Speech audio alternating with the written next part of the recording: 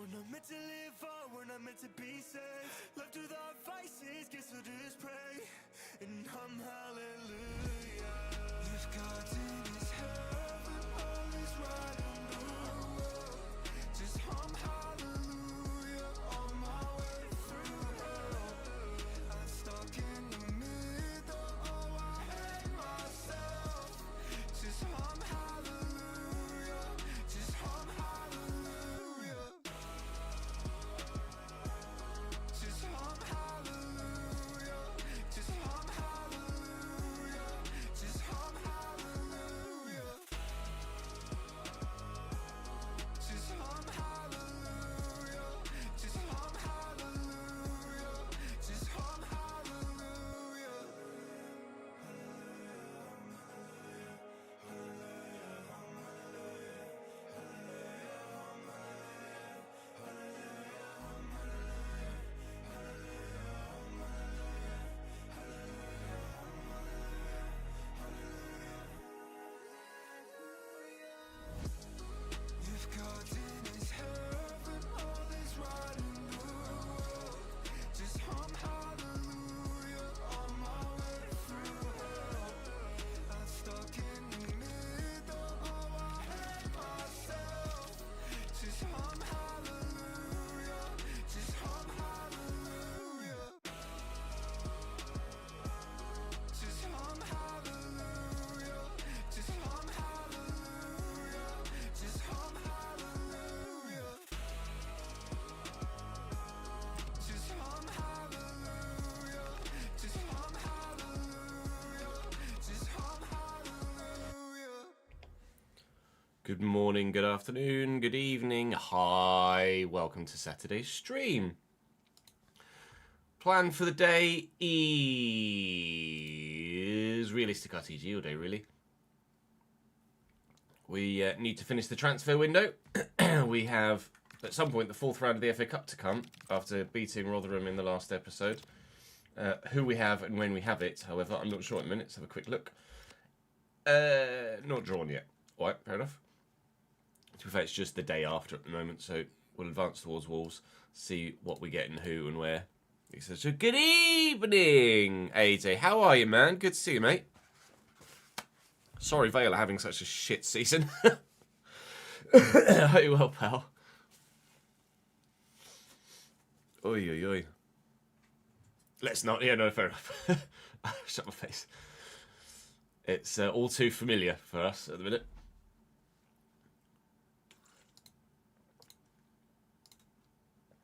Or at least all too recent.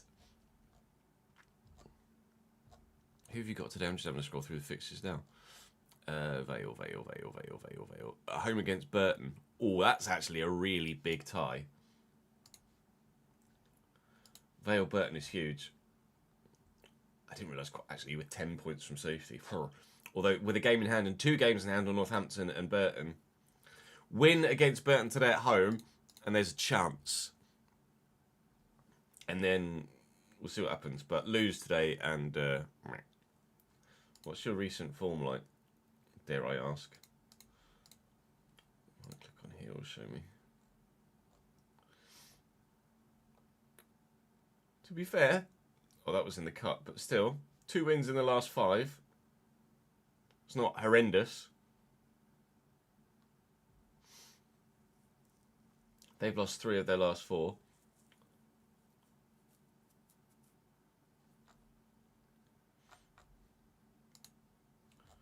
We are away at Harrogate today, provided the game goes ahead. You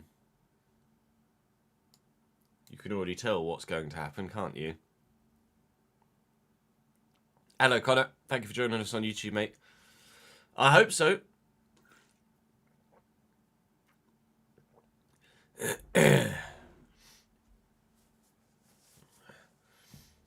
That says to me, 1-0 Fleetwood win.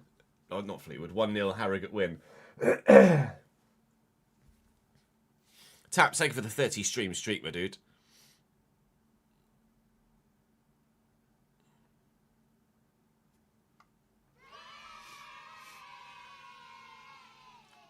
They've scored 2 goals in their last 6 league games, or 6 games all told. That one of them was Virtue Trophy, and actually against Stockport away. That doesn't mean anything. Not when Cambridge United are concerned. Frankie, thank you for the 62nd month. Big loves. Big loves. Thank you, mate. All well, thank you, my dude. Hope you're well as well, my man. So the current situation for us financially in the save is we do have room in the squad for some incomings. Got Gomez in on loan. We've signed Ivan Appiah on loan.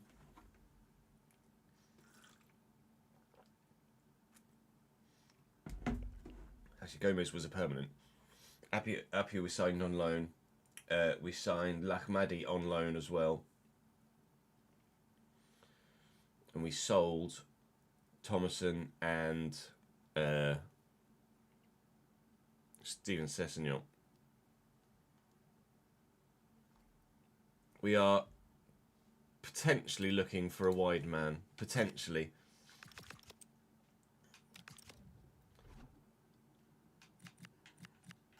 Although Gomez so far has been decent. We are training him as a winger. So that will happen soon. We're going to have a lot to do in the summer, I feel. I've already got there first. One of Harrogate's centre-backs just joined from Newcastle. He's been playing out of his skin for them and they're still losing every week. Got 17 defensive contributions on debut. Wow.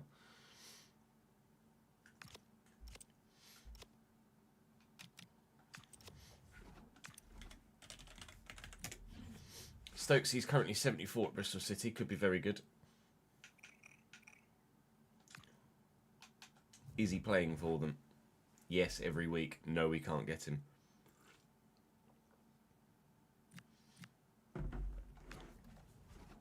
Unfortunately. Now, someone mentioned in the comments section about looking into some of the youngsters that we previously had and obviously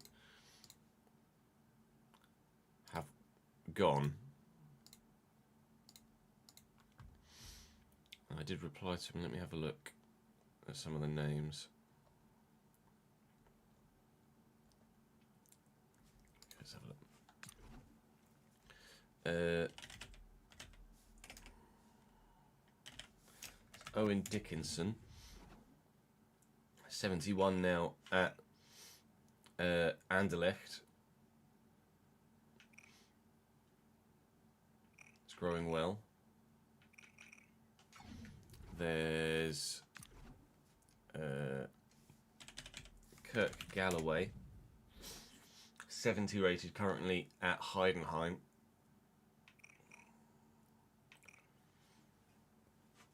£6'4", but only 42 jumping and 42 strength isn't great. Although he is £209. This is one of the ones we made. We turned from 14 up to 16, and they just went like 8'2" or something.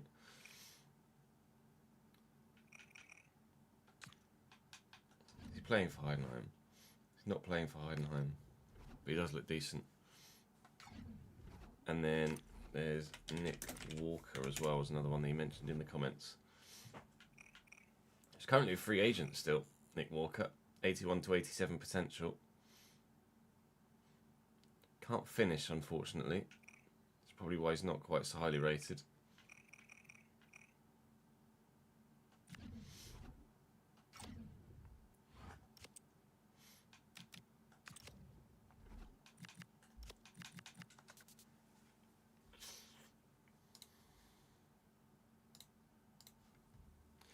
Morning, Dustin. 6:39 AM here in Canada. Not usually awake for the start of your streams, but okay, different ideas. Morning, Dustin. Grab a coffee, pal. Morning, Mike.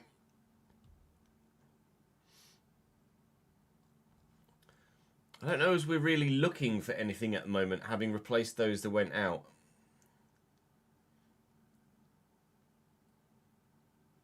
At the minute, obviously, Appare's Appare.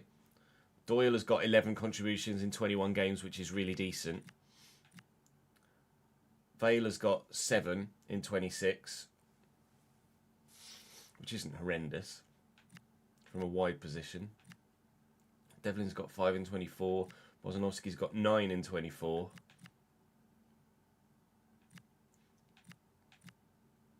Gilmore only 1. Aguilar's only got 1, and that came in the Carabao Cup. Connor Jones 3 in 20.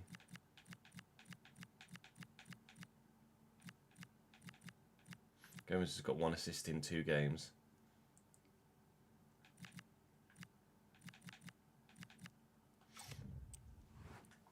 Would you do anything at the minute, chat, or would you save that money?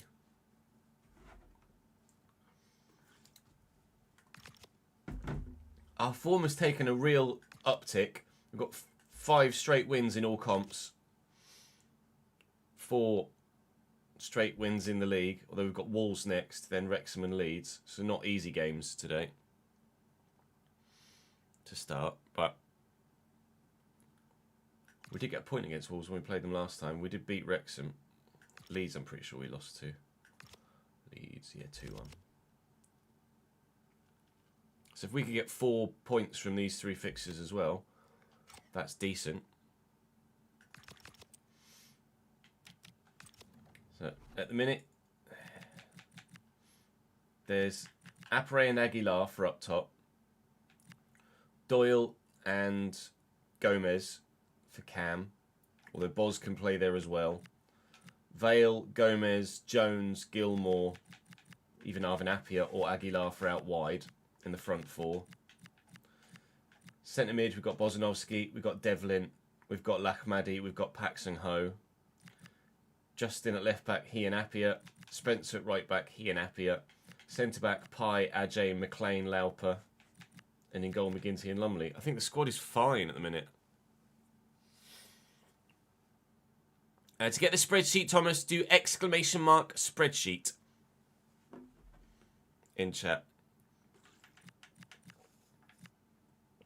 I saw someone in the comments saying, oh, your goalkeeper's costing you, McGinty's too lowly rated.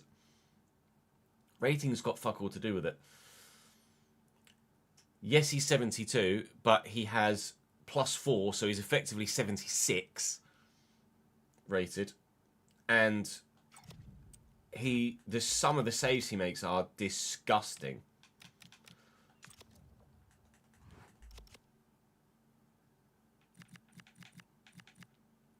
Only got 5 clean sheets in 18, but that's on my defence, not on him. I don't think we do anything when we get into it at the minute. With regards to the youngsters, I guess it does kind of depend on what happens for the rest of the window as well. No growth from Ethan Lee. Hemmonson's up 1. Smith's up 2 at most. Brown's finally grown, but only by 1. Barber's up 5. Ford's up 2. Vic 2. Cagliari's 2. Norton 1. But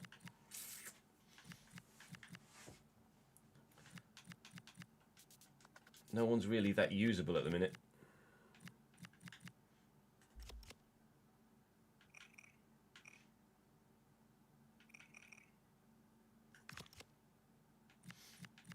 Louis Ford could come back and do a job, I think, at striker, but how good a job, I'm not sure. I think it's still a case of continually loaning these youngsters out. And we see what happens.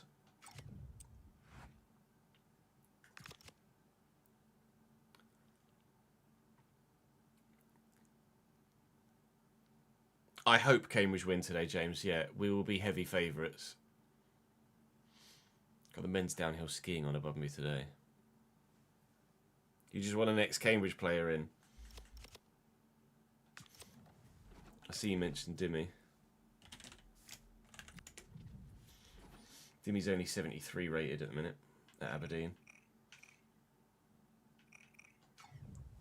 But he is Dimmy. I wouldn't want to sway you either way, James. Exactly, overalls aren't the be-all and end-all at the minute.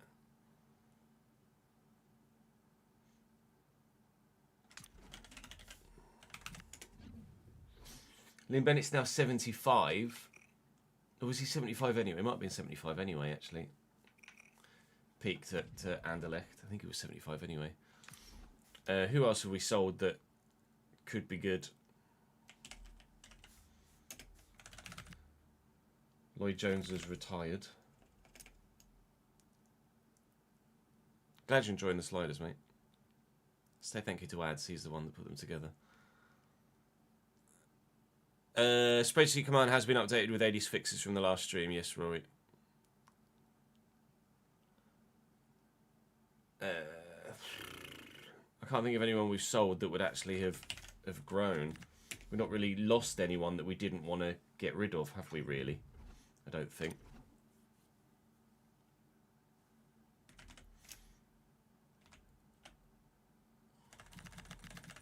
I'm intrigued to see what Job looks like now. Job's still 75 at Braga. He had peaked, though, hadn't he, to be fair?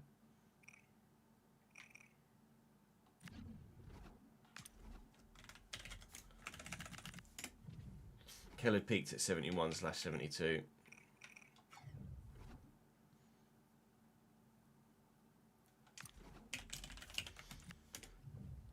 Don Ballard's 75 at Silkeborg right now.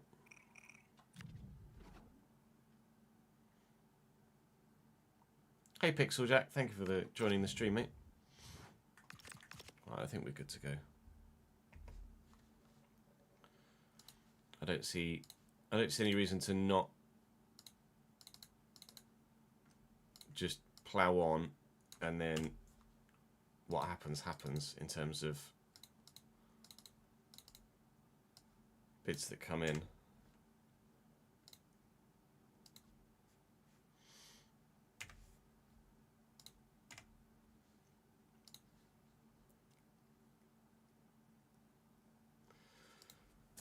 Welcome back to the Realistic RTG. We are in the middle of the transfer window in January. We have done some business already as per the last episode, so do make sure you check that if you missed it.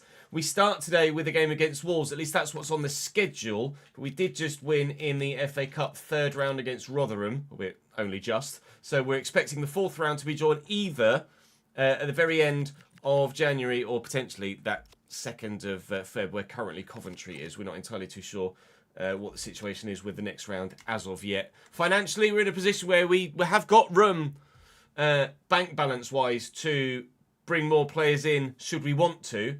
At the minute, I don't know if I do, but it depends what happens between now and the end of the window, obviously. Sheffield United have bid for Louis Appere, but that's absolutely one that we're going to turn down. Louis stays, thank you very much.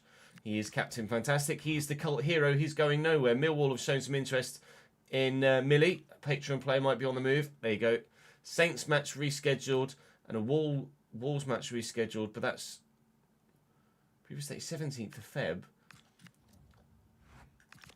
We're in January, so 17th of February. Ah, that's because it's Wolves in the Cup. That's not ideal. That's not ideal at all. I was hoping for an easier draw than that. I was going to say, we played Wolves recently in the league and drew 0-0, and we have them next. So why have we got Wolves again? The logical answer is because that's the cup game. We did just draw 0-0 at Molineux, but FA Cup's a different beast. We'll see what we can do at the Abbey against Wolves. That just means that today's episode is very straightforward. Play Wolves, play Wrexham, play Leeds, and react to whatever happens in the transfer window. We are 5 games won in a row in all comps. We are 2... Oh, well, Louis Appere wants us to sign more players. Not one to complain. I say I'm unhappy at the club, but I'm worried that this transfer window is almost over now. We don't look to have brought in the players we need to strengthen the team. I'll say we're already good enough. We've won 4 in a row in the league. We are not far off the playoff positions at the minute. Just 4 points with 20 games to go. Vale is now being trained to a right-wing position, where obviously he's now plying his trade on that particular side of the pitch.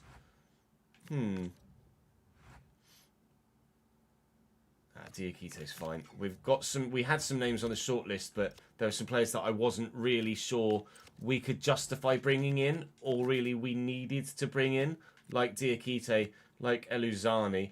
Cienza turned us down. A couple of other free agents turned us down as well.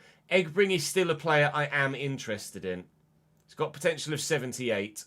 doesn't play a massive amount of football for Stoke, and as a squad player could be very, very good in a number of different positions. Just solid.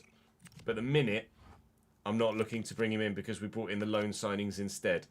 So we will continue on and play Wolves at the beginning of the day, and then hopefully everything will fall into place from there. But I am happy with the squad as it is right now with those signings that we brought in the last episode. But if we feel we need to change, we have the flexibility financially to do that. Please do drop the video a like if you're enjoying the save. I'd really appreciate it. Helps the channel grow and ensures that you guys continue to get all of the content you want. There'll be a Journeyman episode tonight as well, of course. But for now, we need to welcome Wolves to the Abbey Stadium. Kalken Balkan, or Corken Balkan, welcome to the channel, mate.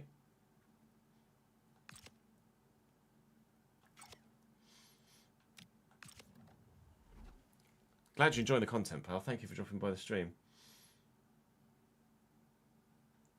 Oh, we didn't do our FA Cup prize money, did we?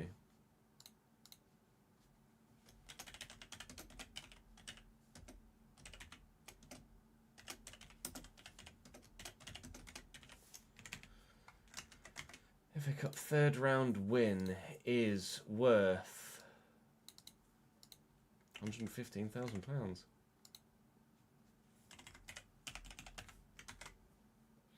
We take those.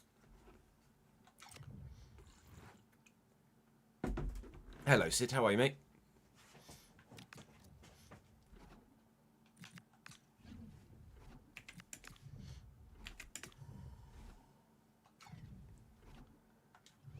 Let's make sure Wolves playing a decent formation, which they are. Playing a strong side, which they absolutely are.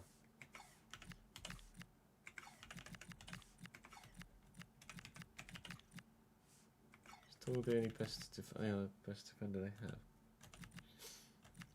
Yes. Okay.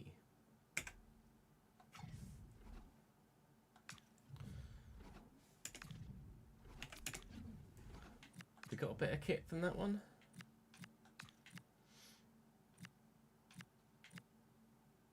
Why not play in the alternate? Why not? Had a little bit of something different. How many of you have been watching the Winter Olympics? I've not really had much of it on so far personally, but I haven't one above us at the moment. Coach Shane Beamer, thank you very much for joining the gang for the very first time with a Prime Gaming sub. Contract signed, pal. Welcome to the team, my man. Thank you, mate. Very good of you. For the very first time. Derby Ipswich is on at the minute in terms of football content. And then Southampton Watford is a slightly later kickoff as well. Put the football on over the Olympics at the minute. Oh, it's not actually kicked off. I presume it's a 12:30 kickoff then actually, isn't it? Going to be. The Olympics until the football starts.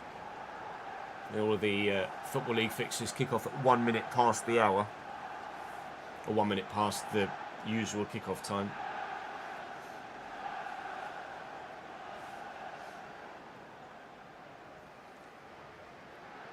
It's probably going to bug and not show me Wolves' lineup, isn't it? Morning, Dart. How are you, mate? We'll absolutely be doing a Youth Academy RTG at some point in the next couple of years, Sid, for sure. Maybe that could potentially follow the Journeyman save.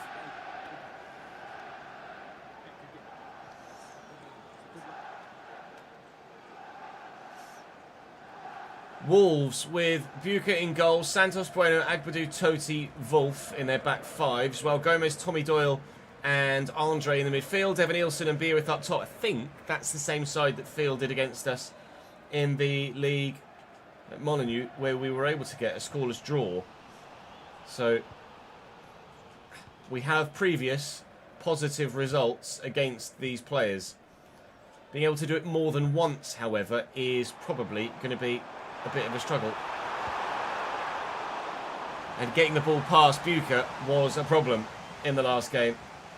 We only really had 1 or 2 opportunities to actually try and do it. Oh my god, the spin on that. Only had 1 or 2 opportunities to actually try and do it in the last game. And, well, he did exactly what he did there. And that was just comfortably save it from Louis Appere then, as he did in the away fixture. Not a bad start, though. On the front foot, positive.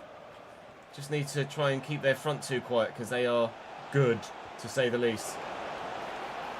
Doyle in the box. It's Tommy Doyle, the centre mid, isn't it? Oh, he's gone for goal when there's teammates square waiting for it. Bad decision.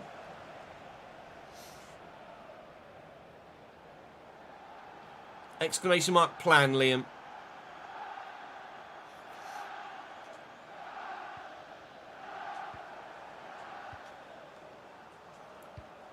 Ooh, just kept it in. Not a great ball by... Man. Doyle looking for the run in behind here of Gomez. Oh, did that hit a hand? It didn't. It hit the bum. Ajay's up. Ajay's down. We could still yet make Ajay's transfer permanent with the £3 million loan to buy that's available on his contract. That's certainly an option for us if we definitely can't think of anything else to do in the transfer window, because he's proven himself thus far in this team. I'd be perfectly happy to sign him. Oh, Boz was trying to take the shot. Can Devlin do it? No, he can't. I mean, it's still all Cambridge. This is a hell of a start to the game for us.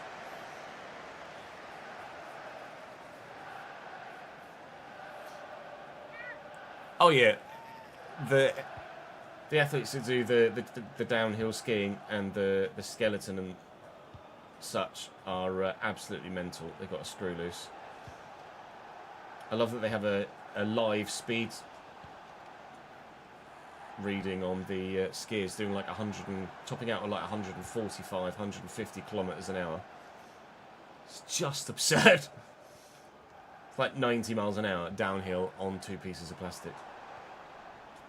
Bozanovsky, Doyle. Oh, and Louis in. Please, Louis. Buka won't stop that one, and that goal, quite frankly, has been coming. This Cambridge United side are in form and full of self-belief. Si se puede. Si se puede. 1-0 Yellers.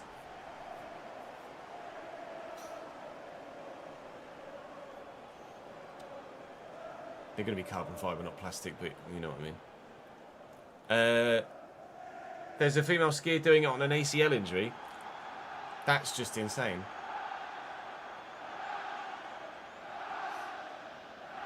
Exclamation mark before the word, Ford, and you'll get it.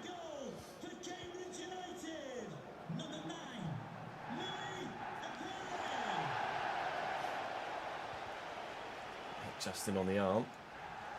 And their advantage is well and truly gone. Well, oh, that's poor. Okay, that's not poor. Beerith and Andre. Into Gomez. Wolves are not at it. Oh, I thought for a minute I'd actually got Appere clean in there, but they're playing a 5-back, not a 4. Vale. He's completely seen off Wolf. Look for Vale again. Oh, what sumptuous football from this home side today. Appere at the double, and that is the highest quality football you could wish to see from a championship level side. Gorgeous, silky, flowing football, firing us further up the table towards the playoffs, we hope. Ooh-wee, that's beautiful. Oh, Lindsay Vonn is the one doing it on an ACL. Or are they showing, it's just showing her here. Just as race interrupted, and then she was fiddling with her knee.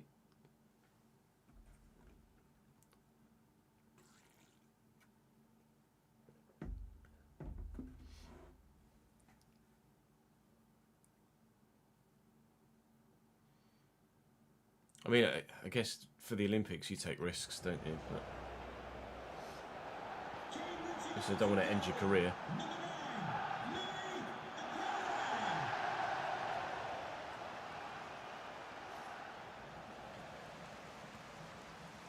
I don't know what's gone into Wolves today. But they are not at it. Not at it or on it at all. Oh, and Louis is... He said high on self-belief. Deary me, he's taking the piss out of him now.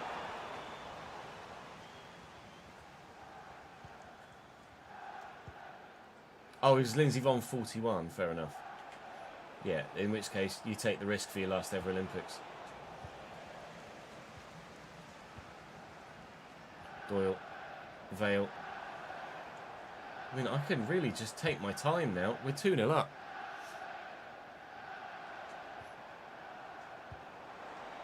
Nothing to push for, nothing to press for, nothing to take risks for.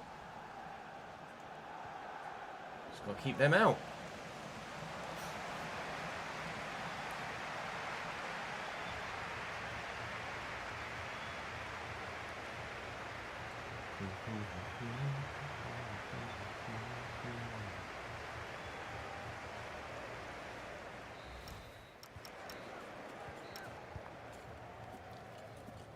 I would not have expected those match facts to read that at half-time. Fully anticipated it to be the flip reverse, in all honesty. Wolverhampton Wanderers have not turned up here. Midway through the January transfer window with comfortably the best side that we've played in the division. Leeds are close, but the sort of firepower this Wolves side have in their front five is unparalleled with anybody else we've faced in the Championship so far this season. And they're actually about to maybe go 3-0 down. They're just not turned up. It's exactly the same 11 in exactly the same formation with exactly the same tactics that we played at Molineux and drew 0-0 with and got absolutely battered by, but somehow squeaked a draw. And now we're comfortably, and it is comfortable at the minute, comfortably 2-0 up and looking to score more.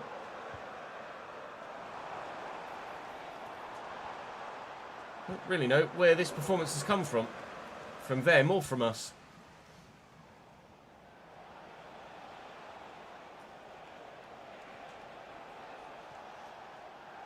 Oh, it's nice from Tommy Doyle. And Lee Kabirith. Short to Andre. Devlin's in the way. I mean, I'm so comfortable right now. I'm going to make changes.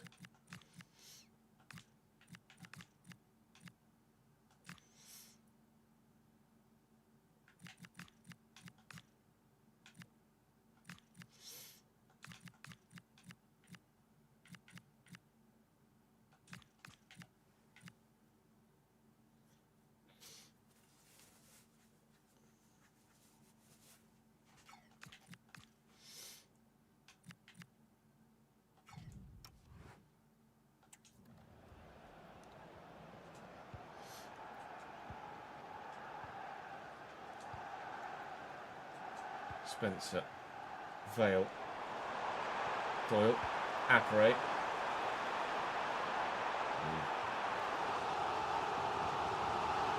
Yeah, I presumed as much, Connor.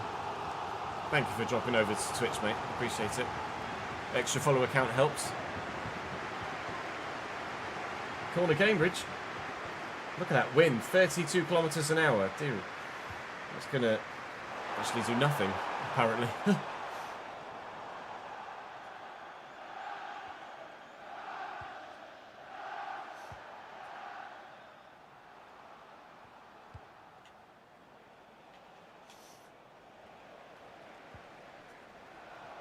Gomez and Doyle. Evan Nielsen. No point doing now. The chops in the middle of the pitch, mate. Pointless. It's him down. Gilmore will look across here for Arvin Appiah off the bench. 3. Made substitutions because I felt so comfortable just to give some more people some playtime and rest my better players with the midweek game against Wrexham coming up. Those substitutes have come on, immediately combined, and scored us a 3rd goal. What's happening to Wolves? Are they going to crumble and fall off the top of the table? It's probably going to be a one-off, but I'm glad the one-off happened against us and not anybody else. This is huge for us.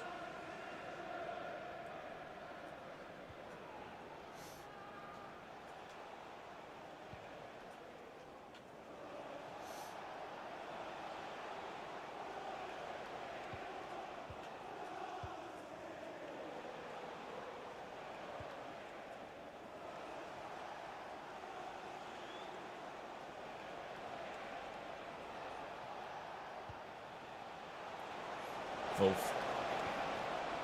It's it's kind of a dangerous ball. If there was someone behind it, it would have been a dangerous ball. Louis in the gap. Leaves Santos behind. Little back heel here. That's not a back heel, but it worked anyway. Gilmore, Apparay. There's the back heel. Oh, piss.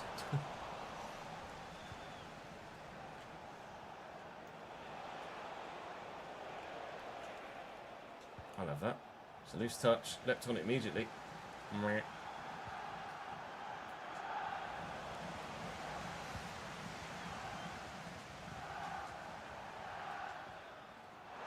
Gorgeous football again. Normally you see people complain about the AI turning into Prime Barcelona. We've turned into Prime Barcelona here today. And no one's really sure how or why, or whether we can do it again. Apparay hat-trick. Oh, what a save! Fingertip stuff from the pole in between the sticks. Very, very good save. Up we go. No. It will be just the 3-0. It will be just the 3-0 that we win by here at the Abbey Stadium. Well, when it comes to trying to prove to everybody, me, you, the fans, that we are capable of challenging for promotion out of this division, why would you head that? You're on a hat-trick. Oh, my Lord, Louis, please volley that. When it comes to proving the case, on occasion, we are good enough. Are we about to see a real push for promotion?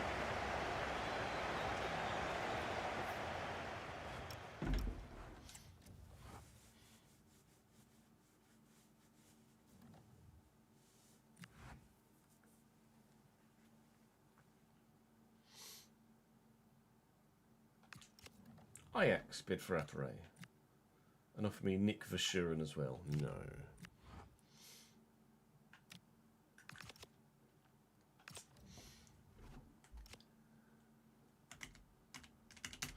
Yeah, that was real life Wolves, not in save Wolves. There.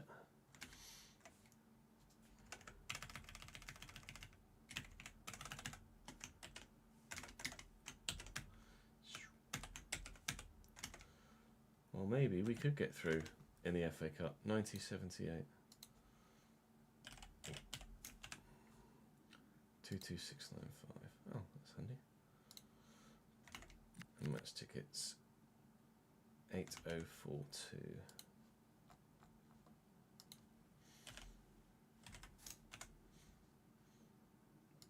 Was not FA Cup, was the league.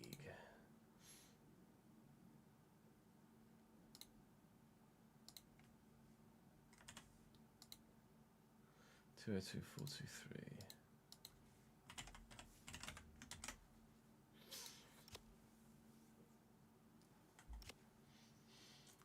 No, cross-country skiing isn't quite as adrenaline pumping. Still just as impressive. Wages leaked. Oh no, what a shame.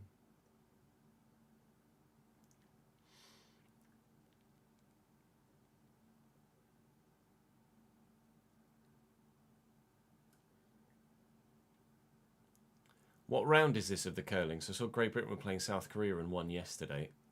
Currently 7-3 up in the 7th end against Canada here as well.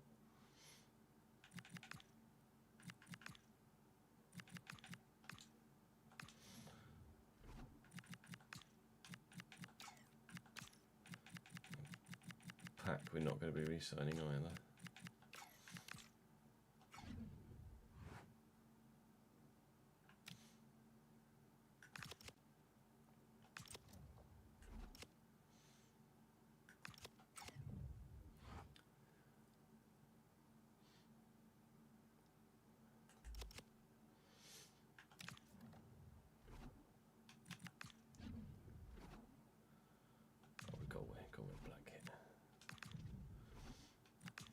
Wrexham are 5-back as well, aren't they?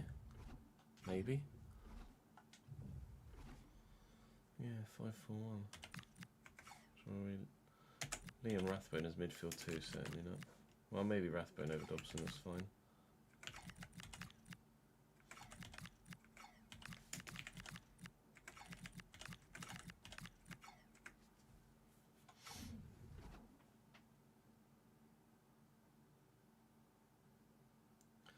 Yeah, tell you what. Let's throw Gomez in there and then put Appiah out there. Why not? I will give McLean a game as well. Still trying to get some growth out of McLean. I don't know what his potential is at the minute.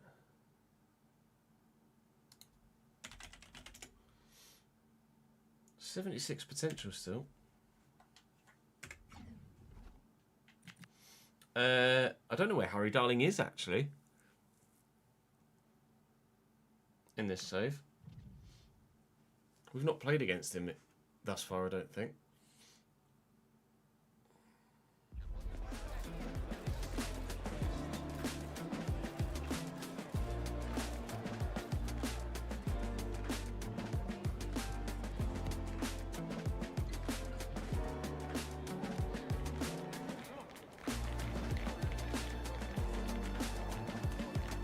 Afternoon, Kev. How are we, lad? Who have the Blues got today?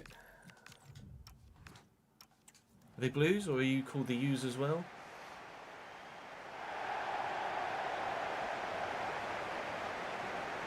You slept for 12 hours? Banging.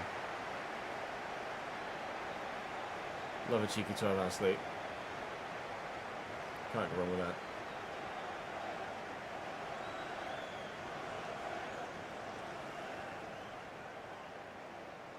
Oh, you got Rochdale away.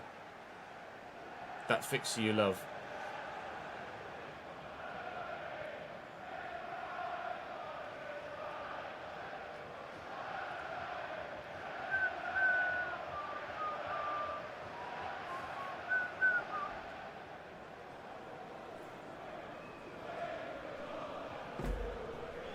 Wrexham with a quote in goal. 5 back for them.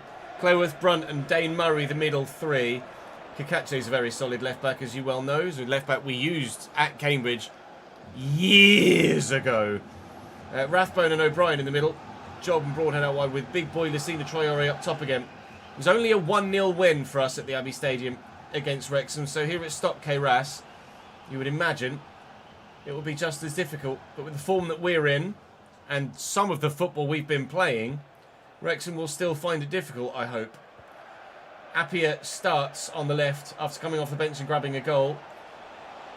Doyle dropped and Gomez moved into the cam role from that wide right where he had been playing. Having someone like Kamari Doyle to call on off the bench is actually really pretty bloody decent, to be fair. Gomez has come in and really made a big impact. Just slotted in, added some quality where we needed it, and quite frankly looked like he's been here 3 seasons already. Been very impressed with him, very pleased with him indeed. Glad that we've been able to bring in an American as per the owner's requests. Oh, can we get to that? No! Expecting a 4 or 5-0 loss. Oh, good. They're top of the table, right, Roch? Vidal. Broadhead. We'll have that, thank you. Round the corner, like that. Oh my lord. We really have turned into prime Barcelona.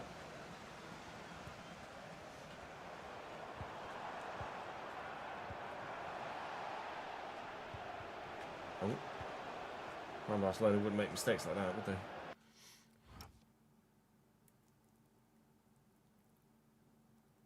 Dan and Ndulu was shite, Connor. Thank you for the follow, FIFA fan. Welcome to the channel, mate.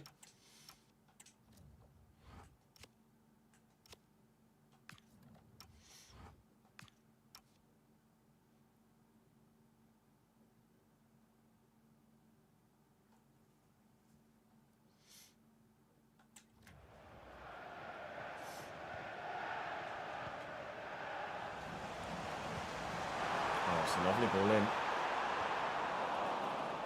Insta clearance, but I don't mind it. O'Brien. Oh, hello. Traore. We were the ones playing the free-flowing football against Wolves. Wrexham are the ones that have decided they want to have a go at it as well. Daniel Job, giving them a 1-0 lead in the 21st minute.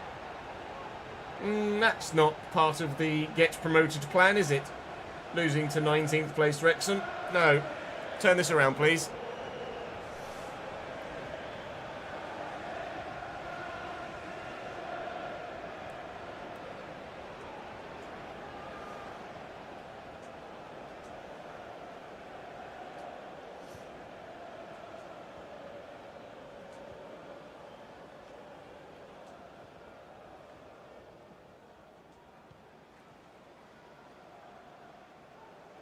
I wouldn't trust this one with scissors either, to be honest. Ozanovsky, Gomez. I'll look for... Yeah, probably shouldn't have. Now's where I need to resist the temptation to go super direct and just try and run at Wrexham, because that's not going to work as a tactic. We still need to slow it down and play the quality of football we know we can, that we feel we need to get the result here. We were patient against Wolves and it really, really, really worked. So let's do that here as well. Ozanovsky looking for Appiah. I mean, Louis there. Oh, and it's a brilliant save by Kwonkwo again to deny the big Scot. Could be 2-1 to us. Louis Appiah could have had a brace already again, but unfortunately, their big man between the sticks is really doing a fantastic job. Oh, you're kidding me. I mean, I fouled my own man and two-footed him from behind, but anything to stop them from scoring, that would have been laughable.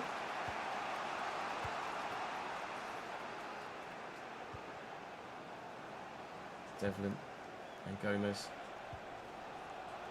Ozanovsky, lovely ball into Louis Appiah. Not quite so well dealt with though.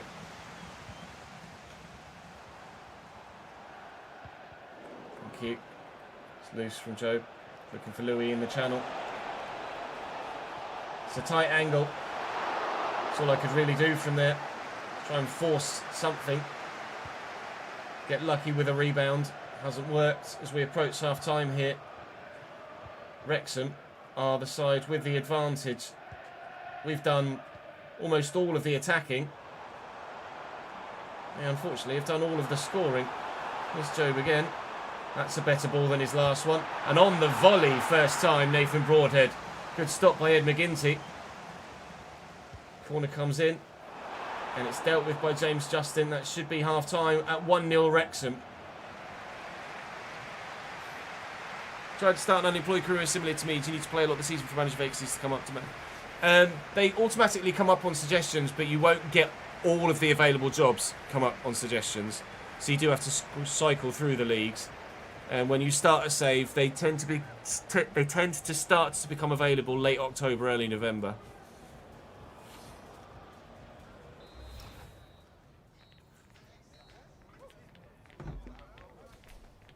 Me too, Garcia. Unfortunately, the support for the FM content just wasn't there, and the game wasn't at that point in a decent enough position for me to consider playing it regularly. When the Journeyman finishes, maybe we'll think about bringing FM back, but it'll be Journeyman. It'll be that, or maybe a Youth RTG. Or I was thinking actually, someone mentioned it the other day, like a Fiorentina save, something like that, something left field.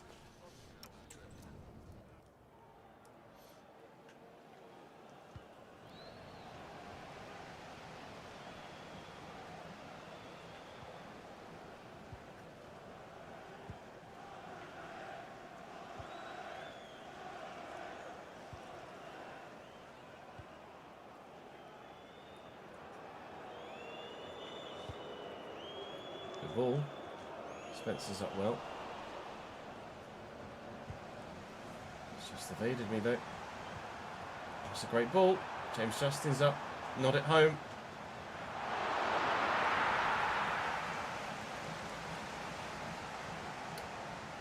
Yeah, that's fair. You're not wrong, Ads. Appiah into Gomez. That's what I need to not do, which is just try and force it. It's not going to work.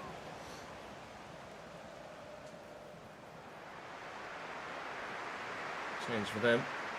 Here comes Longman out wide. Daniel Jobe, their goal scorer.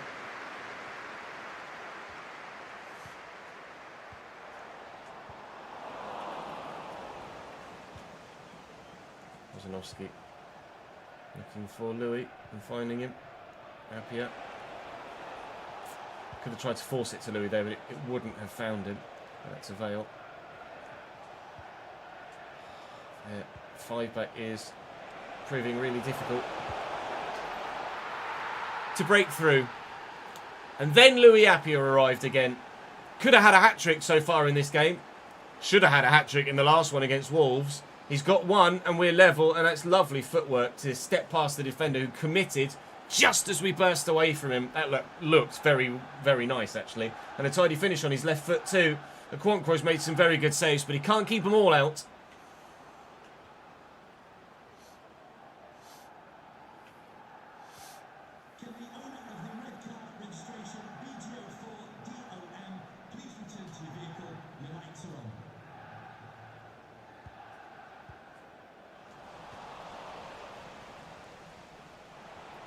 Gomez, Kozanowski. It's room for Louis. Never mind. Room for Louis gone. To make a change, we're just kind of building up a head of steam here. I'm a bit apprehensive to do so.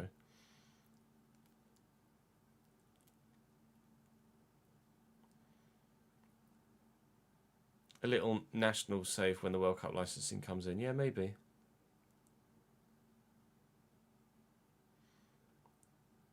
You got promoted from League 2 in February last night. Who are you managing, Reese?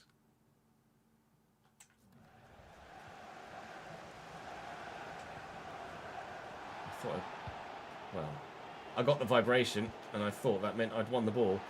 I definitely didn't win the ball on that occasion. His broadhead, keeper's there. There's the cam. There's the pacey winger.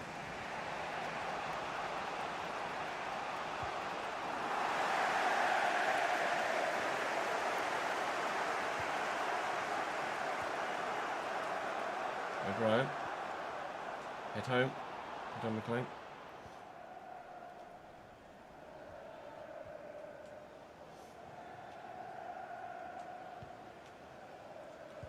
Kozanowski, Devlin. Kozanowski, Devlin. Oh, that was a bit unnecessarily flamboyant. Kozanowski to Gomez. Fails to come short. He's had to do that quite a lot, just because of the way that they're set up. I mean, this is exactly, other than that, how we scored our first goal. But as of yet, we haven't looked like scoring a second. Or of Wrexham. A point's not a bad result. Instead I take...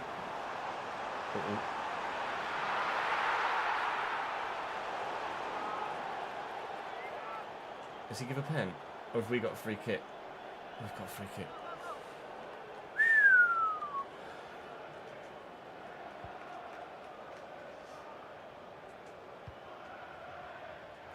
Boz. Gomez. Went for Devlin, but never mind. Fail. And Louis. Fails going again. Vale breaking in behind. Gomez still got it. Yes! Patience pays for Cambridge United once more. Reece Kozanowski scores important goals. A winner away at Wrexham. By 2-1, the march towards the playoffs continues.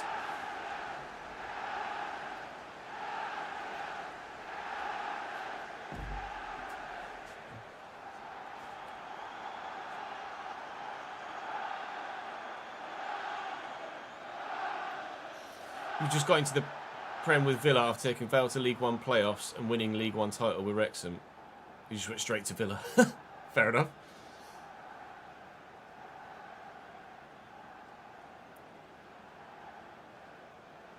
I do love a lion, Ben.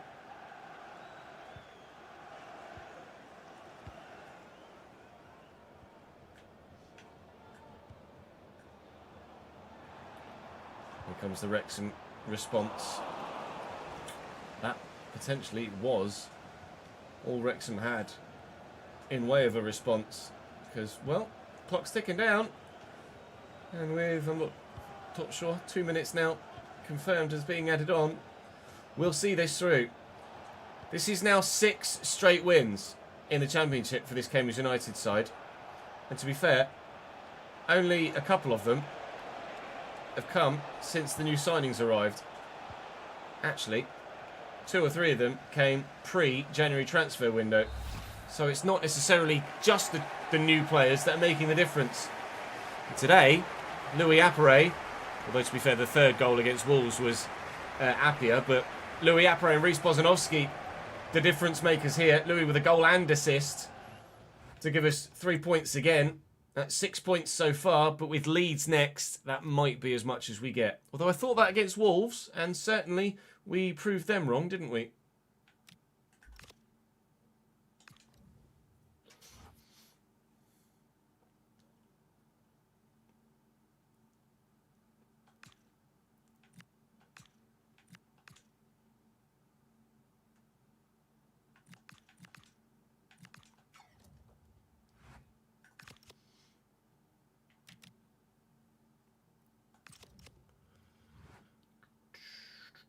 Oh, hello.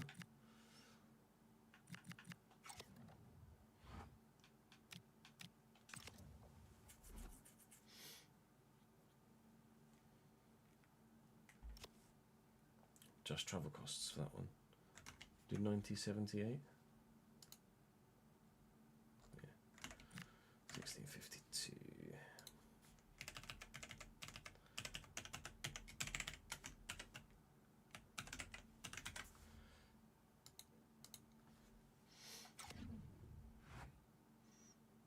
How you feeling, Leone?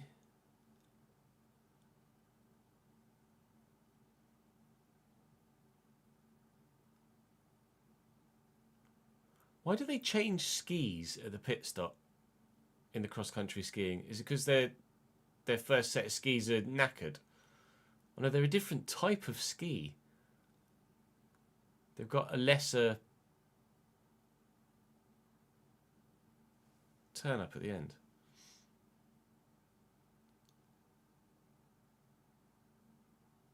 At least the throwing up has stopped.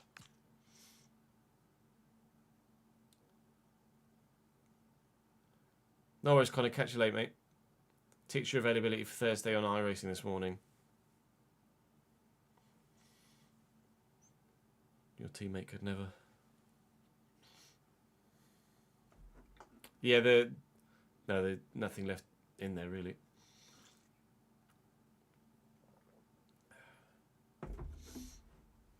Is that a purposeful fast, or as in a, or have you just not been in a position to want to put anything in?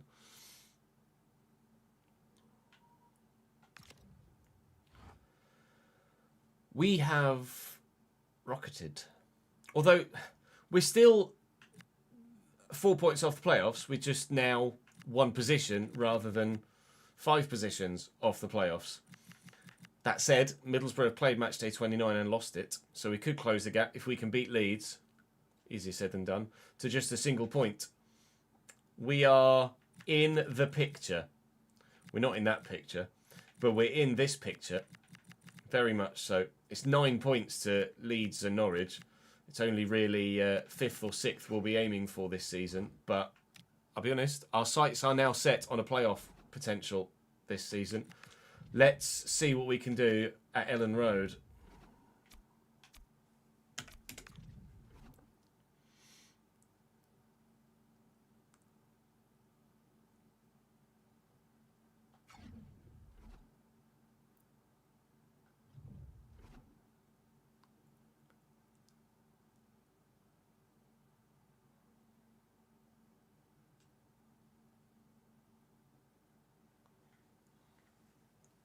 Can confirm not pregnant. Trossard getting the start.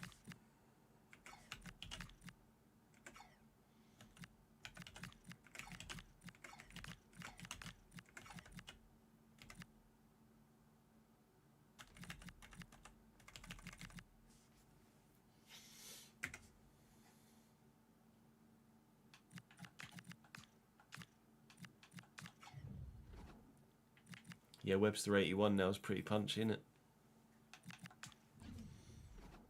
Sag. What did we sell him at? 76.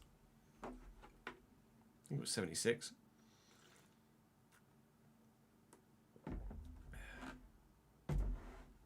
Might have been 77. Might well have been 77.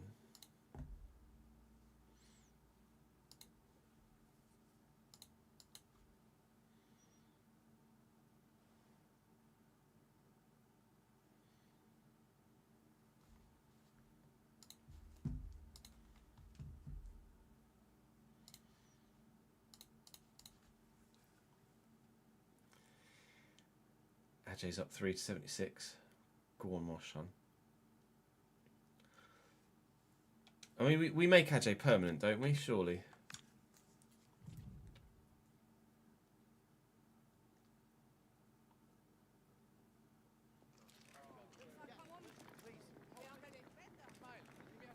Shirley, chat.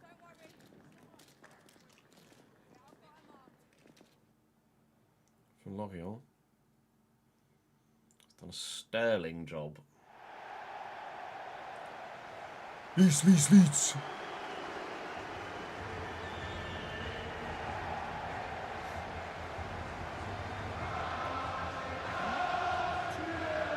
Why is it called the women's 10k plus 10k? Is that not just 20k? Don't have enough screens for the WSL Crown Game Olympics and shares. I'm honoured that I make the cut, Leonie. I don't know enough about the winter sports to know why, like, this is the 10k plus 10k, or why they swapped skis, or different types of skis.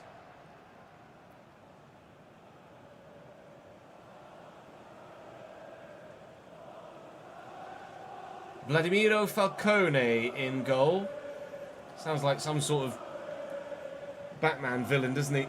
Goodmanson, Biol, Terega, Zogbe, Gruev, Longstaff, Webster. 81 now, Webster. And then the front three, with the man that scored twice against us last time, Mateo Joseph, to give them the victory. We are unchanged from the side that started against Wrexham, so Doyle's still on the bench. Appiah still wide left at the moment. Seriously contemplating bringing Ajay permanently to us as we get towards deadline day, and nothing really looks like it's changing for us in this save at the minute. We've gone nearly 2 weeks through the calendar so far today. Other than the Sheffield United bid for Louis Apre that we turned down, we've not really seen much more happen. So I think it makes sense to make use of that loan to buy that we instigated at the beginning of the season. And then we'll be solidly sorted at centre-back for a while. Have we got a pen? Oh, ref. Ref. Dunno, mate. From that close range, it seems very, very harsh. You can hear boos from the Leeds fans. From that close range, it seems very harsh to give a penalty for that. Comes back out to Harvey Vale here. I'm not sure who it is that comes across for Leeds, but we'll find out in due course. And they're both stretched for it. I mean, his arms are in a natural position, I suppose. Obviously, we can't overturn it because no VAR in the Championship, but it has struck an arm. But it's from... I mean, it's from really close range. The referee's seen it. The referee's deemed it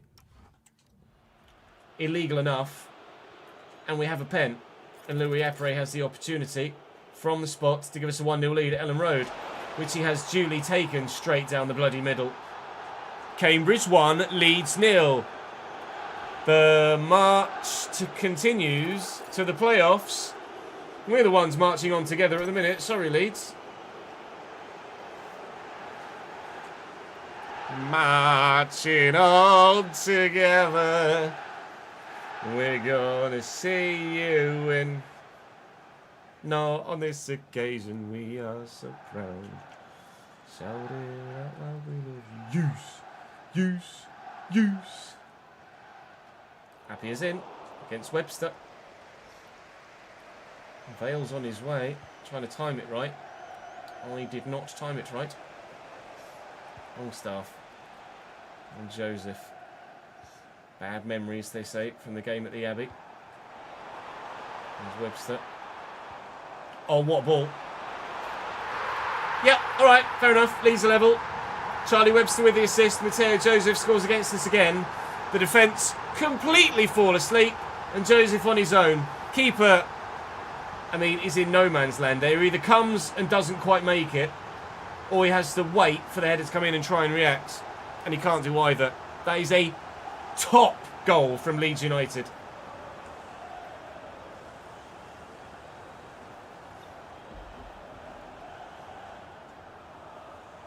I need to change the command actually for the tactics because I don't think I changed the code in the command.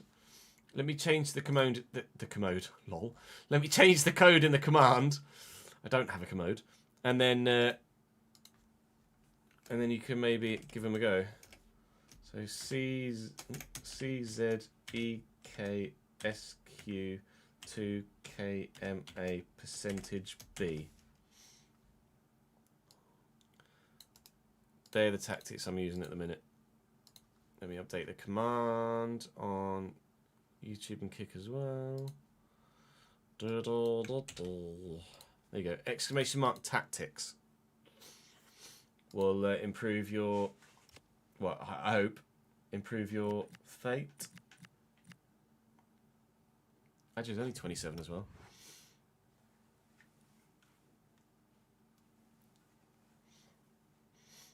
Yeah, Forest were terrible last night. Harrogate away, Leone, we have today, who've lost their last 6 games in all comps.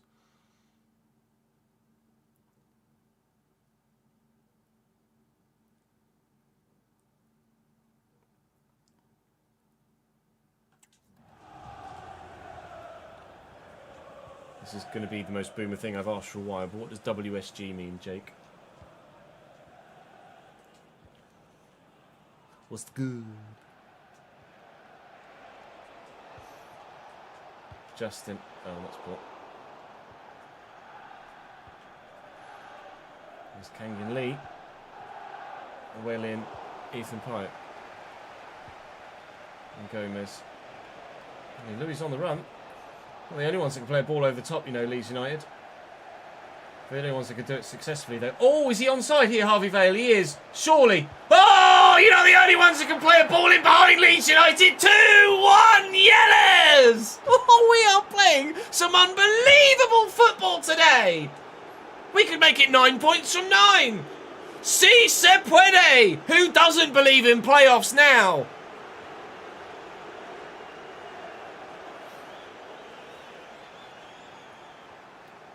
Yeah, I'm good, thank you, Jake. How are you, mate?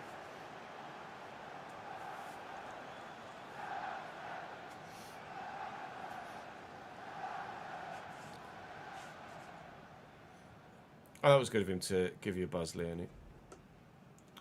When clubs are at that level, there's such a community feel. I love it. Like you wouldn't get that at a lot of other clubs higher up there,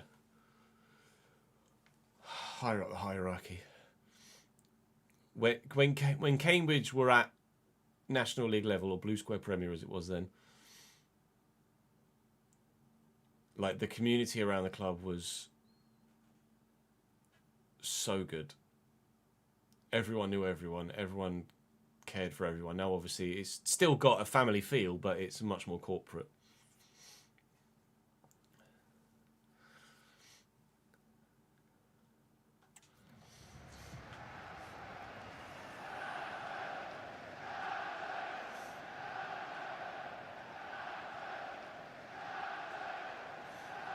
Trossard. Got the experience, Leeds. Kangan Lee, they've got the quality.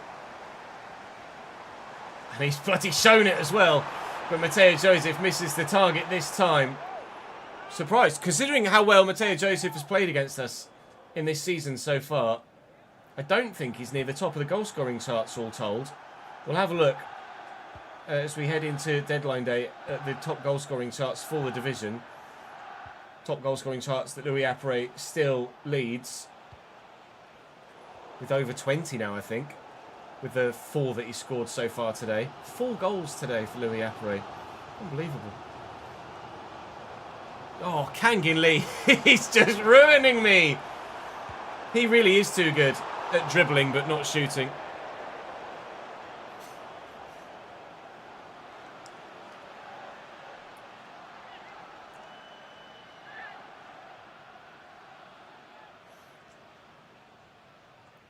So we signed your star midfielder and centre-back. You'll have to jog my memory. I can't remember anyone we signed from Dartford. Spencer, Devlin, Gomez. Oh, it's not gone according to plan. That's because of the nudge in the back. Oh, that's good football. Good football. Good football. Teo Joseph, Webster. Justin intercepts. Webster intercepts. Justin intercepts. Away we go. This is season 5. Jake. Devlin. Bozanovsky around the corner. Gomez. Ah, he's offside this time.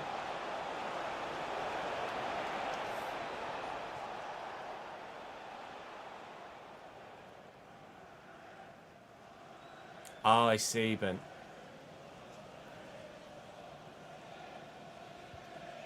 Oh, Tom Champion and Tom Bonner came from Dartford, did they? Kangin Lee. Unsurprisingly, the way he's been completely ending James Justin's career, they keep giving it to him at the minute.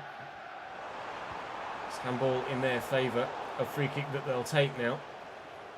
And the chance of an equaliser before half-time. Good delivery, good header, good save.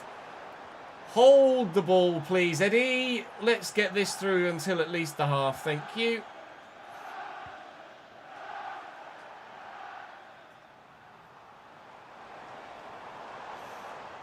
Trossard. It's opening up for him. Oh, it's opening up for Leeds. We won't hold it until half-time. 2-2 at Ellen Road. Leandro Trossard loves a late goal. Kieran McKenna's side are level again.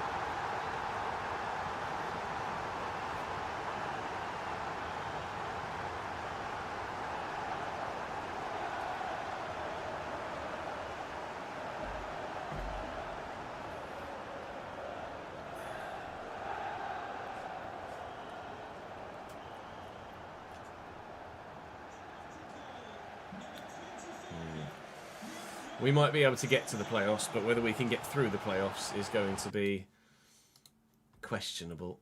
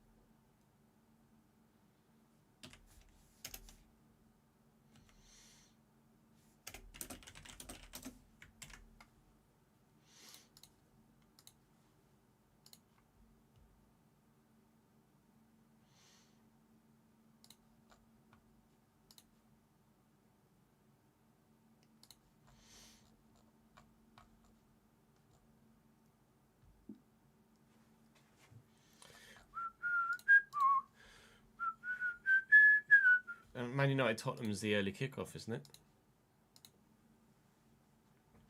Yeah, 0-0 so far. Right, it's not a great week for me, FPL-wise. I didn't really... I needed to make too many transfers. Iari's not playing, but I can't change anything now, unfortunately.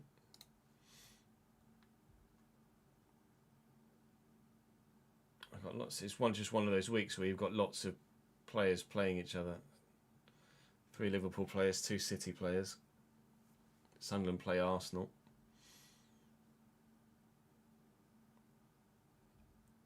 A 0-0 draw between Arsenal and Sunderland would be fine by me, but that's not going to happen, is it? Decent week for me last week, though. 71 points. Kanate and Ekatike. Mukiele getting a clean sheet. Kukurea, was it an assist? Oh no, he scored the goal, didn't he?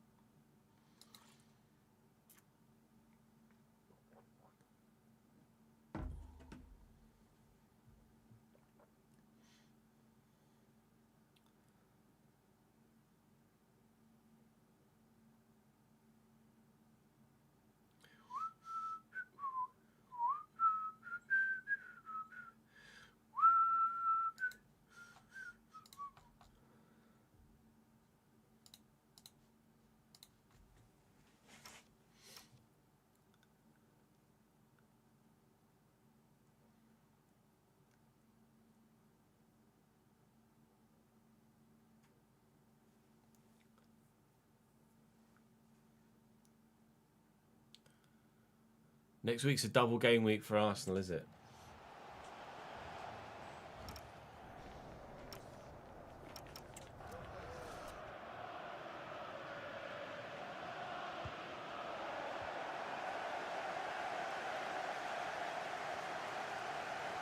Who have they got?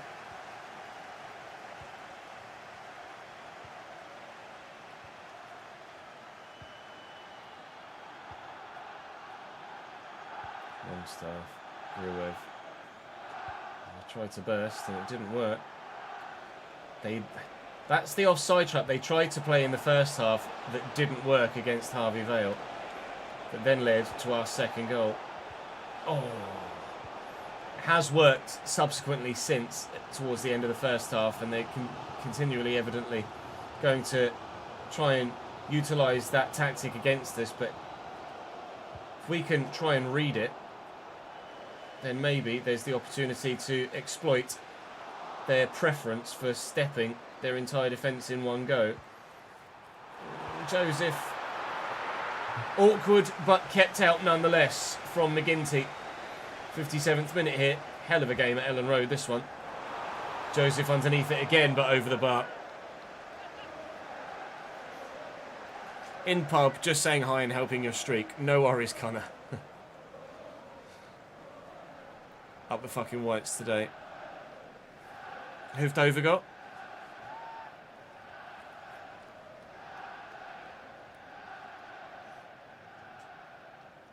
Brentford Wolves for Arsenal.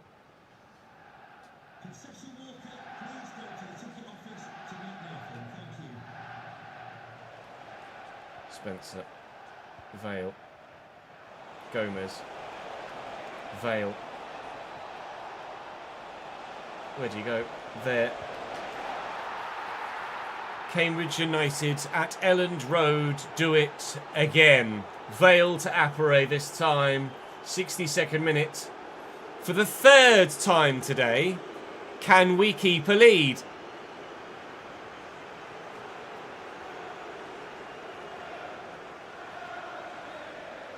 That's just the nature of the nickname of their team, isn't it? There's not really much you can do. Yeah, in normal life I'd never ever watch skiing, but because it's the Olympics you are. Agreed. Although to be fair, Ipswich game will be on there, won't it? So I'm going to put that on. 1-0 Ipswich already. Well, to be fair, it's the 20th minute.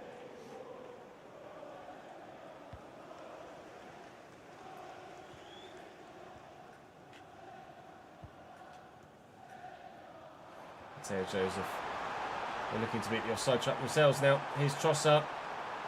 We've got one equaliser for them. Okay then. Oh, Eddie McGinty!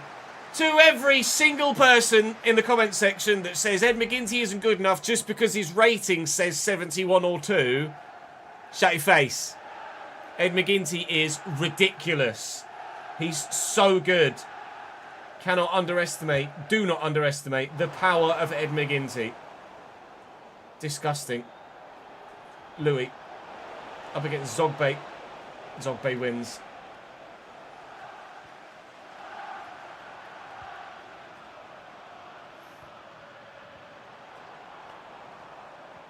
Longstaff over the top. Ajay. Lovely little lean into him there from Appiah. Boz. Let's take our time. Let's work it forward. I see it. Oh, I couldn't quite get it back to Gomez. Took it too far. Webster. Oh, he's gone. Although Brody Spencer will deal with the pace. Meh, not the interception though. Trossard. Mateo Joseph. McGinty! 12 minutes to go. Still 3-2 Cambridge, but Leeds are going for it. 2 big Ed McGinty saves to keep us in front for now. And some vital interceptions from defenders as well. It's just relentless, this pressure at the minute. Hanging Lee. Tearing me apart again. Lee will tear you apart again. Devlin looking for Appiah. Can't get there.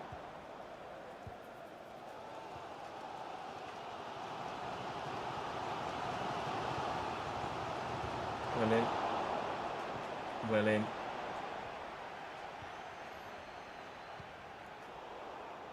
What? Webster. Already got one genius assist. Deny him making another. Out your feet quickly. Right, run for the corner, lads, and just hold it. Or go for a fourth. Oh, so very nearly.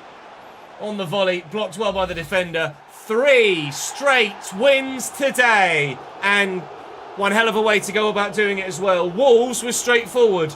Wrexham and Leeds was not. But what away performances at Stock Keyras and Ellen Road to put us within a point. Within a point of the playoffs in the Championship so far this season. I think it's 7 straight wins in the league now. 23 goals this season for Louis Apparay now. 23! We can have a look at Mateo Joseph there with 13.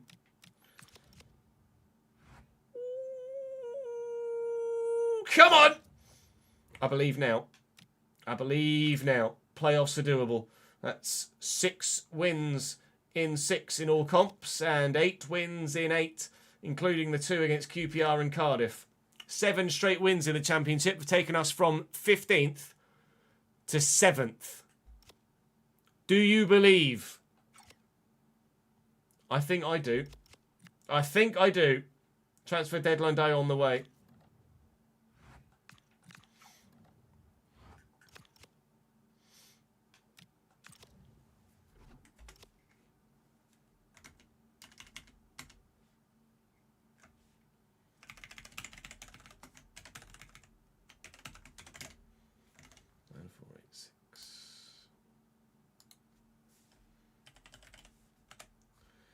Two, 3, 7, 1,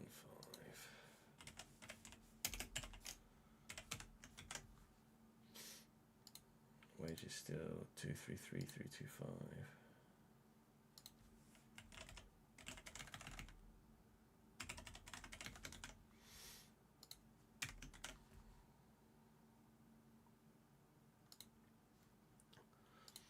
Who scored Ipswich's goal? Travis' own goal after 8 minutes. Okay. Norwich, Blackburn, Southampton, Watford, all both 0-0 as well. Vale 1-0 up against Burton. Archer after 6 minutes.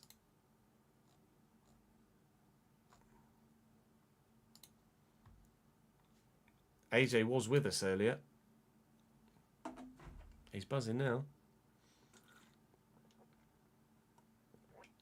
Coming fourth at the Olympics must suck. Yeah, agreed. Coming fourth at the Olympics is like coming third in the World Cup. You're like, great, we won the playoff game for third place. Sick. Rather than having the chance of winning.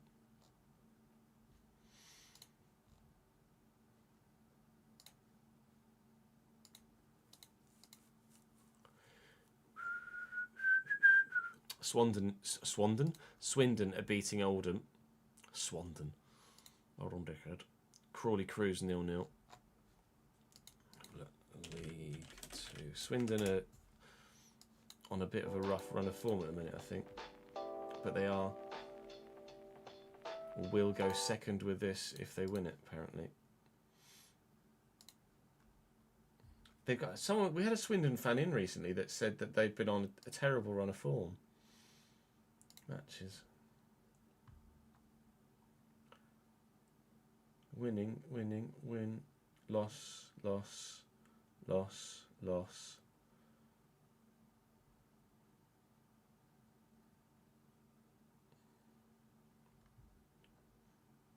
Okay, so they lost to Salford. They lost to Salford. They lost to Rotherham, they lost to Notts County. But since then, they've won back-to-back games and are now leading against Oldham as well.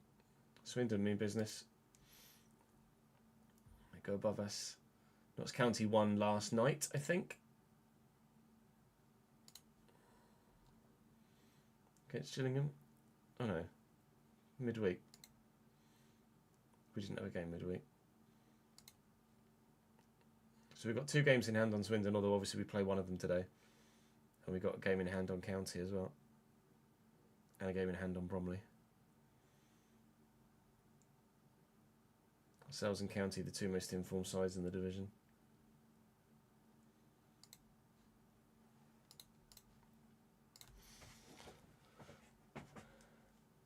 You'd love Dom Solanke back at Liverpool? No. Romero sent off. Colour me shocked.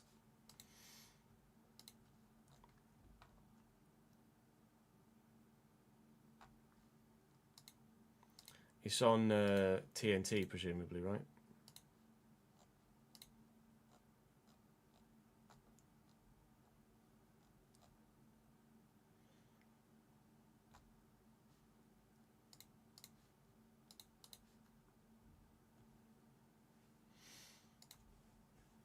Nothing on social. Oh, Burton have equalised, have they? It didn't take long, did it? It's literally, we were looking at that a moment ago.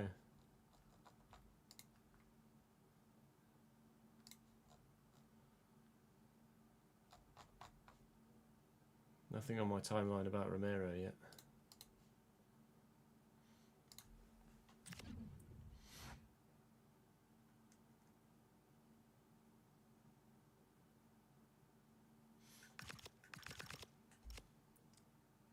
Studs on ankle.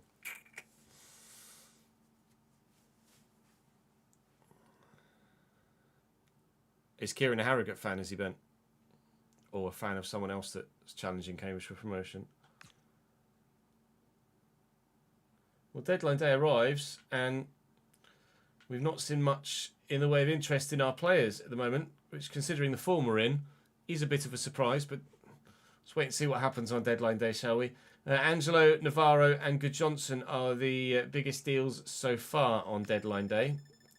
Take that back. Nelson Viper, £53.1 million, moves from Lille to Liverpool. We've had a bid from Sunderland for Reece Bozanovsky. Sunderland are Premier League.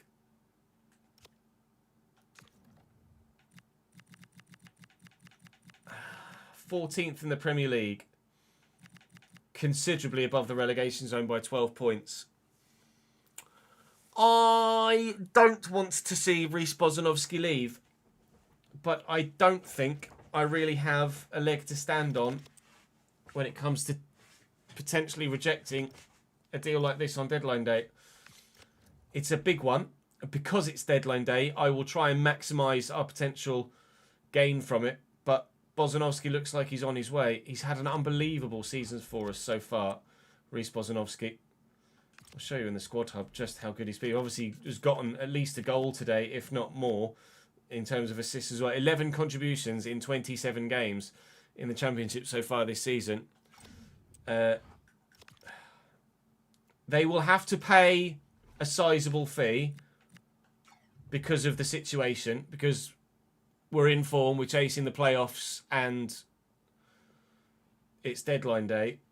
But he's valued at 11. If they will pay 16 or more, I'd be tempted by 15. If they'll pay 16 or more, they can have him. I will start at 18. They will offer 12 with just a 4% sell-on clause. Now, I'm not going to be bullied here.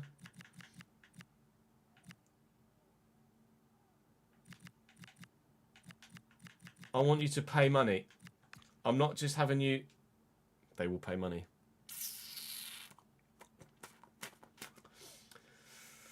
Reece Bozanovsky is off-ski to Sunderland. Right. Time to note down his stats on the spreadsheet and figure out who the hell we bring in instead.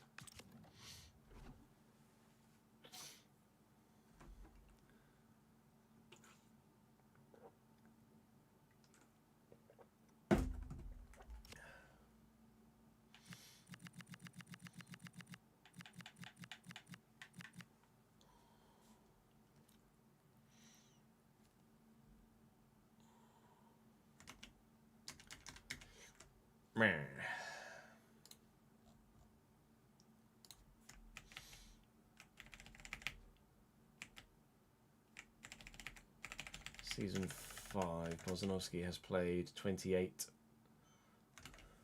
5, 7, no, 5, 6, 0, 0, 0. It's going to be 15, 750.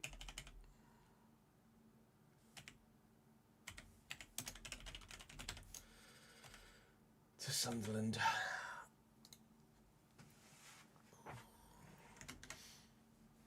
Bozanovsky to Sunderland adds.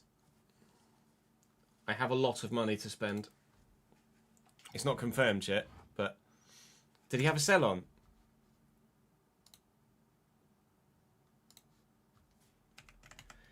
Does. So when it goes through, 15% of our 15,750 will be owed to Perth Glory. Ooh, shit. All right.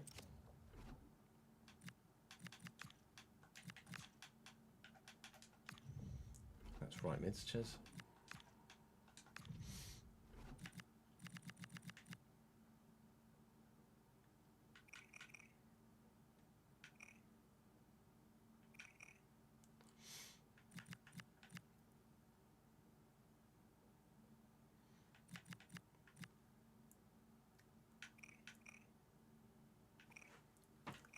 I don't mind the look of Georgie, to be honest. Transfer listed at Sporting. 35-year-old Zielinski still.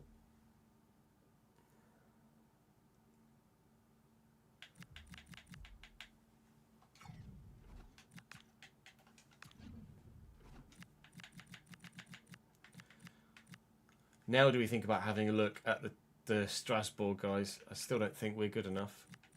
We're in a position to.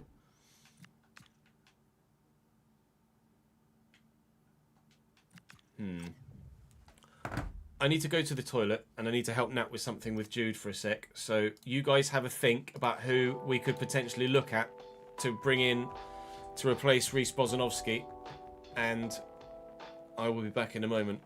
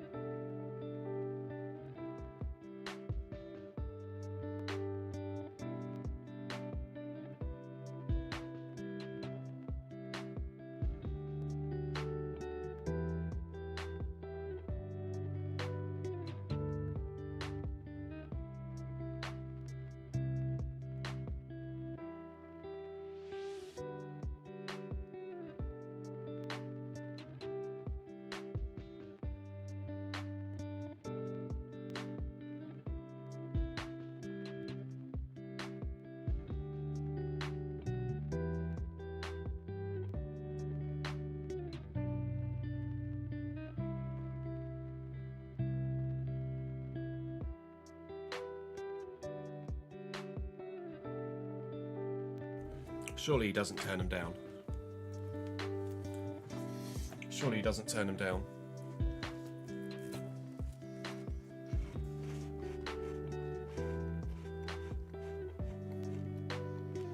Man United 1-0.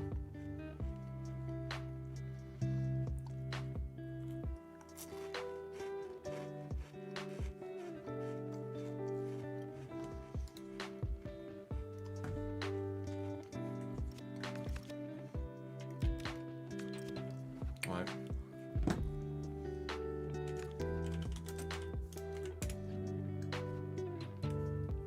Jens Kierterdal from Tromsø.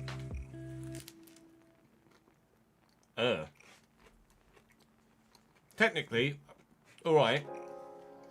But as a box crasher, 54 acceleration, 59 sprint speed, 42 agility, 41 balance. Nah, I'm okay.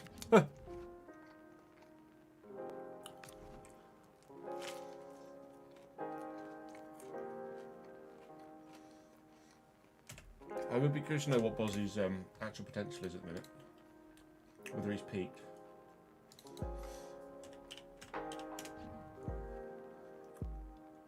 Very nearly peaked, 78 potential. Who are the others? Liberaton.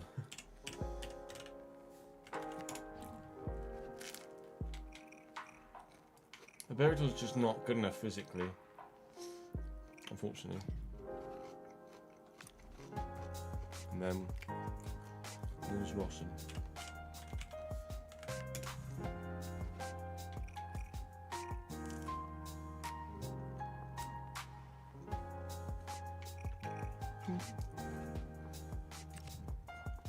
This just reminds you what Bosnowski looks like as well.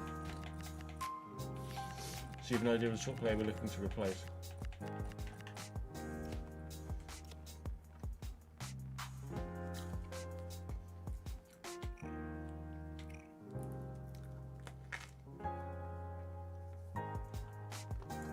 Pace, agility, balance.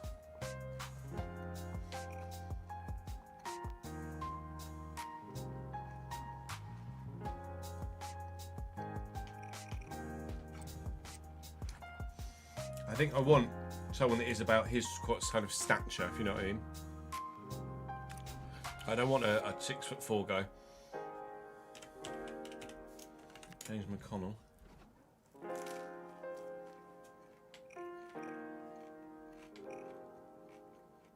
Okay. Wouldn't have said box crasher.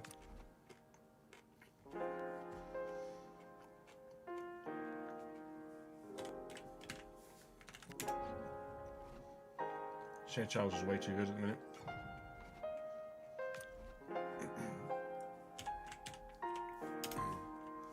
Badalato's not a centre mid.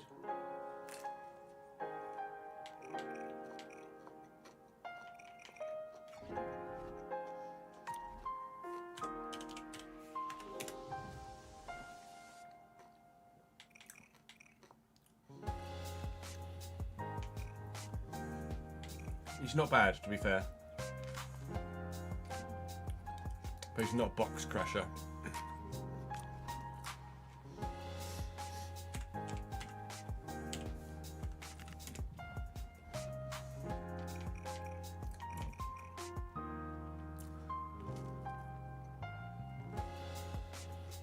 I like the high agility and balance of Bozanovsky, Rory, and the low centre of gravity.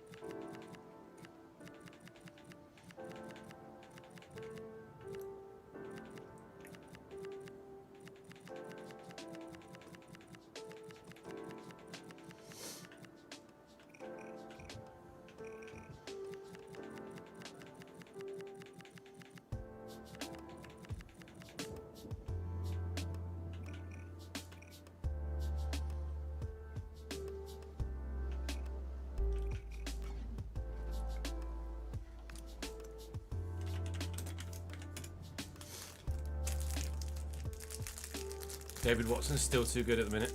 Apologies to you and Connor. Kitolano. That name rings a bell. What does that name ring a bell? 85 finishing. It's mad how just some random centre mids just get crazy finishing.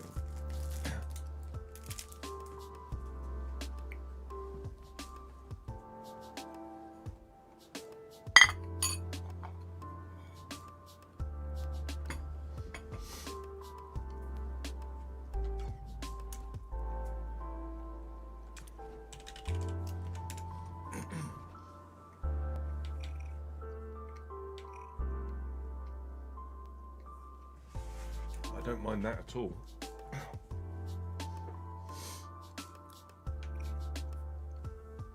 Kitolano looks almost like for like.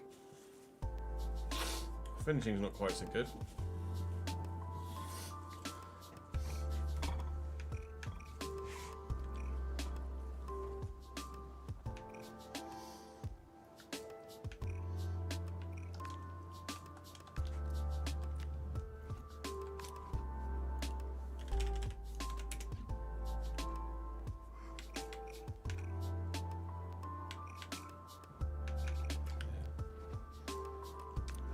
Rudoni wouldn't do a job at CDM, no. He also is too good and wouldn't leave Cov.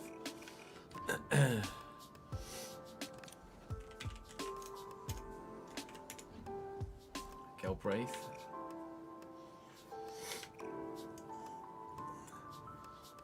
Galbraith is decent. I wouldn't say he's quite fitting the bill.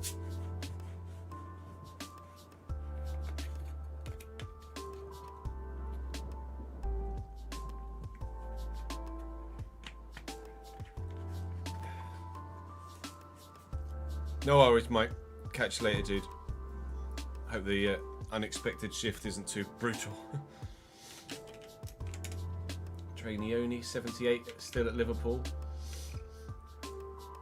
Whoa.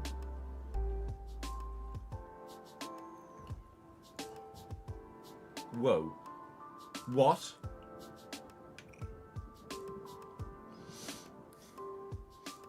What?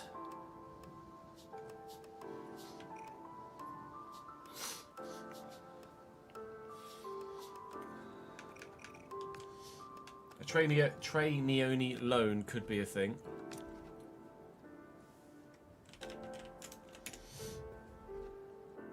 Gano Dyer at Chelsea could also absolutely be a thing. Very expensive wage-wise, but we're going to have the money. It's not like we're not paying Bernadeschi. Bernabé's too good. We're not playing Bernadeschi. Fucking 20. Not Bernadeschi. Playing Bozanovsky. 25 grand a week.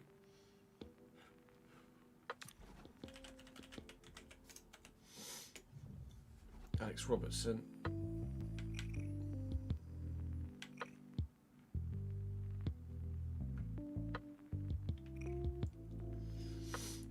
His physicals don't light me up, but he's not bad.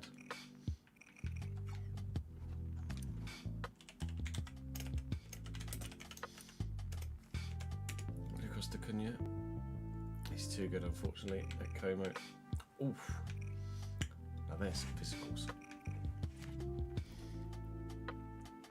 Tommy Doyle starts at Wolves.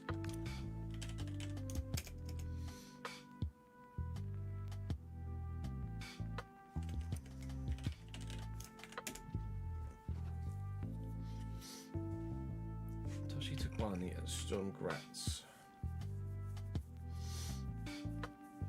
6'2" though. I wasn't ideally looking for someone that tall.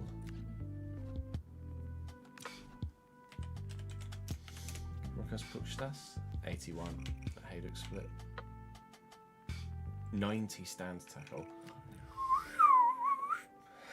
Damn.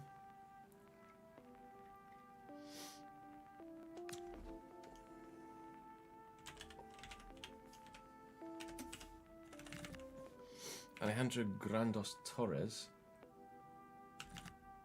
Oh, just Alejandro Granados. 79 at FC Corn. 92 long shots. Oh!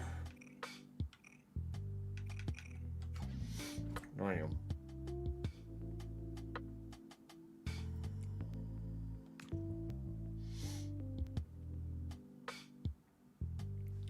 Abdul and Light Ziu, thank you very much for the follows, guys.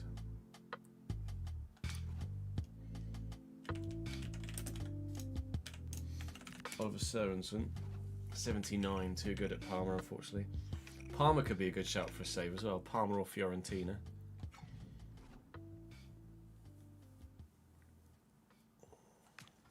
Let's have a look elsewhere around the Championship.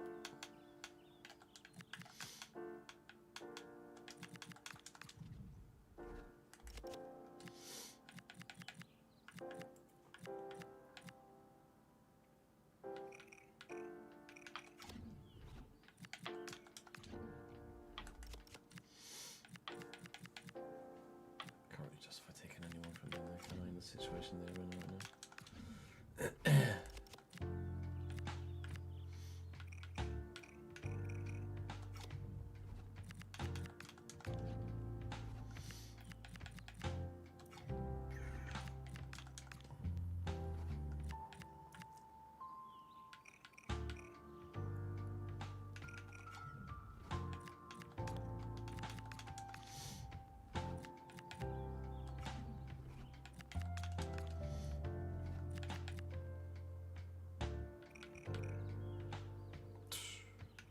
Yeah, Okuyie's nuts.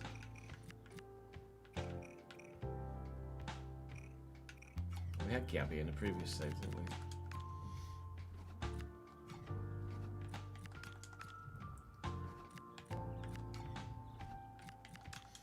Doesn't appear to actually be that much quality in centre mid in the division, to be honest.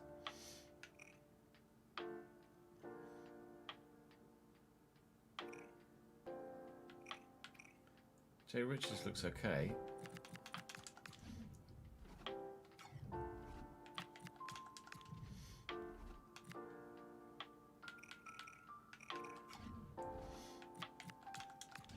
Back from the past, hello. Definitely.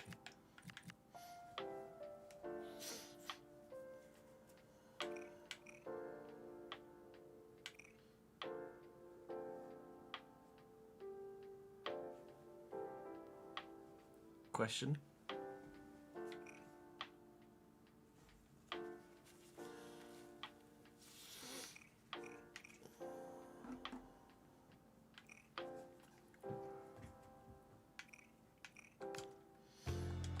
Although Norwich are challenging for promotion, right?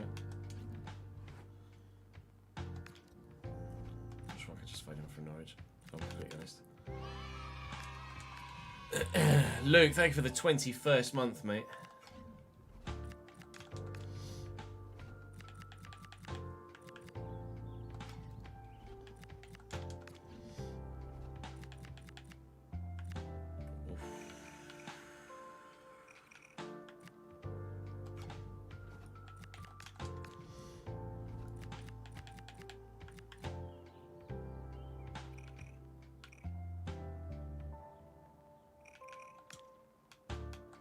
Please tell me you're not playing.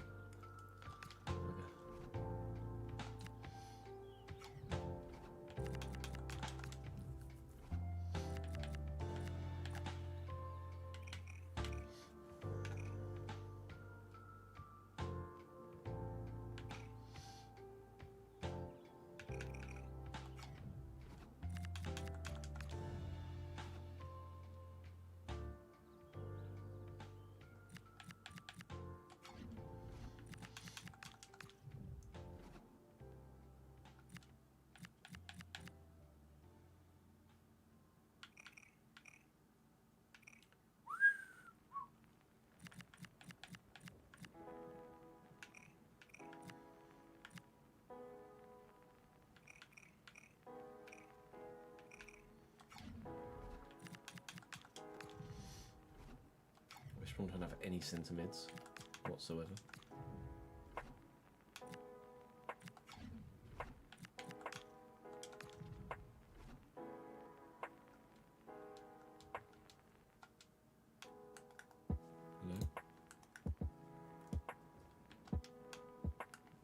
Hello? Hello?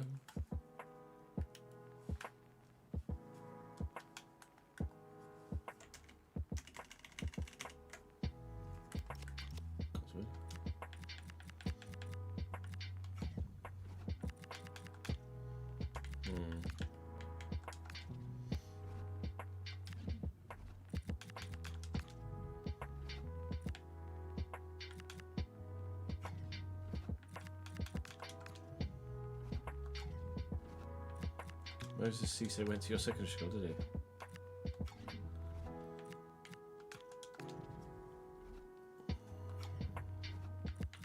Playstyles for days on him.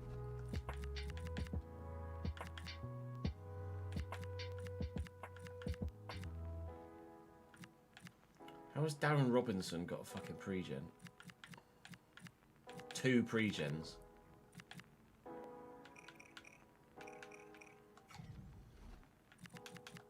Sag.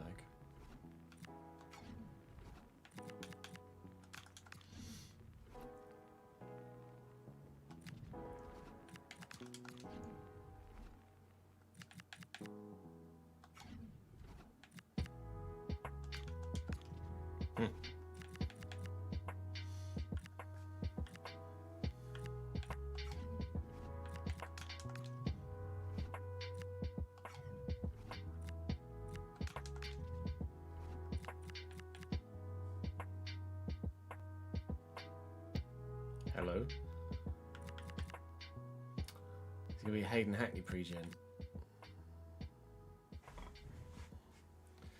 might be about to get mudded, Shepherd.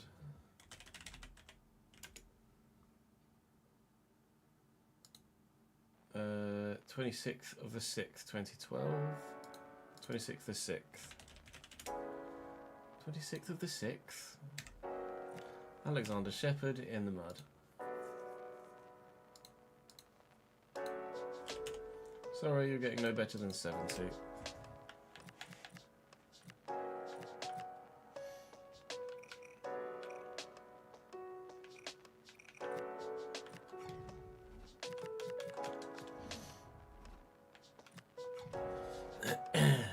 No, Hackney's too good.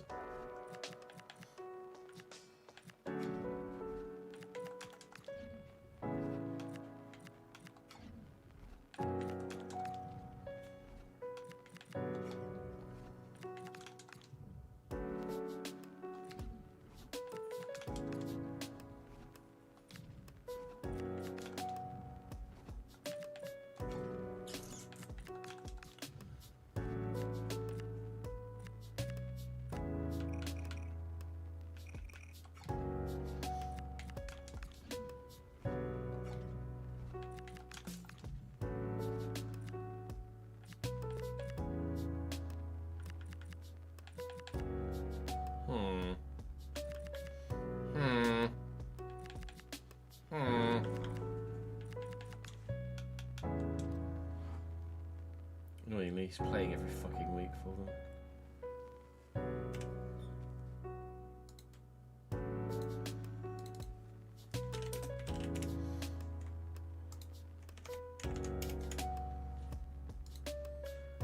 25th of the 7th.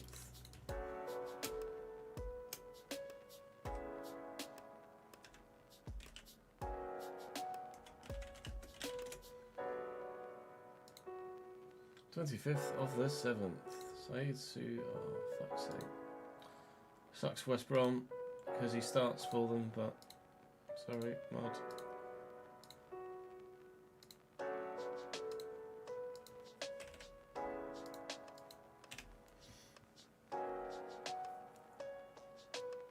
Oh, I don't like those interviews.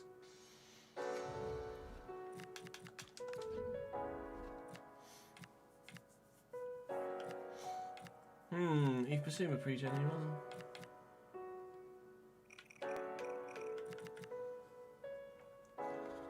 Yahya Ayadima.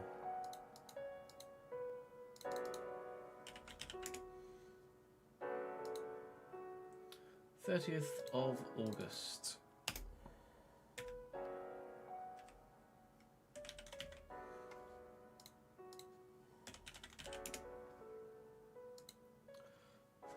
Of August. Mud, my friend, mud. Don't care that you're peaked at 78. You shouldn't exist.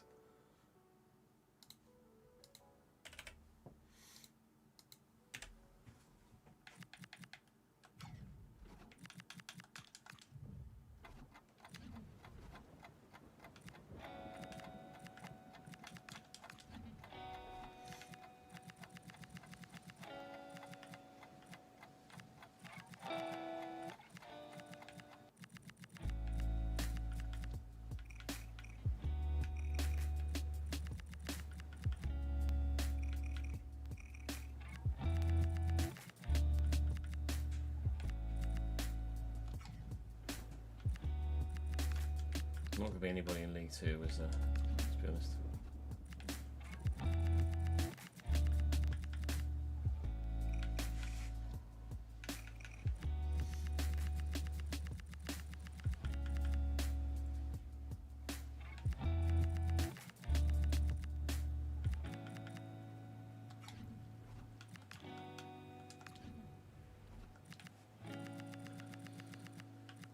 Sam.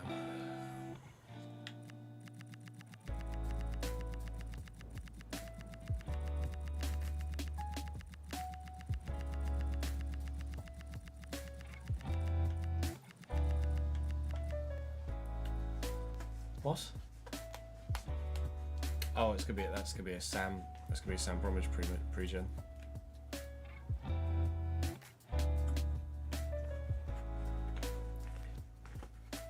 Just a random 83 rated guy in League 2. I wonder if you're a pre-gen, sir. Oops, story.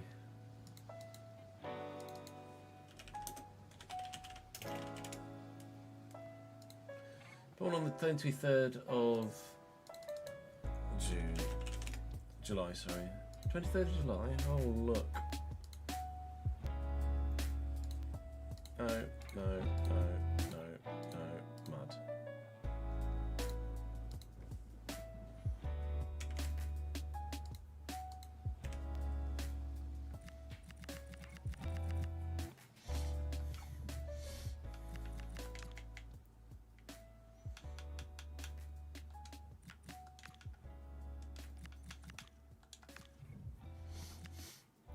Oh my god.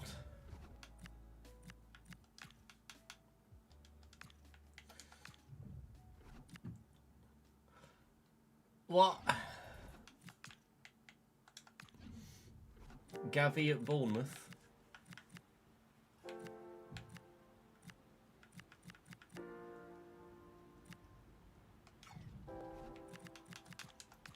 Come again? Ubermendy pre-gen? Maybe?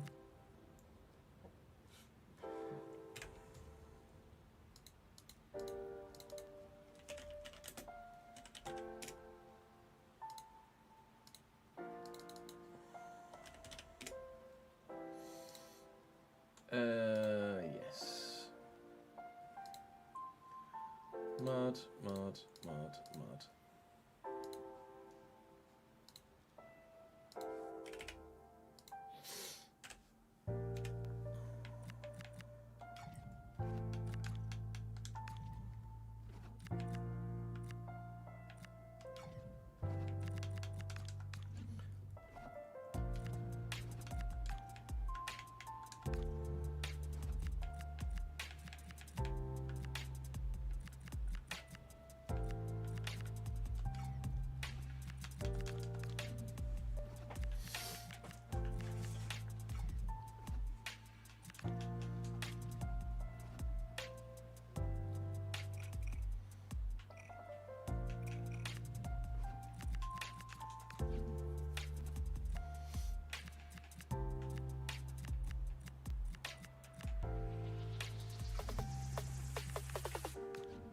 Right mid, Chelsea dickhead.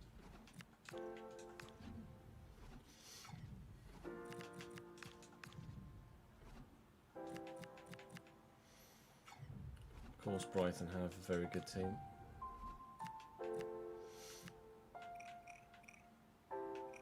Diogo Gomez would be banging.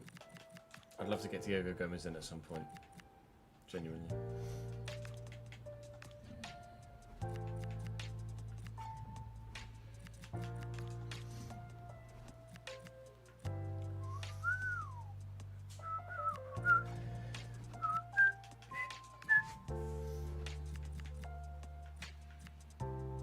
Canada we already have on the shortlist. Potential loan option.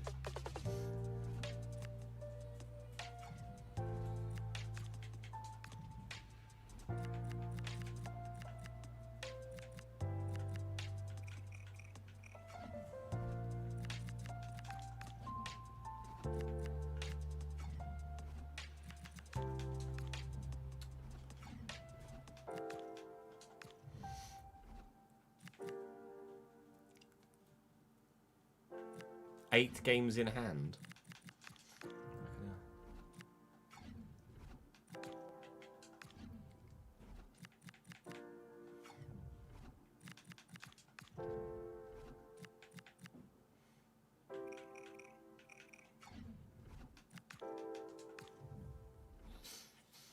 Oh, well, Liverpool don't have that many centre mids.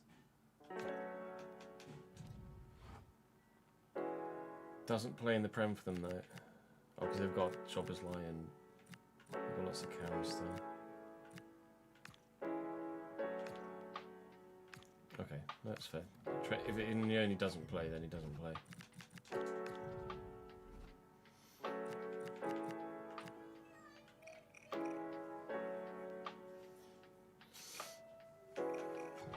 pitch keeps getting waterlogged.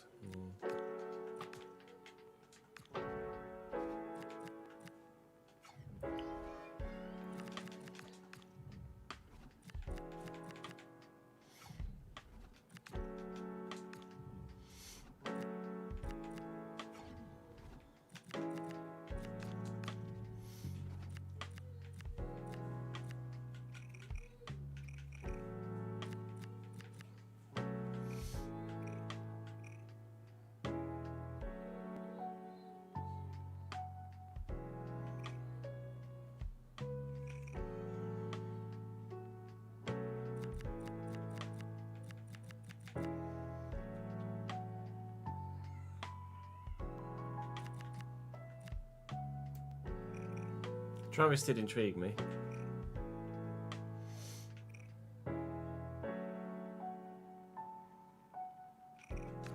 It's probably worth putting on the shortlist, actually.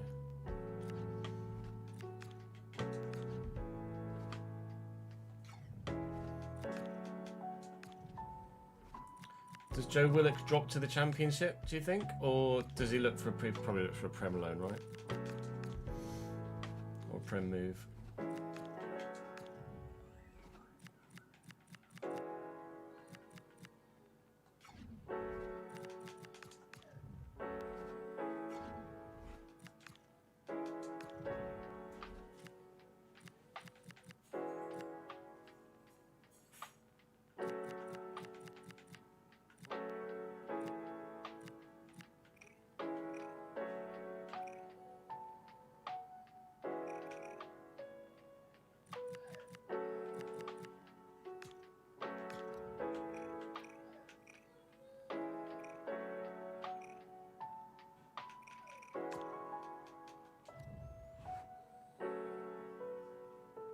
Both play. Fuck.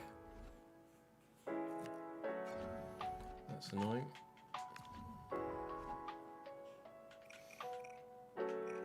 That's really annoying.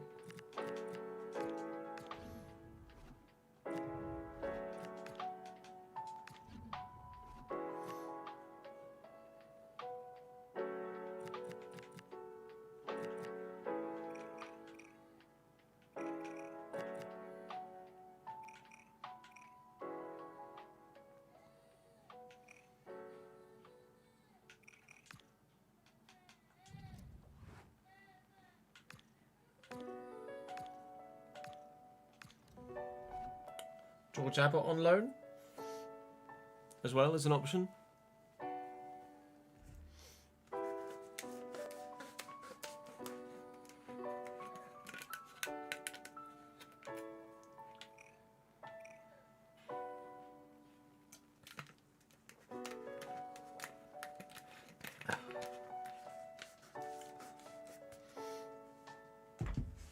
Abbott's good, is he? Currently behind Cisse, Madison and Sarr and Bentancur.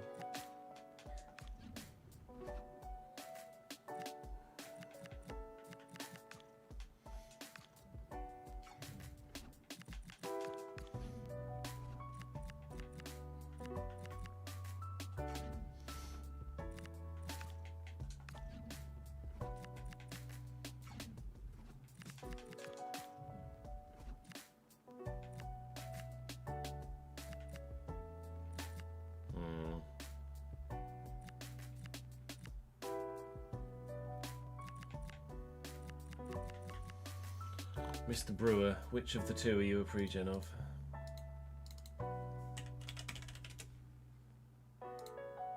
17th of the 6th.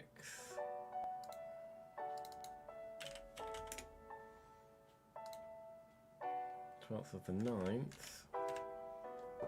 Orford.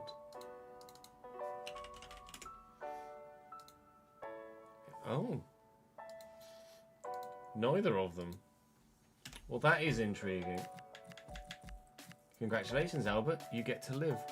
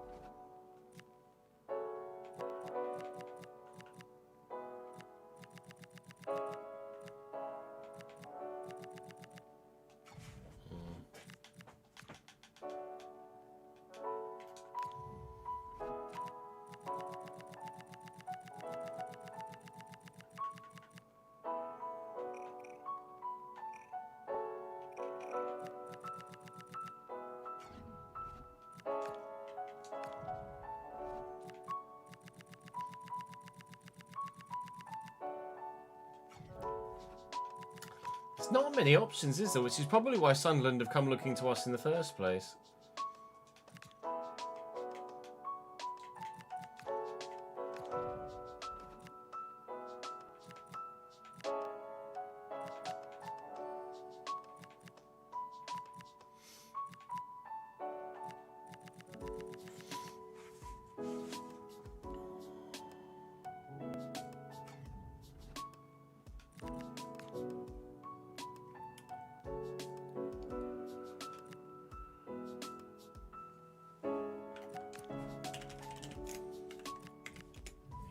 Bangora, 79, and he's too. A is too good, and B is really not a box. He's not a box. Leo Walter. He's too good, unfortunately, and he's not. As a centre mid, yeah, he'd be good, but we play a CDM. Franco Serrano, 77 at Zaragoza. High.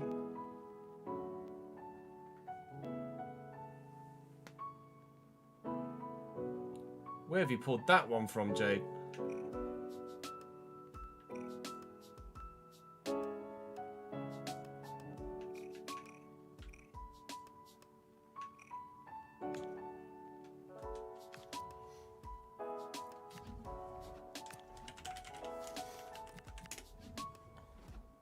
Too good.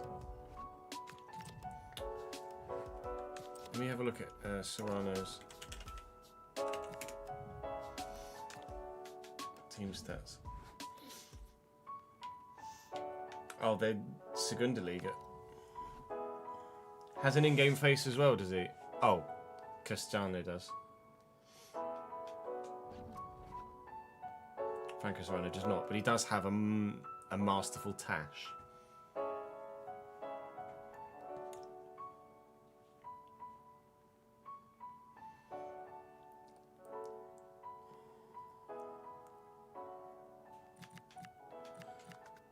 So we have Tessians out. Conde. Dobra.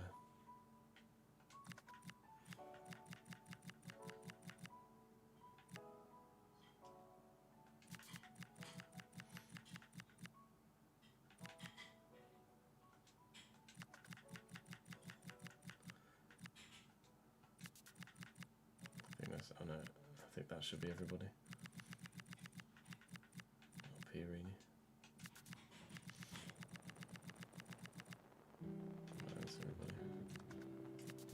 So we have the potential of Trainioni on loan from Liverpool.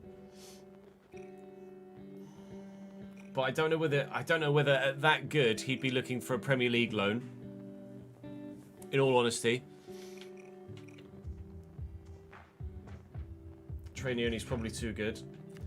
Keanu Dyer is probably doable, but again might be looking for a more established championship club than myself.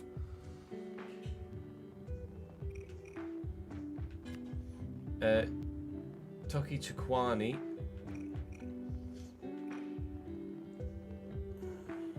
Better options, I think.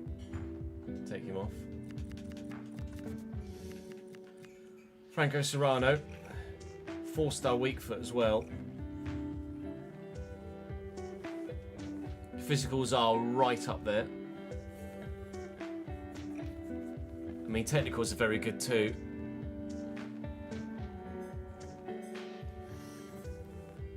Willock's not playing.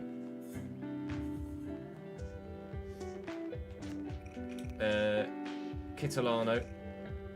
Sparta Rotterdam. Physically very similar to Bozanovsky. Technically though, Serrano is clear. Georgie is an organic one through the save. He's actually on the transfer list in save.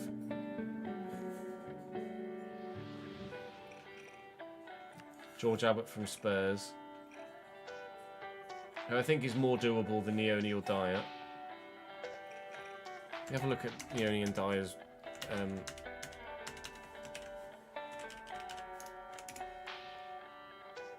So Trainioni has never been out on loan. He's still only 18.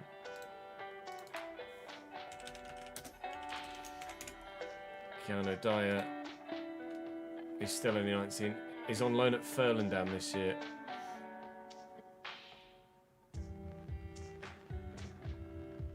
But he was recalled due to lack of games played. George Abbott is on loan at Mansfield in League One after being on loan at County in League Two and Wickham in League One. So George Abbott is the more doable of the three.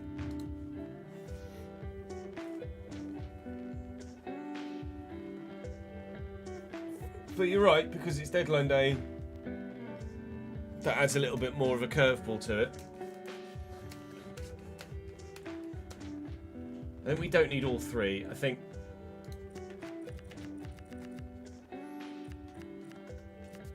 Neoni and Dyer I'll take off. And it will be Abbott.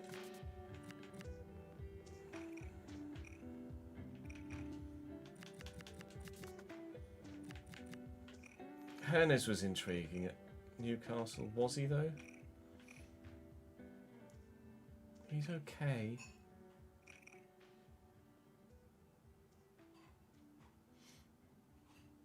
Although of 24-year-olds, you're going to go for Abbott, aren't you?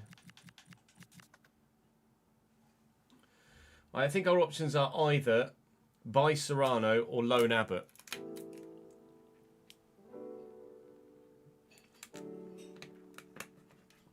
Derby equalise.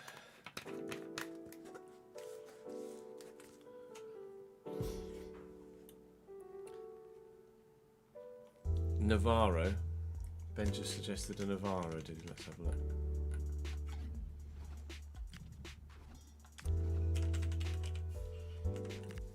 Is it Federico Navarro?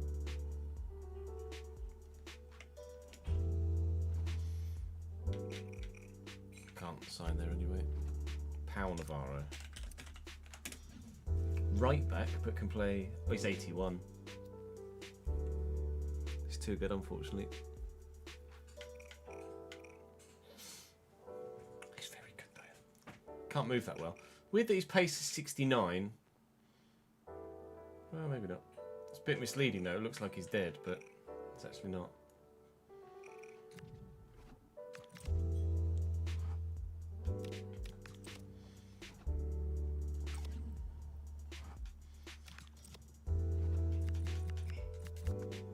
Serrano is a like-for-like replacement. Serrano's a like-for-like replacement.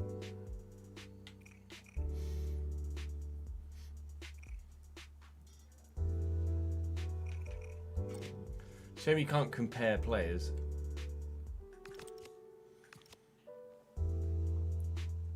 Zaragoza are Segunda Liga, I think.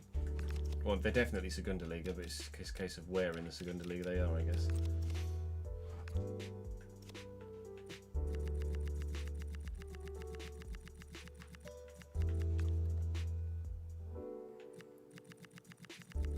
Ninth in the Segunda Liga. I think we buy Serrano, don't we?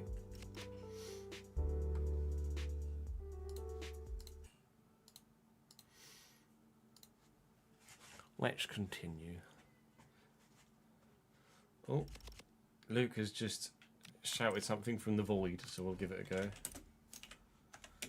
Kang Sang-yoon, 81 rated.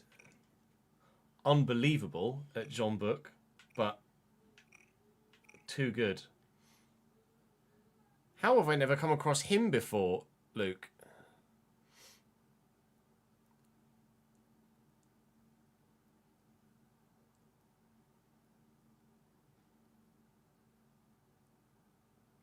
We'll pop him in the back pocket for a Premier League promotion.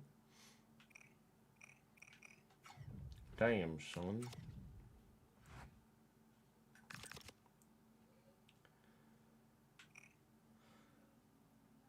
We've just spent about an hour searching for a Bozanovsky replacement.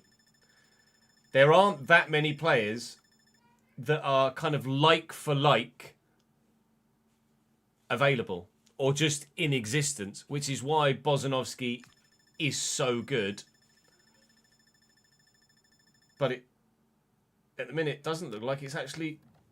It's taking its time, at least, in going through. A bid for McLean from Stoke, which we will reject.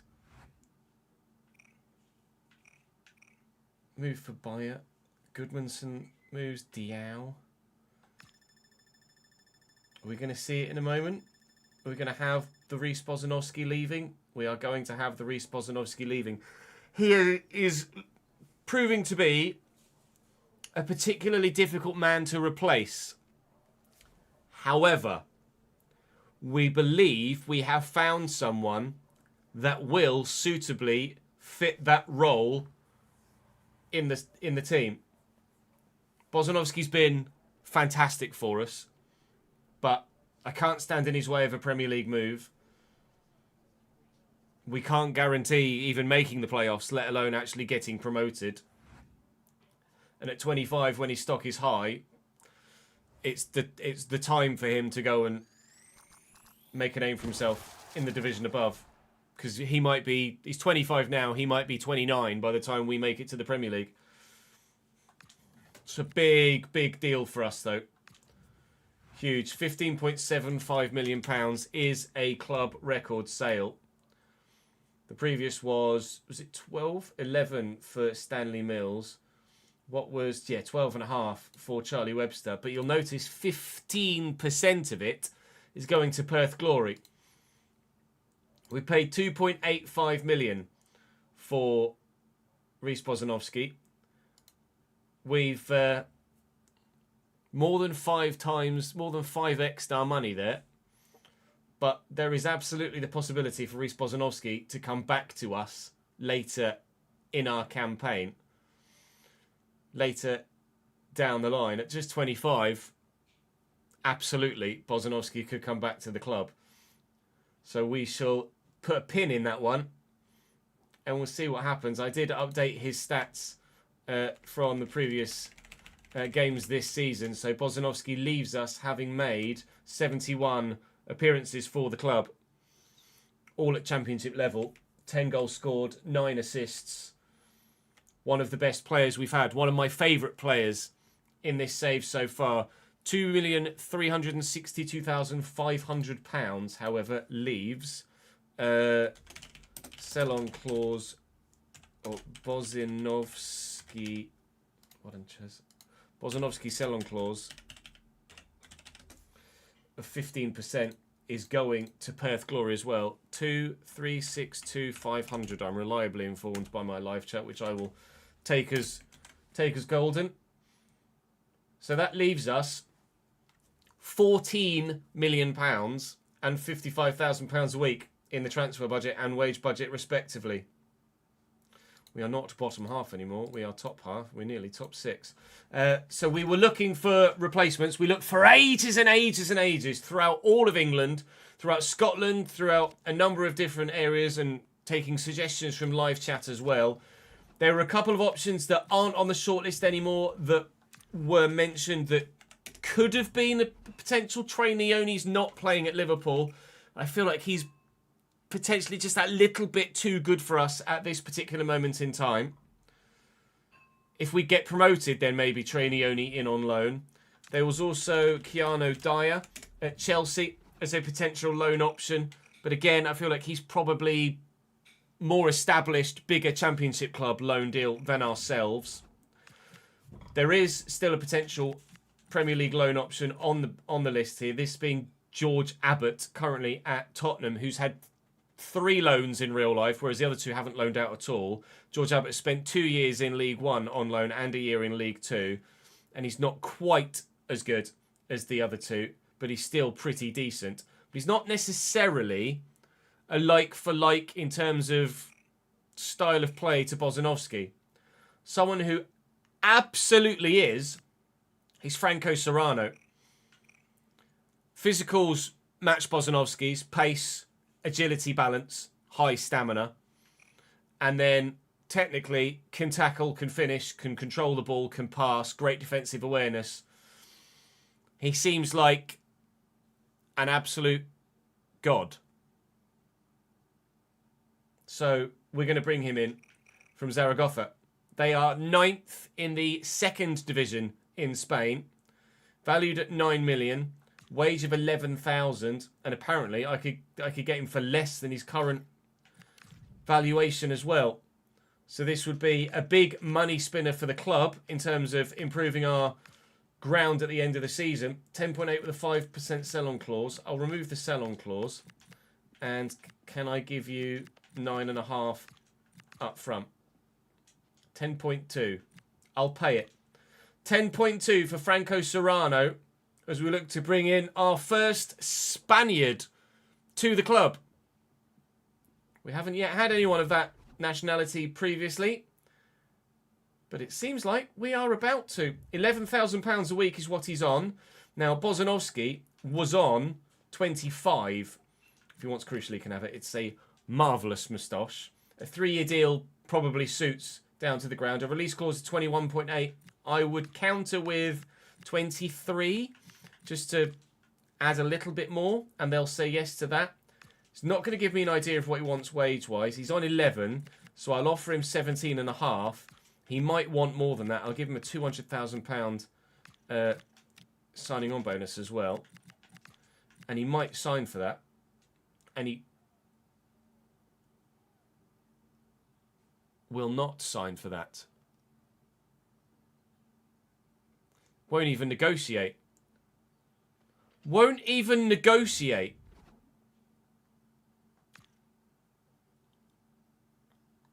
Well, George Abbott, would you like to come in on loan? Things don't always go to plan on deadline day, and that has not gone to plan on deadline day. I was certain that they'd either negotiate from there or just accept 17.5. It's a big jump in wages. It's a big jump in stature of league and quality of teammate. 40-60? 60-40? I'd rather not pay £34,000 a week. I'd be happy to pay 28.5. George Abbott might be the one coming in then. Well, Serrano may well still be someone we look to in the summer. But depending on whether we go up or not, maybe someone like Trainioni becomes an option for us next season. If we can reach the playoffs this season as a minimum, then we might be an attractive enough option for Trainioni to come and join. This guy, Georgi Kosharashvili, was organically transfer listed through the save, but we'll take him off now. Well, George Abbott then. Not choice number 1, but might be our only option. I can't believe he just didn't negotiate that at all. I'm really surprised. Serrano looks exceptional as well. Maybe I should have just thrown money at him, but I don't feel like that's the right thing to have done. George Abbott will join from Tottenham on loan for 6 months. Make your name for yourself, George, and maybe we make that one permanent too. And with the money we've spent on Bozanovsky then, we will absolutely, definitively, definitely make permanent the deal for Adjei, who's currently our centre-back in on loan from Lorient with a loan to buy of £3 million. Consider him bought.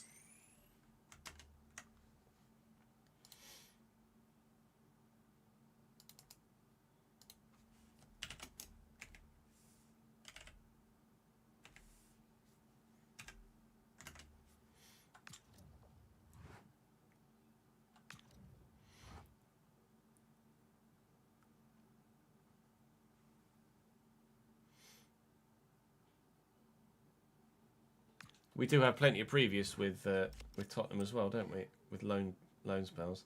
I can't believe we went through all that and still didn't get our guy. Is Ajay good enough to make permanent?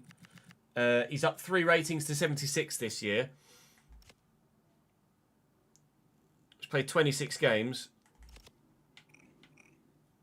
75 acceleration, 82 sprint speed, 81 jumping, 76 strength, 80 heading accuracy, can tackle, can pass, defensive awareness is high. Yes. Valued at 6 million. We agreed 3 in the summer. Yes.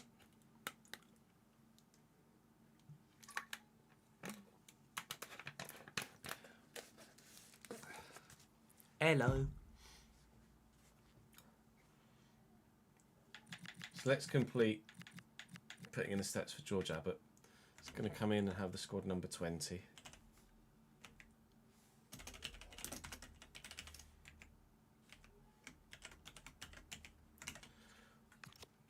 £57,000 a week.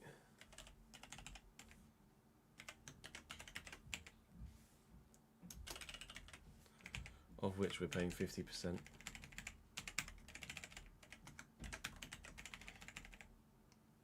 Don't actually have to register him, do I?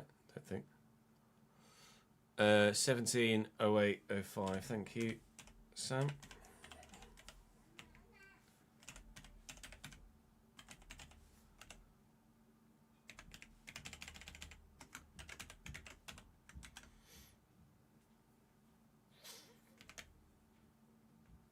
Abbott's in.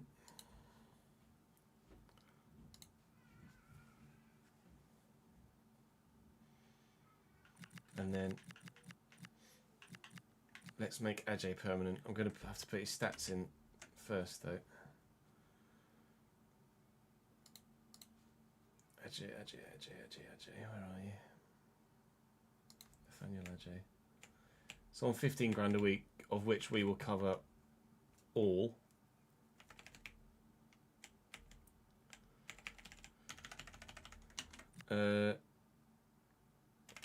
Fuck off. 27. Oh.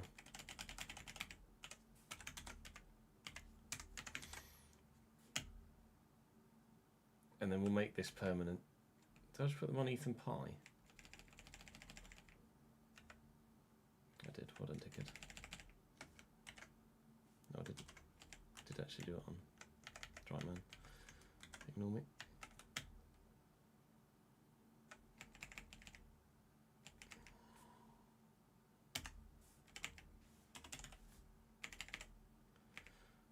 Fee paid 3,000,005.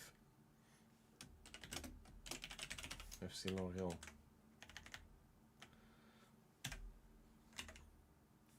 And then let's do that permanently.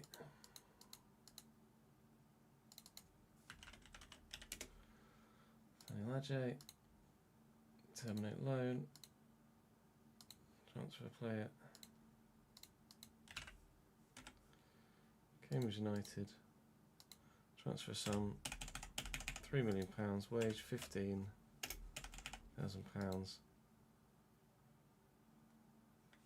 A 3-year deal, 4-year deal, 3-year deal or 4-year deal?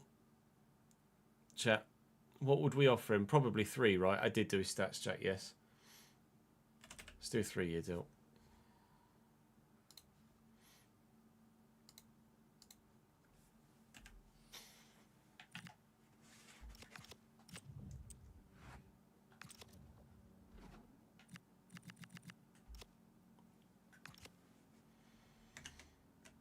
Ajay on a 3-year deal done.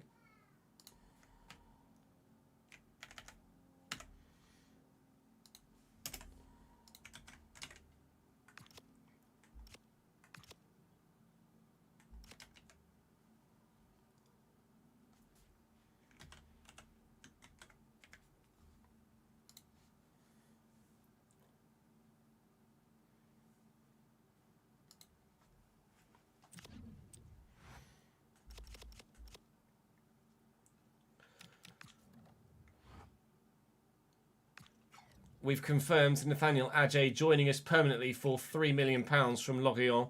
That is a done deal now. And with 3 hours to go on deadline day, there's not much left going through. We're getting some bids from McLean, but we are rejecting those as he's absolutely the future of that centre-back spot for the time being. Still with potential in the mid-70s, young McLean. At just 69 rated currently. He's still got a lot of football left ahead of him in his Cambridge United career, hopefully. Ruben Dias moves late in the day to Crystal Palace for 52.9 million. That is a big deal and a big player for Crystal Palace to sign. That's a sizable one for him. At 32 years of age, Ruben Dias is still very much offering a lot. Girona have come in for Harvey Vale the minute after deadline day, which we will reject. He's not going to Girona, that's for sure. So we've now ended our transfer deadline day with ourselves in 7th. Form exceptional.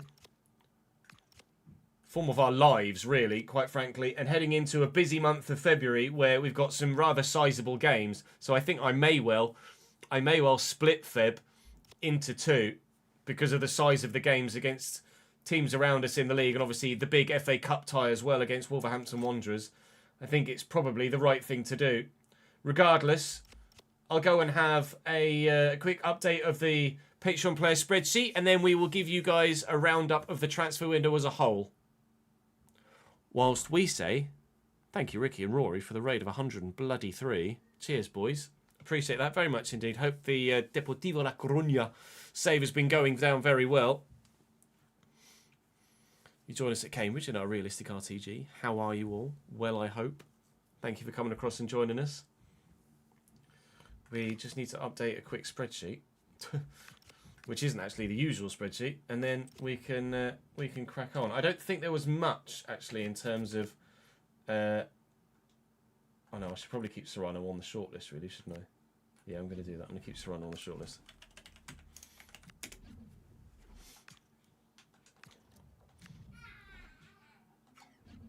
Let's do that. I don't think there was much in the way of movement, actually. Where are we going? Patreon players, career RTG. There was it Yella? I think Yella might have moved. That might be it. So I'm not going to be able to see chat for a moment. Whilst I just double check this. Augsburg, Leicester, Augsburg. Lons, Genk, Stoke for Egbring. Mallorca, PSV, Liverpool and Cadons. Mallorca for Jack Evans as well. That was a move made from someone earlier in the window, from Aki Stanley. AJ at Lyon. Yep. Northampton, PSV. Leganes, Osasuna for Ben. That happened a couple of seasons ago. Thomas Noose at Betis. Happened last season. Bailey Byrne at Bologna. Bailey at Bologna. Where are we left backs? Bologna, there you are. Yes. Doing these off memory. Hoffenheim, yeah. Nick at Leon, Mike. I wonder how many games Mike's getting at Plymouth in the Championship. I would be intrigued to know. We'll have a look after this. Joe at Grenoble. Can't believe Serrano turned me down. I'm actually quite disappointed about that. I was looking forward to using him. Hopefully George Abbott will be a useful player and adds that central position, because that's a it goes without saying that it's a big loss to lose. It's a big loss to lose Bozanovsky. Rodney, Paul at Newcastle. Cameron at Fiorentina is where he is as well, I'm pretty sure. Yields, John Ho, Strasbourg. Joey at Monaco, that happened recently, didn't it? Fiora. Yeah. Oh, Millie had interest, didn't he? Millie's moved to St Mirren. Was that a new one? Millie on loan to St Mirren from St Pauli. That is intriguing. I do like it when you guys go out on loan, because it's really left field. Yeah, it's just Millie to. Oh, I moved the game over there. That's the wrong way to do things. Millie to St Mirren is the only one. Oh, I'll get chat back up now.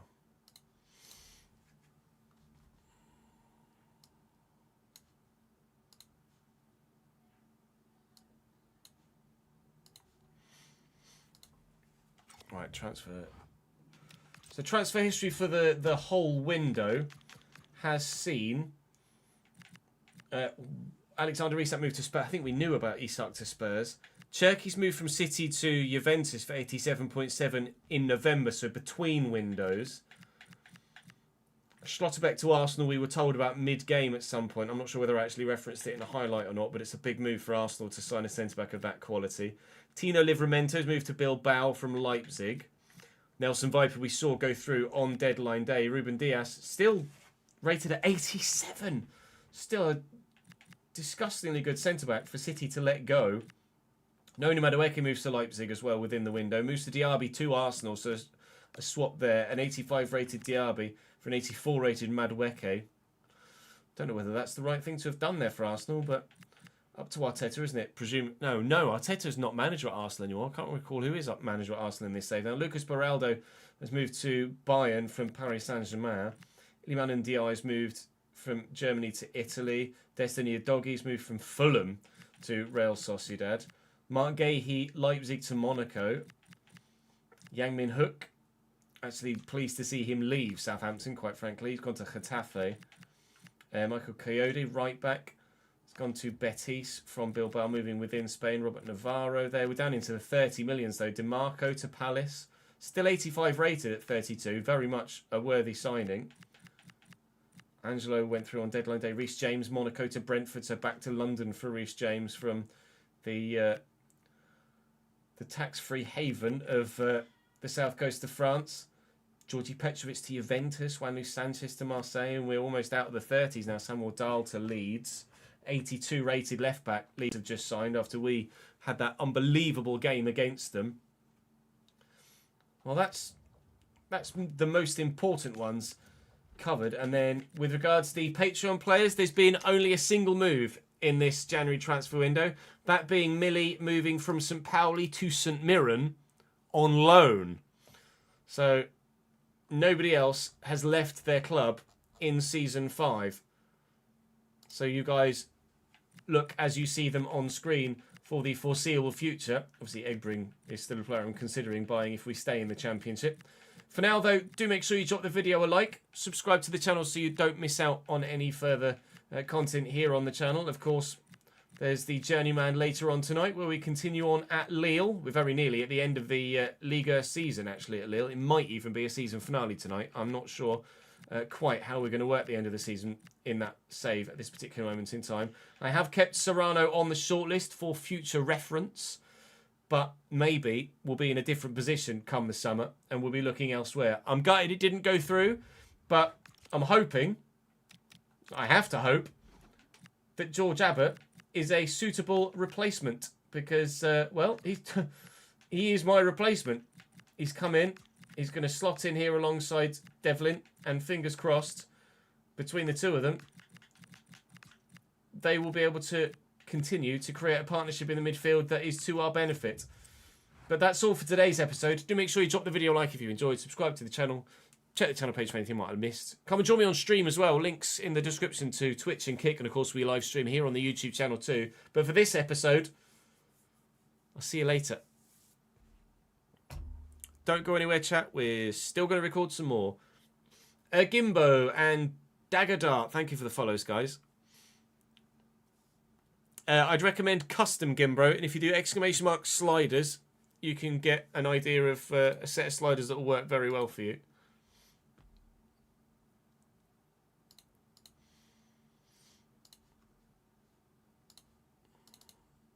Just save that footage. RTG S59.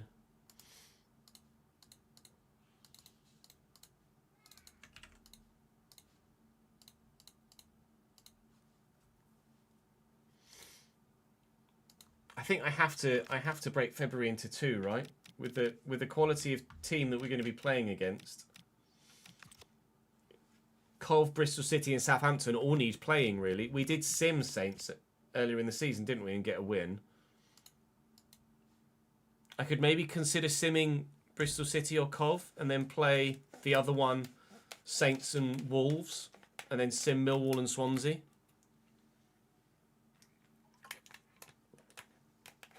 Hey, Michael.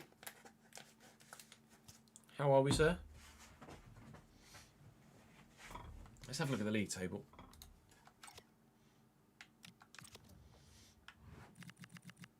fair, Bristol City have fallen. I thought Bristol City were above us. Bristol City 9th. Swansea 10th, actually. Oh, Cov have fallen off to 15th. Oh, we sim Cov then. Millwall there as well. Okay, so we'll sim Cov. We'll play Bristol City, Southampton and Wolves, and then sim the other two as well. Makes sense. And then we can power through the rest of the season. I'm anticipating going out of the cup, but you never know. Strange things have happened. I'm just going to go for a quick toilet break, chat, and then we will record the next episode. Don't go anywhere. There's still plenty action to come.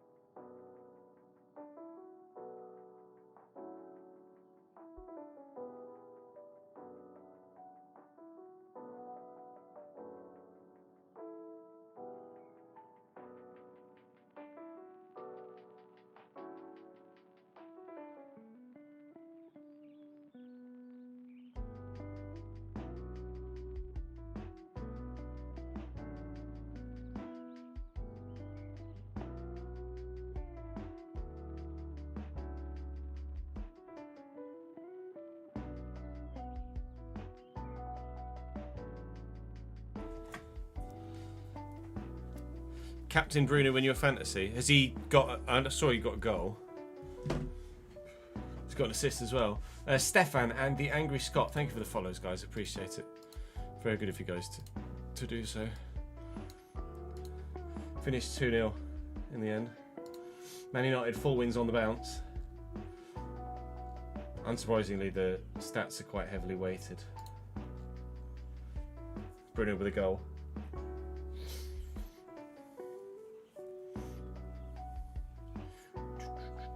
Mainu with the assist. Mate, Kobe Mainu has been freed. Matey boy might be about to get his hair cut. Who've Man United got next? Who've United got next?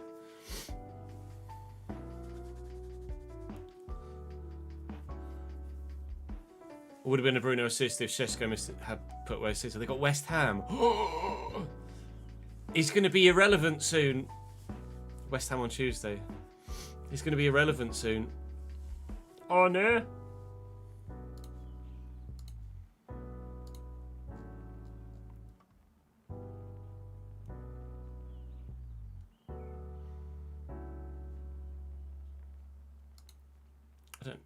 I don't have anyone play there, did I? No, not my FPL.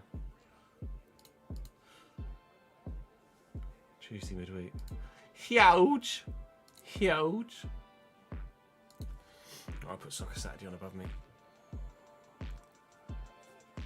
Kickoffs in 25 minutes, aren't they? Right, let's go again, shall we?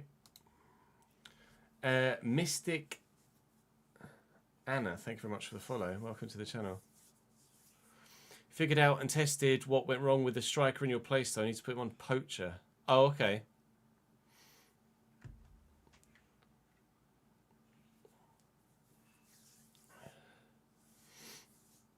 Hello, Stalker. How are you, mate? Thank you for joining us on YouTube, mate.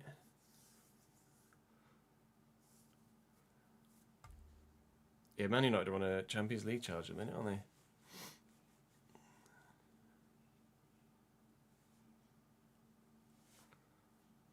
Christian Romero, the Spurs club captain, goes on social media to moan about not having enough players available, then goes and gets a 4-game ban.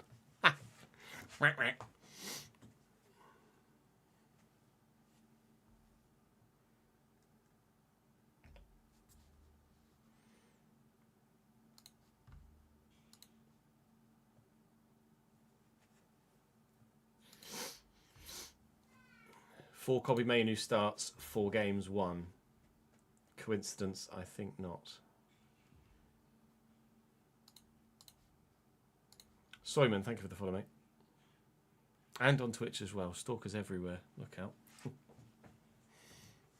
Double the ad rev, my guy. Welcome back to the Realistic Road to Glory. We had a tumultuous transfer deadline day in the last episode where we lost one of our favourites, but failed to replace him with the man we wanted to replace him with, but feel like we have still adequately replaced the spot in the squad. George Abbott is in from Tottenham to fill the void left by Reece Bozanovsky. Not an easy one to replace, but hopefully Abbott is going to be really good for us. He's got a number of play styles, long ball pass, intercept and technical. So hopefully he's going to be not an exact like for like, but he's going to play a similar sort of way to Reece Bozanovsky, so we don't really need to adjust anything tactically to get the most out of him. We made Ajay permanent as well. We've got 2 78 rated players now in Devlin and Spencer. The side is growing. The form is unreal, and we're pushing on towards the playoffs. We start with a simmer against Coventry, who have completely and utterly fallen off so far this season. But they beat us by 3-1 with a Bissett brace and Rooney Bardsey grabbing one as well. Kamari Doyle getting the goal for us in that central attacking midfield role. Not an ideal start, but still, we can improve from there. The run of form comes to an abrupt end, but we've still got Bristol City, Southampton and Wolverhampton Wanderers in the Cup to play today before we see Millwall and Swansea. I was going to split the month into 2, but I just don't want to elongate out this season at this particular moment in time. So we're going to go and play Bristol City now. We are still only a point outside the playoffs, although Middlesbrough do now have the game in hand that they will play against a half-decent Hull side, actually, who, if they win it, will come within a point of us. So it's really tight at the moment in the spots chasing the bottom place in the playoffs, and we hope to be one of the sides in that fight all the way to the end, and then the side to get into the playoffs come the end of the season. Drop the video a like if you're enjoying. Make sure you're subscribed to the channel so you don't miss out on any more, and hopefully we can go on another run of wins in a row.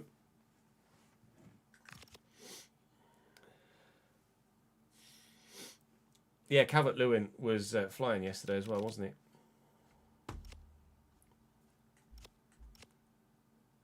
Leeds were very good, actually, against Forest. It was a mixture of Leeds being very good and Forest being really poor. We can close this now. Right. Oh. In the Reece Bozanovsky season.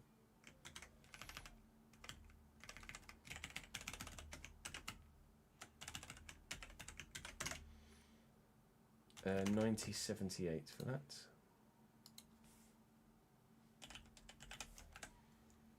$22695. Oh, that's handy. That's what it is. Match tickets.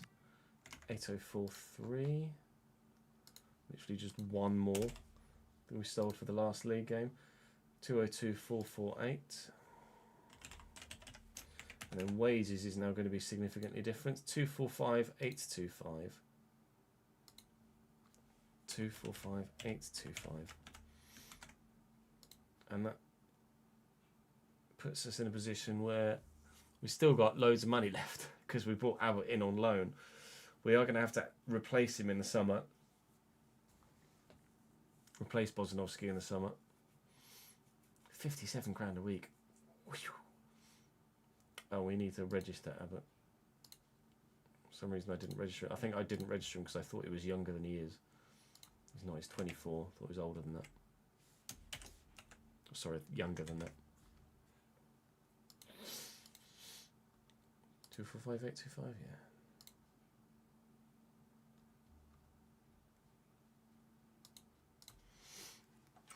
Come on then. Let's go and play Bristol City. Is it at Ashton Gate or are they coming to me? They're coming to me. What does Brody want? You want more wages, do you, Brody? What are you currently on? 8.5. Yeah, you've earned it, to be honest, pal. Brody Spencer, absolutely deserving of a new contract. Can grow to 79 by the end of the season. But I think has peaked. Has indeed peaked. Although, could maybe grow a little bit more. We're going to have the opportunity to build quite a decent team next season. He's on 8.5. We'll extend the contract as well. Crucial, of course.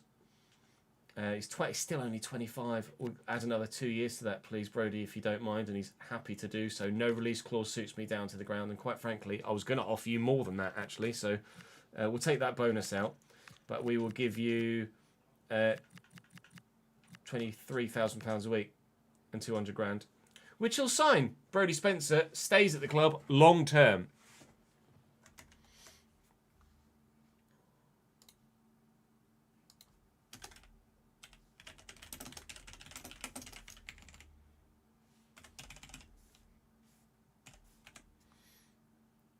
£200,000, Brody Spencer, right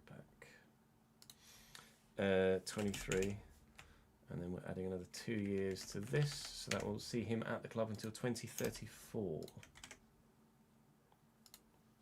And now I'm paying 260 grand a week in wages. Oh no!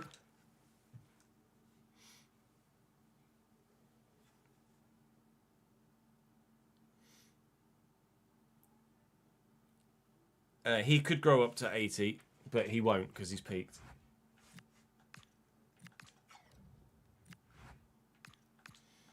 New scout reports. I think these are our first scout reports from Italy, Croatia and the Netherlands. There's not really much in the Italian one at the moment. How about a Croatian centre mid? 80 potential. All a bit dead there, unfortunately. How about a Dutch winger looking for the next Robin? Well, we got a Robin, but not a Robin.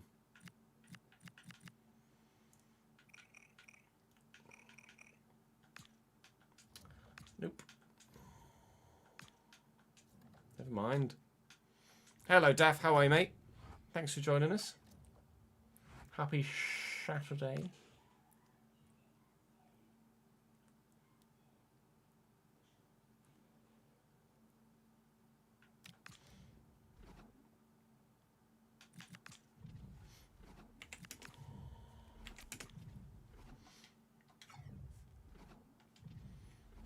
See.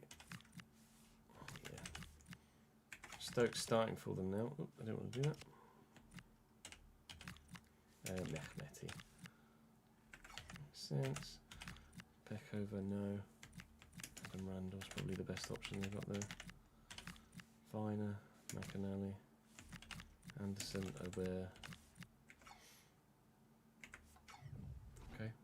And actually, we were continually doing that, weren't we? Because it was working.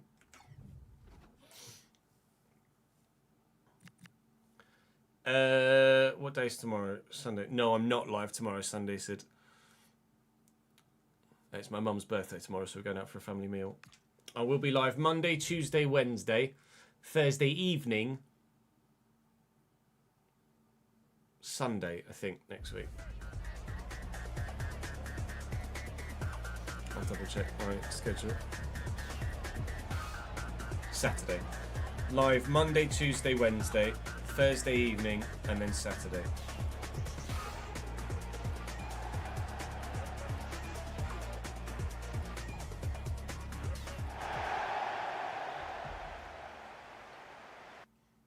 Stokesy's definitely going to score, isn't he? Yeah. Mate, I loved Josh Stokes last year at Cambridge in League One. Is Stokesy played for Bristol City that much this year, or has he gone out on loan again?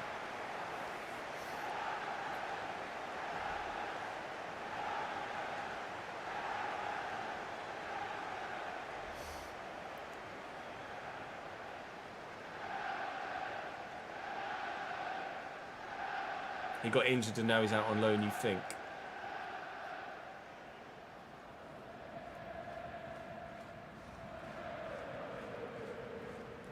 Oh no, it's fine, Ed. It's not a problem. I'll do it myself. Don't worry about it, mate. Wednesday will probably be... Tuesday or Wednesday will be in the rig, and then Thursday evening will obviously be in the rig as well, but Thursday evening will probably start from 6 for practice. Because I'm having the Thursday day off. He's on at Stockport on loan, is he?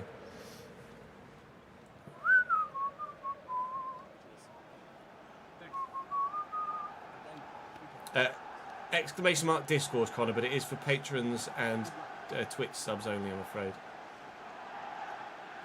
Bristol City lineup still with Nicolo Savona at right back at 80 rated. Adam Aubert at left back is 79, I think, if memory serves. A 4-2-3-1 for them. Josh Stokes at Cam, formerly on loan at Cambridge IRL last year.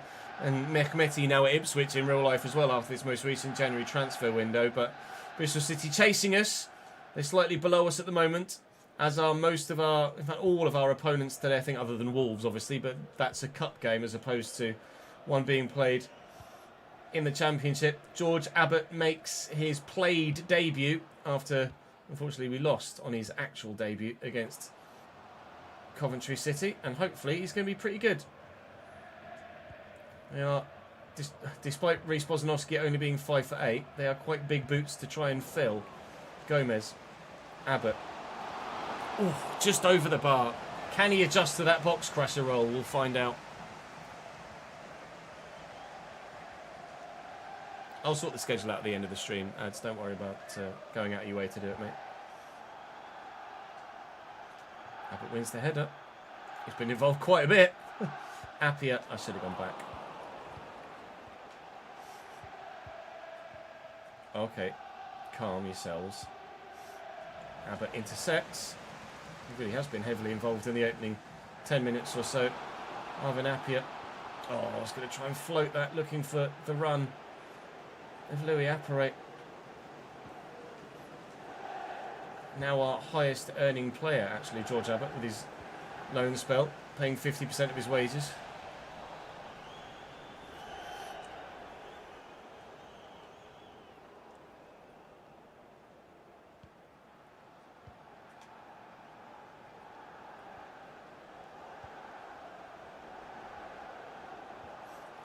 get that. That's nicely round the corner quickly to Mehmeti.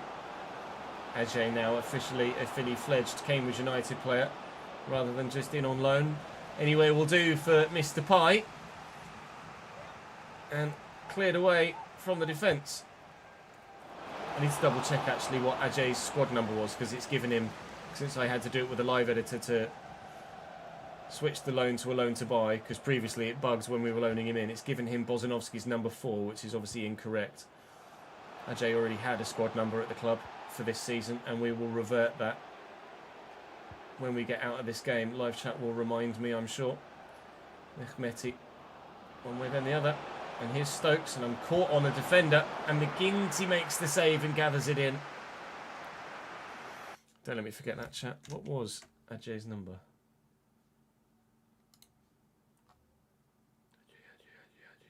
32. Oh, well, you can have a different number next season, but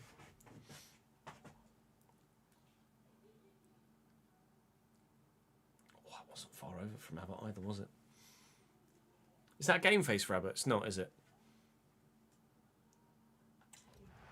Just close to. One of those close lookalikes with the cranium software. Abbott. Appiah gathers it in. Never mind.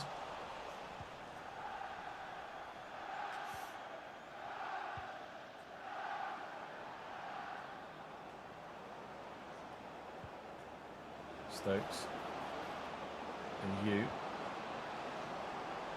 Very nicely dealt with. Fail. Appiah's over there. Good loan spell for Arvin Appiah at the minute. Really making a difference in that central role. Looking for Louis Apre through the gap. And then Vale.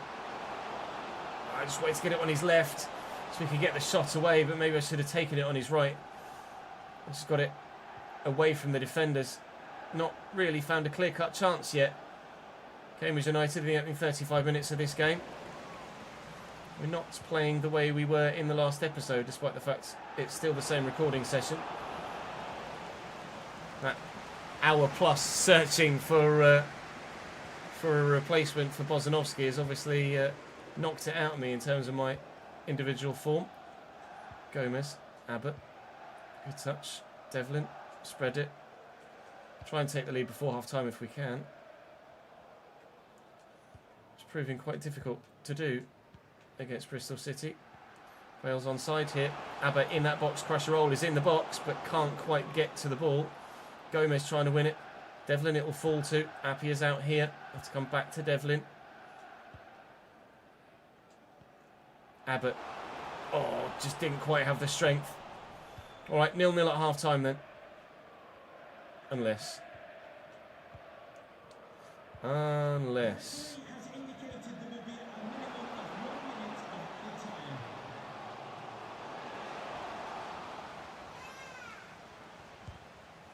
Yeah, 0-0 at half-time then.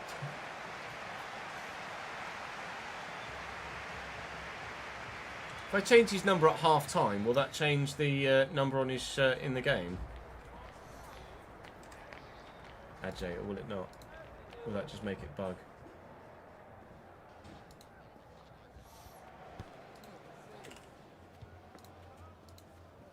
Let's find out.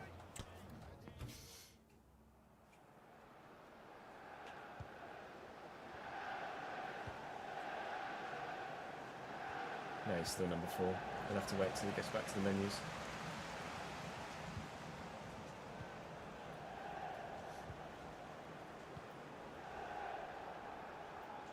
Justin, Appiah, Gomez and Devlin. Over on that with Terry. Well in, Ethan Pye, nice interception. Counter-attack is on. Louis going, trying to loop it with that left foot, get it into his path, but Reverson's out to meet it. There we go. No, we don't. Bird. Abbott. He's making a very good first impression, is George Abbott. Very good first impression indeed. Appiah through the gap. Louis, that's what he does. He does have that in him as well. He has all of the goals, but he also has the occasional miss where he should score. We should be 1-0 up. It's a lovely through ball turn from Marvin Appiah. Unfortunately, it has gone wide of the post when the effort finally comes in.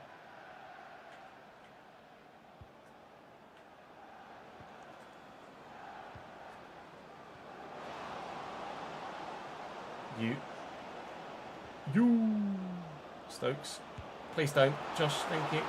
Roll out to Vale quickly.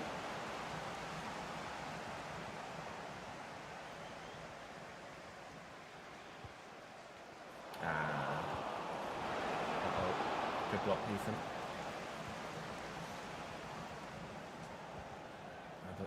Back to Justin. Appiah. Use a bit of acceleration to get away.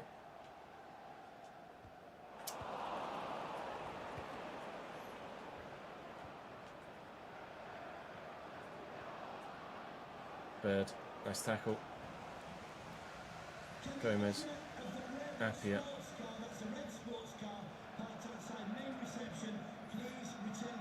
Forced him too far wide with that.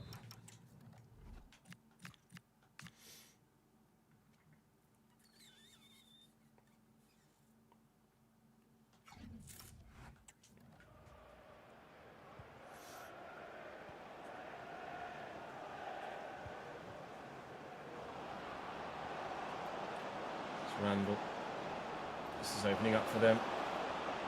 Nice footwork from you, and a goal for Bristol City, and it's Mr. Armstrong through the middle.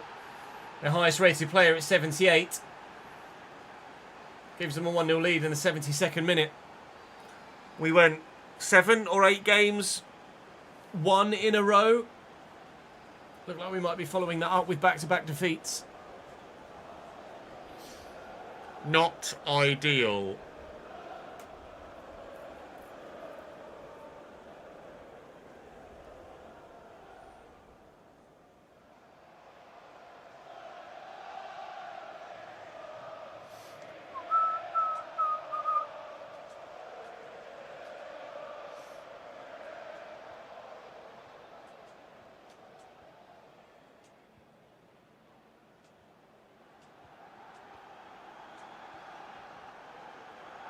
Doyle. Devlin. That's where they're just going to start to sit deep, isn't it? Trying to drift wide to open up a little bit of space in behind that has not presented itself. Thought we could have got in on that.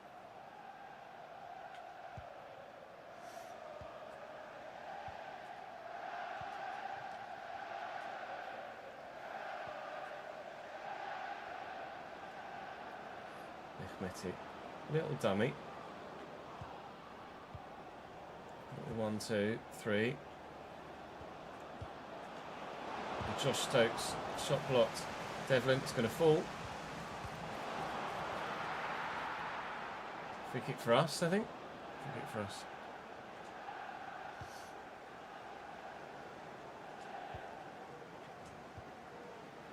Doyle working hard, coming off the bench here. First team football has drifted away from Doyle recently with the form of Appiah, but he's back in the mix now. And Devlin. And an equalising goal in the 88th minute.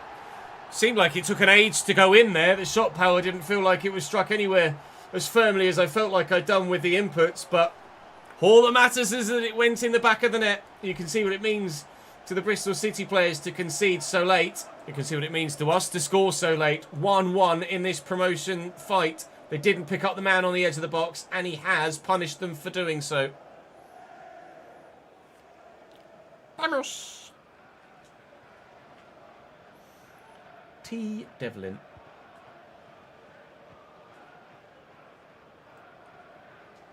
William Louis. I mean, Louis Afre means business. And 2 minutes have been added on. Abbott. Devlin. Not Devlin. Okay, never mind then.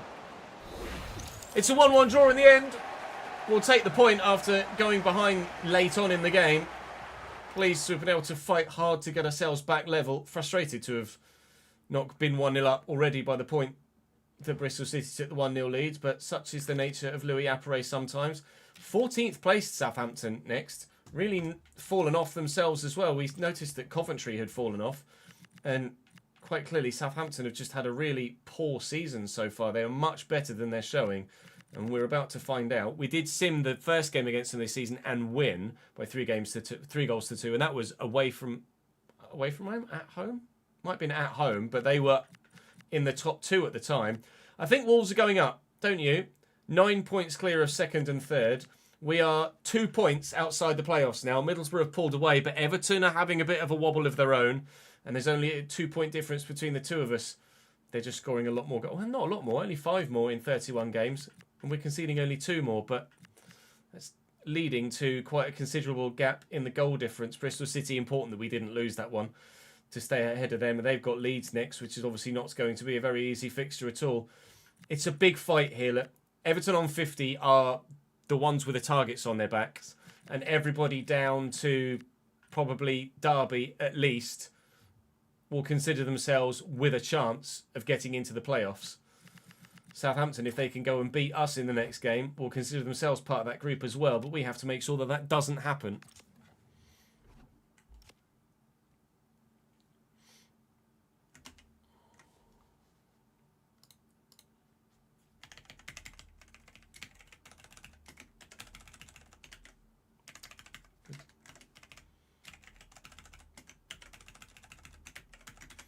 Oh, was there anything from the Cov game as well? There was.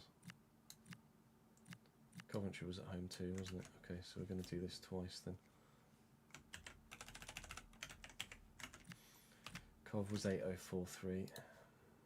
Oh no, did we do the Cov then? Was it 8043 the match before that as well?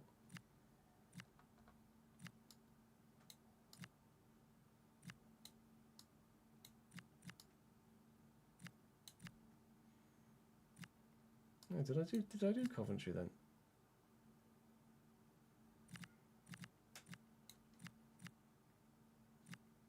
I'm confused.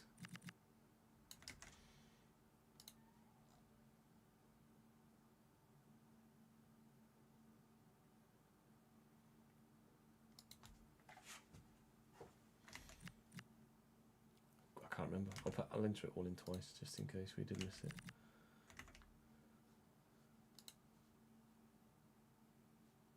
22448. No, that's far too coincidental. Oh no, it's Spencer's signing on fee. I did do Coventry. I was thinking the Spencer signing on fee was something to do with the sale. No, it's not. Ignore me. I just confused myself, that's all. I did enter the Spencer signing on fee was him re-signing a contract, not something that happened in the transfer window. 8090. Just old man brain. 203631. Wages are now 260,325.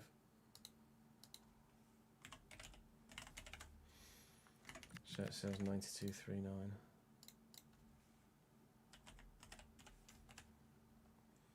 $23097.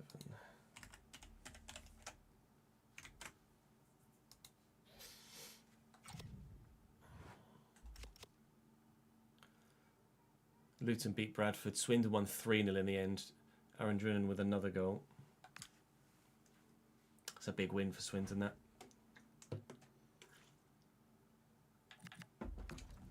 Aguilar. Yeah, about that, mate.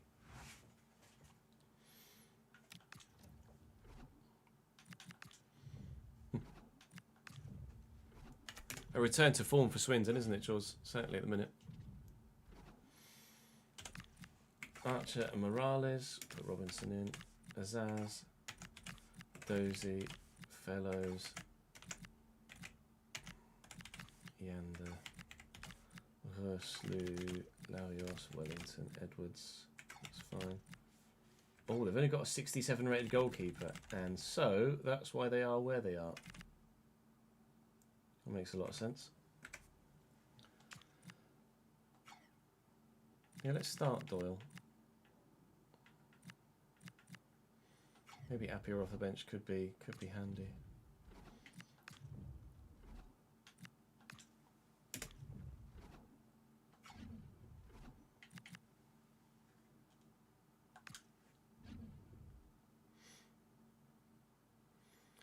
Cambridge could get a win today, that would be lovely, please, to go second in the league again. Thank you.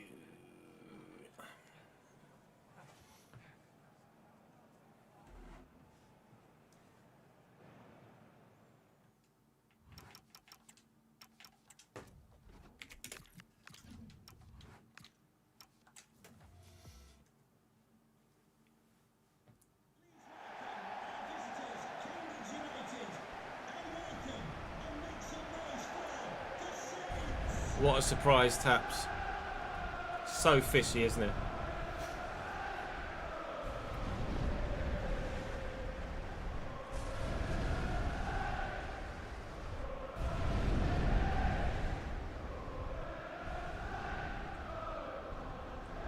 Should have put money on it.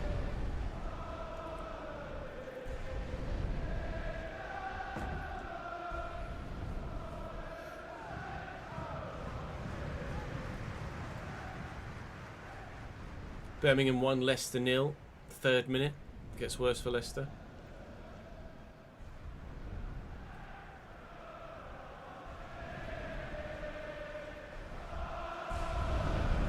Ollie Wright at 67 rated in goal for Southampton.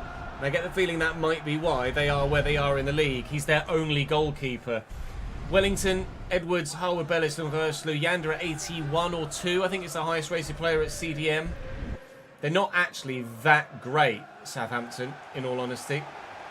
So I expect them to maybe be there for the taking. I will be honest, I thought the back of their kit was red with white numbers, not white with red numbers. So this is a bit of a frustrating kit clash, so apologies for that. Gomez out wide here. And Abbott nearly getting an assist. His first action for the club. Gomez dropped. No, sorry, Appiah dropped. Gomez out wide and Doyle back into the starting lineup at Cam. Knew I should have played in the black kit. Oh, she's ruined me. All right, Finizaz, where are you going? Straight into Ethan Pye. Thank you very much. Gomez into Doyle. Obvious to Gomez again, and then we've got Louis in the middle. We can just get the right ball to him, which we can. It's a big save. Well, I said he maybe wasn't good enough for Southampton. He might have heard me in my pre-game interview. So that's a big save. Gomez looking for the run of Louis. I tried to play that over the top and didn't quite get the ball I was after. We should be 1-0 up again. Same scenario as Bristol City. Louis Apparay doesn't score an early chance. It's really well done. Fellows whipped well on the volley. Well wide from Edozie. Colchester 1-0 up. Chesterfield 1-0 up. Bolton 1-0 up. Hello, Suff. Hello, Rays. You're a happy boy. Vale. Doyle. Had to be the ball played. Vale. Oh, no. Maybe I should have taken the shot. William Dev. Justin. Gomez. Nice. Ref.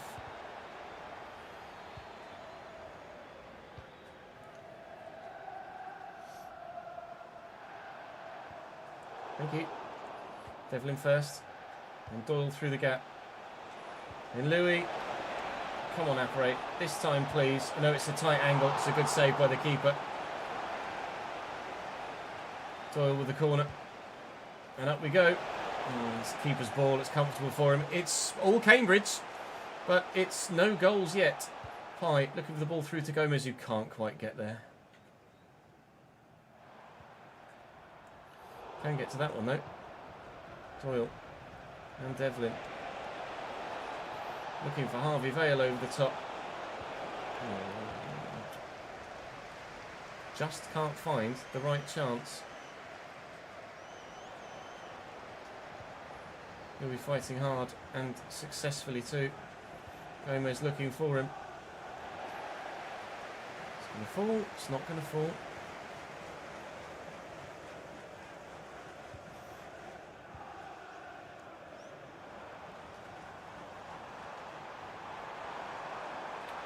Dozy. Don't like it.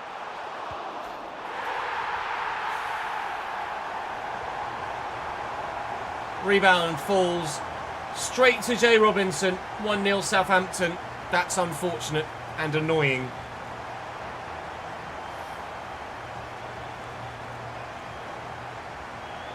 We have been seeing more of that, Willem. I agree.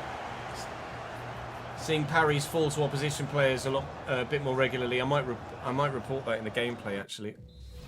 I might report that gameplay wise to the devs.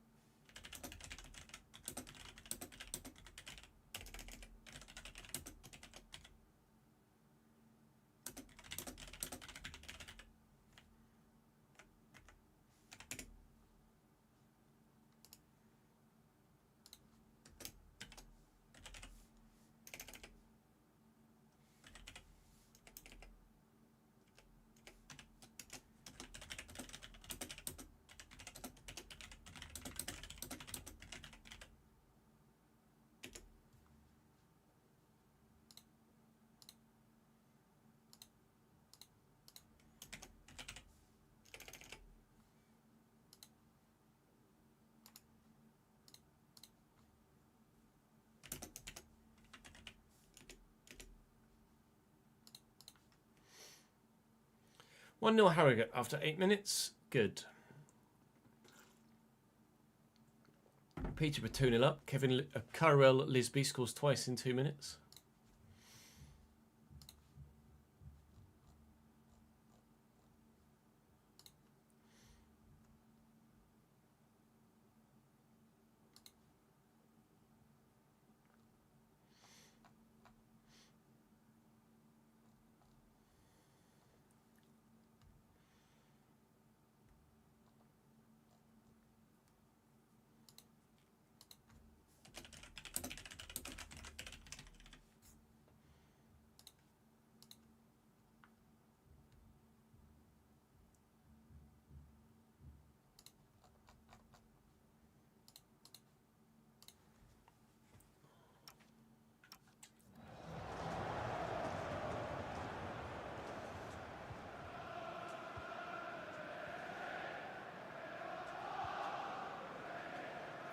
Devlin.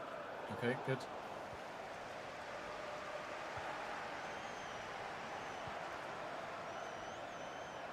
Justin can't get there. Abbott filling in at fullback now. Fellows forward. It's Fellows. Fellow. It's pretty impressive. Well in Spencer. Counter-attack isn't really on actually. But we might try and make something of it on the brink of half-time. Got Kamari Doyle with me. Afray's touch is just not good enough.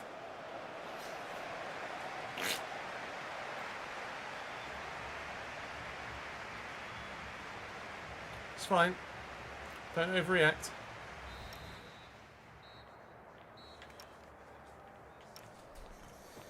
Don't overreact. It's only 1-0 in the 8th minute.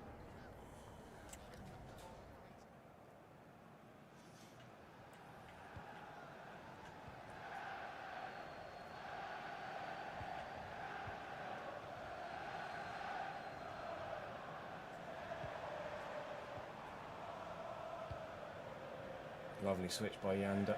That's a Fellows who's been very impressive in this game. Really great on the ball. Says, just gives it away. Gomez to Abbott, who's going to look to burst away. Can't quite get away from the number of Southampton men that closed him down though, and there's too much space in there. That's great footwork from Edozie to get past one, but he can't get past the other. Devlin, maybe I should have played that through the air. That's a little bit ambitious of me and showing the signs of frustration in this game now that we can't quite find a way back into this. We should have scored earlier in the game and we didn't, and I'm still carrying that frustration at the moment. Gomez into the space, Doyle too, and with him on his shoulder, here's Abbott. We'll try and get that to Louis. We did, and then his touch wasn't good enough to keep him away from the defender. Southampton are doing a job on me here.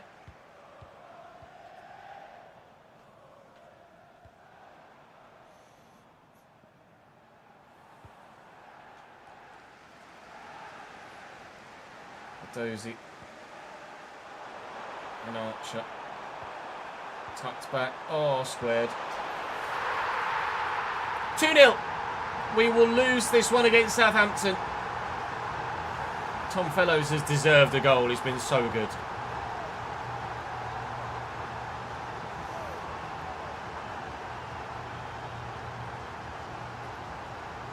Chelsea 1-0 up, Cole Palmer pen. West Ham 1-0 up, Somerville. Plymouth beating Lincoln. Lincoln's unbeaten record at risk as well. Wickham leading, Aaron Morley.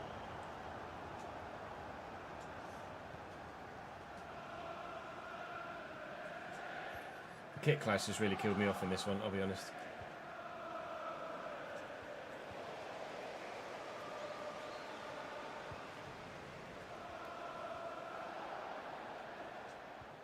Nice ball through the gap. Doyle. Out wide. Gomez looking for Doyle again. Lovely footwork. Brilliantly done. Gomez. Oh, he's got to finish it. We've had the chances in this game and we haven't taken them. That has got to go in the back of the net. I'm going to take Appiah off my bench and throw him in as a result of that. A bit reactive, but I'd been thinking about doing it anyway, and that's just confirmed the decision for me.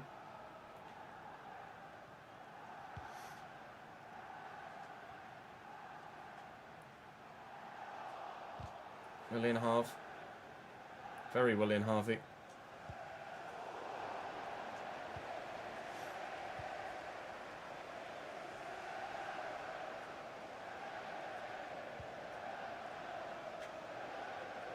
Azaz. Willian James Justin.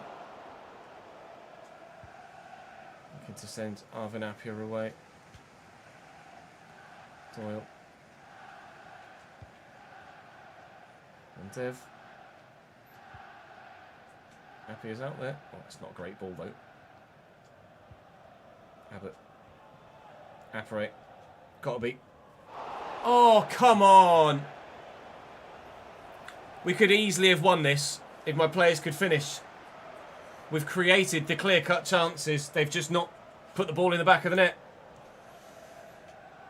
In games gone by, we'd be winning this 3-2 a couple of episodes ago. Today, no such luck in front of goal. Abbott intercepts that well. I've been very impressed with Abbott, but unfortunately the results haven't gone along with his individual performances so far today. Vale.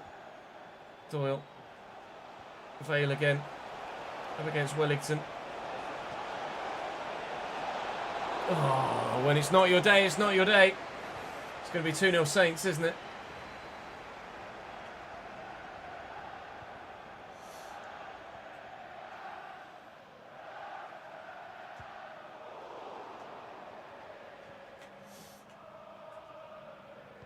Robinson with the back heel. Archer. Archer again. Taking into the box, squaring it, and their square works. Oh, boys and girls. We don't deserve this, but we're getting it regardless. 3-0 Saints.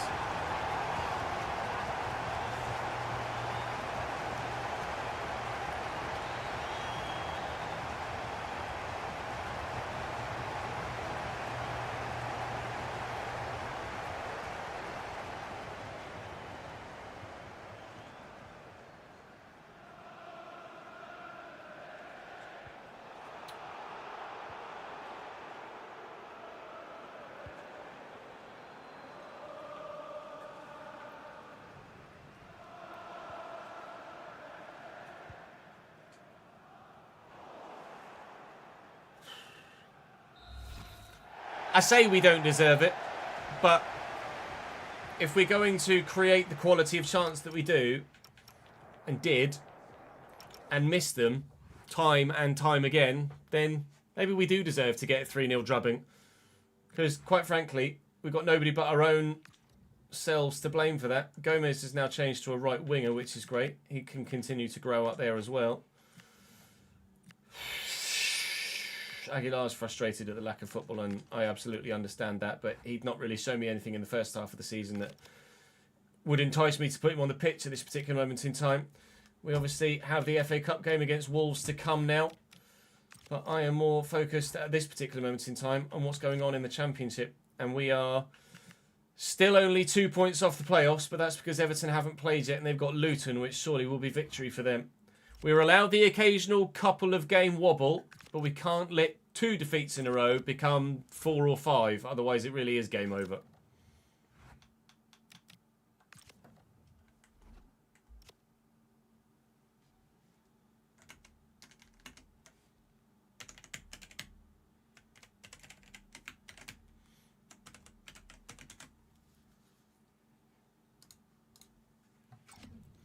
Bolton 2, Barnsley 0. Fulham 1-0 up against Everton. Notts County beating Barrow. Lovely. Everything going against Cambridge today.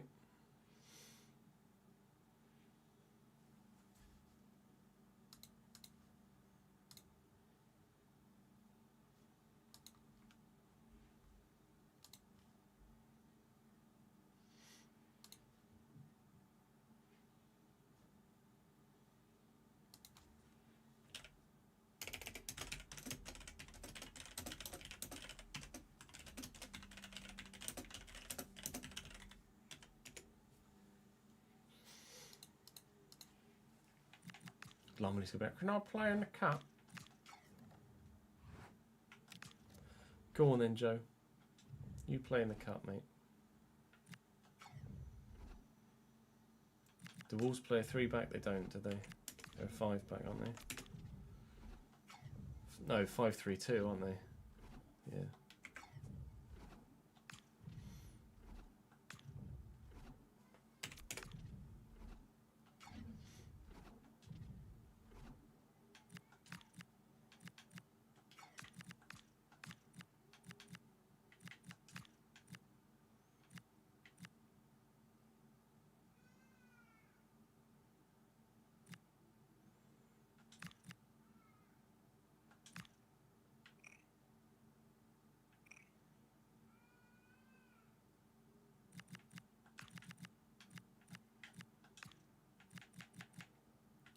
Devlin doesn't feel like he does that much, considering he's my joint highest rated player. I have to be honest.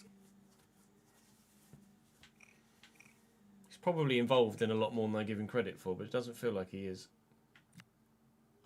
I've been impressed with Abbott so far. Louis got pace, yeah. 82 acceleration, 85 sprint speed, 85 agility. 81 balance.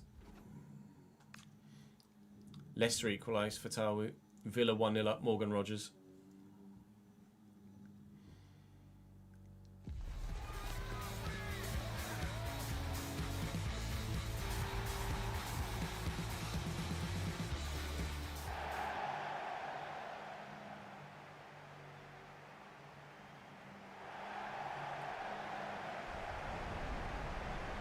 Not yet missed it, but we've not had a problem with Louis scoring goals. He's been top goal scorer in whichever league we've been in for like 3 years in a row.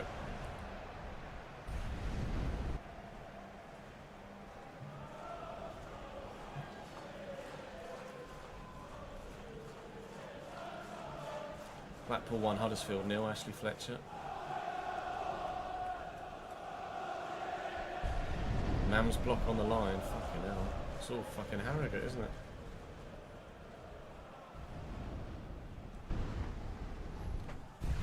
Wolverhampton Wanderers lining up in their familiar 5-back. Couple of unfamiliar names in their starting lineup as per their usual league form.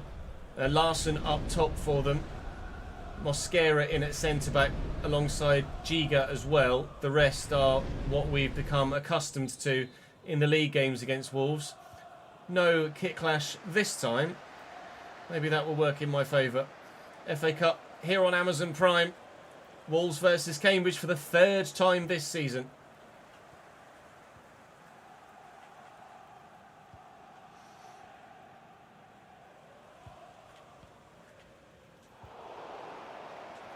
Gomez and Jones, who's getting a rare start. Abbott looking for Louis, finding Louis, looking for Jones, finding Jones. It's just a bad ball though, isn't it? Let's be honest. William Abbott. Connor, you really are not that great, are you, mate? Vale. Harvey Vale going solo. And Louis on the rebound. Tucks it home and he's onside. Cambridge 1. Wolves 0 in the 9th minute. Where was that luck in the game against Southampton? Absolutely nowhere to be seen. Reactions from Louis Appere, though, on point to fly in and get to the rebound.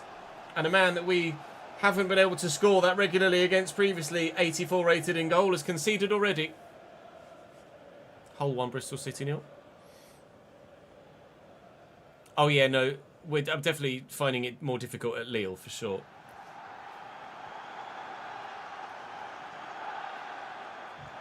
Definitely willing to try Tiana Barry on poacher, but Louis Appere I'm quite happy with that advanced forward ++. Gomez. Just run straight into pack. Not good enough from Wolves again in this one. Here's Gomez. Ah, that's poor though. Wolf.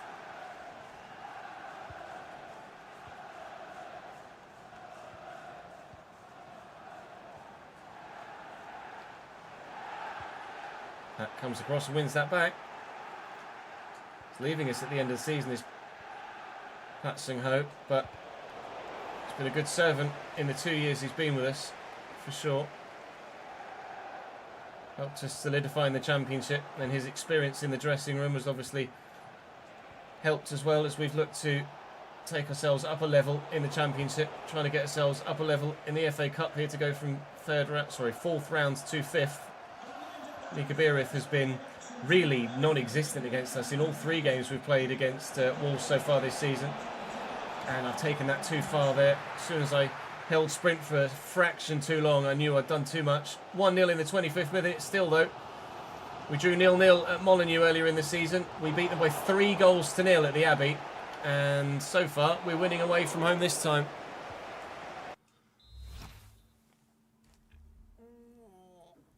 Harrogate 2, Cambridge United 0. Of course, I told you. I told you.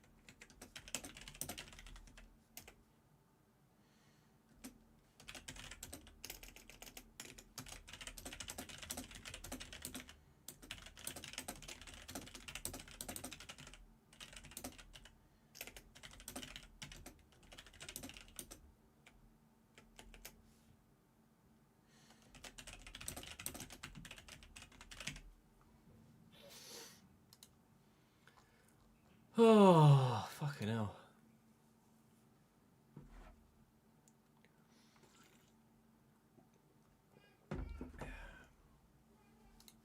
Absolutely typical. They did this in our promotion push last time. Arguably, the result at Harrogate that year cost us the title. Gave us a right old wobble looking for promotion as well that season. We could have sealed promotion away from home against Harrogate that season. Ended up losing 4-3, I think, in the end. Blocked by Gomez. Headed touch by Vale.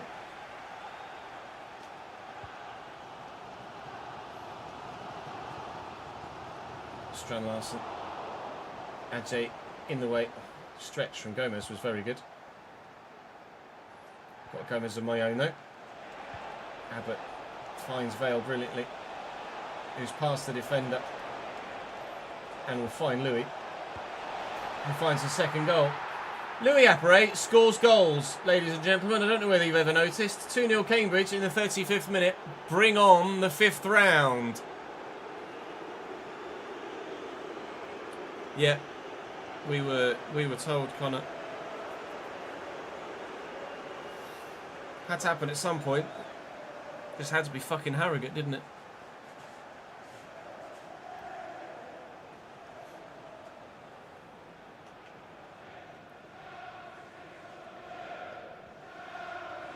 We've taken 1,000 people to Harrogate as well, by the way.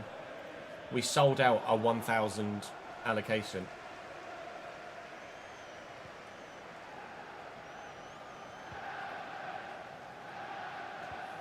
Well in, Connor Jones. Gomez. I think he's just offside there, Louis Appere. He wasn't. He really wasn't. Pulled one back. Liam Bennett, 29th minute. Game on again. Okay. There's a response.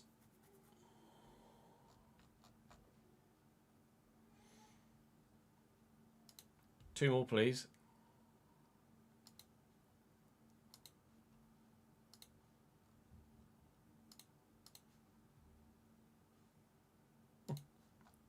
Fuck me. We hit the bar as well prior to that. Mams hit the bar.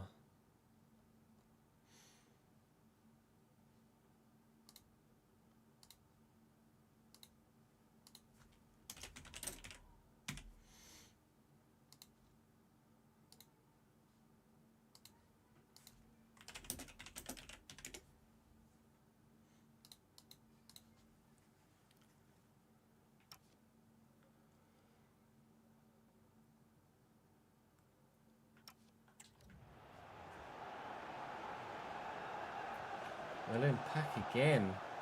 Having a brilliant game, Pack Singh-ho here. Connor Jones looking to get around the outside the defence. And Abbott straight at the keeper, unfortunately. Great positioning from Bukwa, but the damage has already been done in this first half. The Wolves might be collapsing out of the FA Cup here.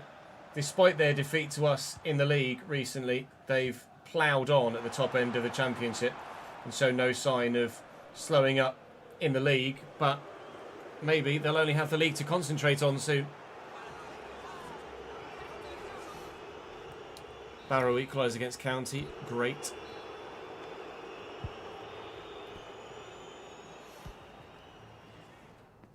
Bristol Rovers equalise. Shaq Ford. Blackpool 2-0 up now. Wolves have had all the ball, but they've done nothing with it. 62% possession and yet to have a single shot.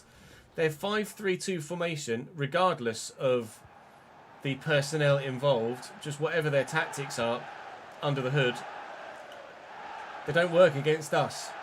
They work apparently against almost anybody else, but they don't work against us. That was meant for Gomez, but never mind. So, ultimately, they've got nobody to blame but themselves here, Wolves. They know they're much better than this. We know they're much better than this. They're just not showing it. Oh, lovely footwork by Gomez to dance past one but can't get past the other.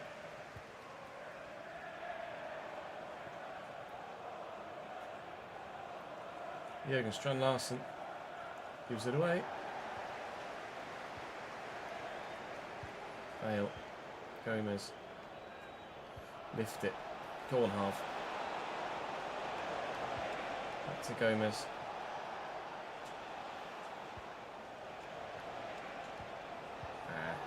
Louis.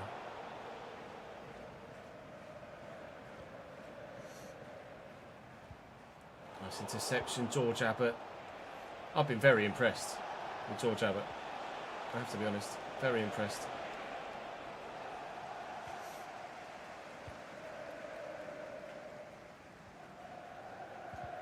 Well in. Pak Sing-ho. The game of his Cambridge United career at the minute, Pak Sing-ho. That's interception. Bale's onside, I'm sure of it. Oh, well held. Well held. 2 should be enough. I want to make some changes.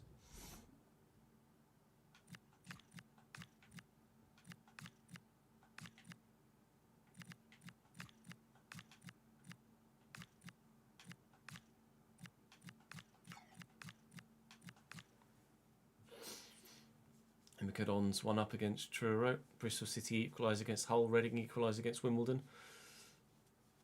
Truro 1-0 up against Morecambe.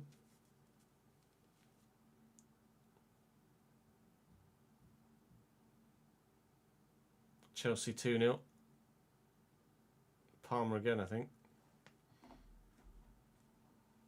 Dons against Cheltenham.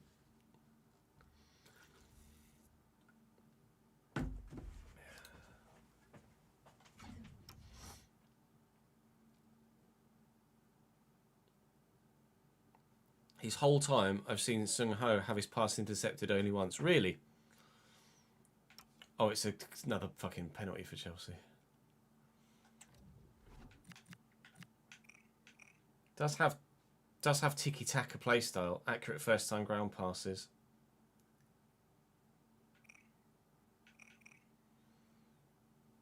Stats aren't amazing, but...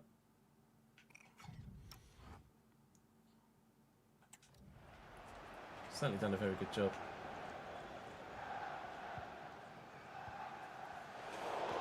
Pak Sung-ho in the way. Vale, Gomez. That's not what I wanted. There we go, please, Mr. McLean. Calm as you like, just chesting it down. Justin. Into Gomez. Just back heel it. I'm like pressing L2 to get you to back heel. Just back heel, please. Mikabiros a bit strong. No, he's not. James Justin just says tar very much. Lewis through the gap. Little knock back. Gorgeous. Dink it. Harvey missed one a moment ago. What a save, Bucher. Wow. To be fair, I probably should have driven that hard and low, but still. He's clawed that from behind him. That animation's unbelievable for the goalkeeper. We could have walked away with a 4-goal win here. Strand Larsen's still trying to keep it alive for Wolves at the moment. James Justin intercepts. We've got changes waiting to be made. Try and send Louis in behind, which we've done well. Harvey Vale deserves a goal. I've been trying to get him one for the past half an hour and it just won't work.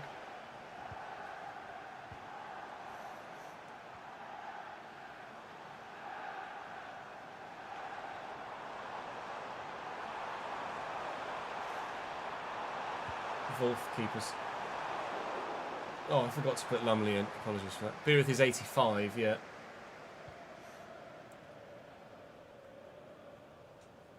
Well up, George.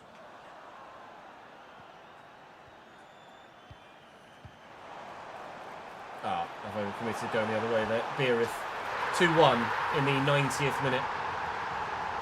Mickey Beereth bags, and they have themselves the opportunity to go again. There's not much time left to go again, however. And that's actually someone's last action who was set to take the kick-off for me there. I made those changes about 15 in-game minutes ago. Wolves 1, Cambridge 2. And that is us through to the 5th round of the FA Cup. That's going very well. And if we could just get our league form back on track, that'd be great. Beereth has done nothing other than that against me in every game against them so far this year. Cole Palmer scored 3 minutes later from open play this time, hat-trick. Colchester 2-0 up, MK Dons 2-0 up. Lincoln equalised, Freddie Draper.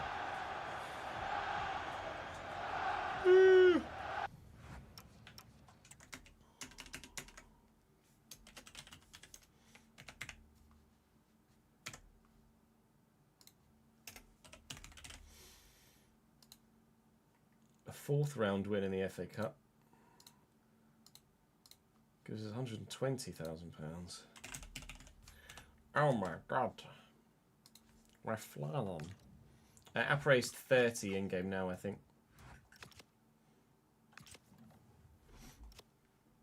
Travel costs and a thingy.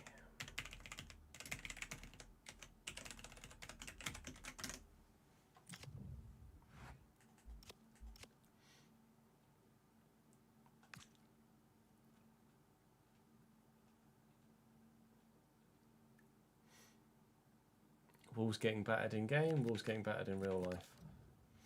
Name a better duo.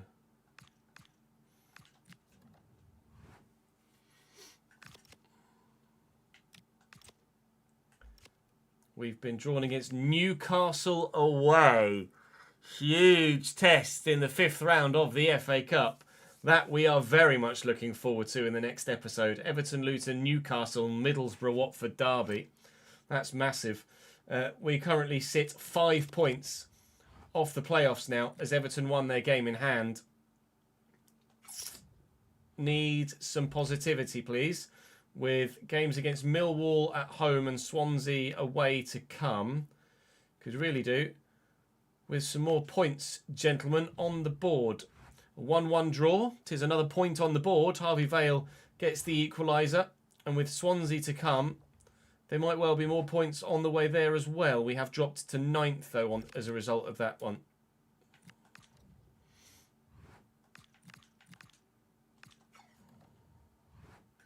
Bristol City 2-1 up against Hull now.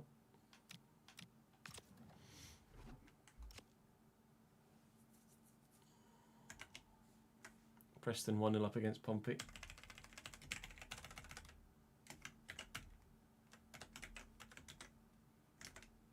£94.78.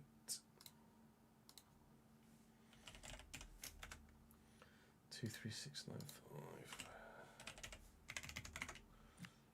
8003 at the Millwall game.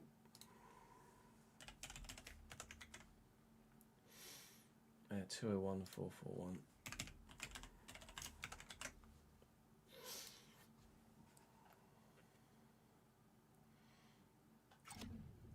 Honestly, Mystic, I don't know. Arsenal 1, Sunderland 0, Martin Zubimendi. 42nd minute.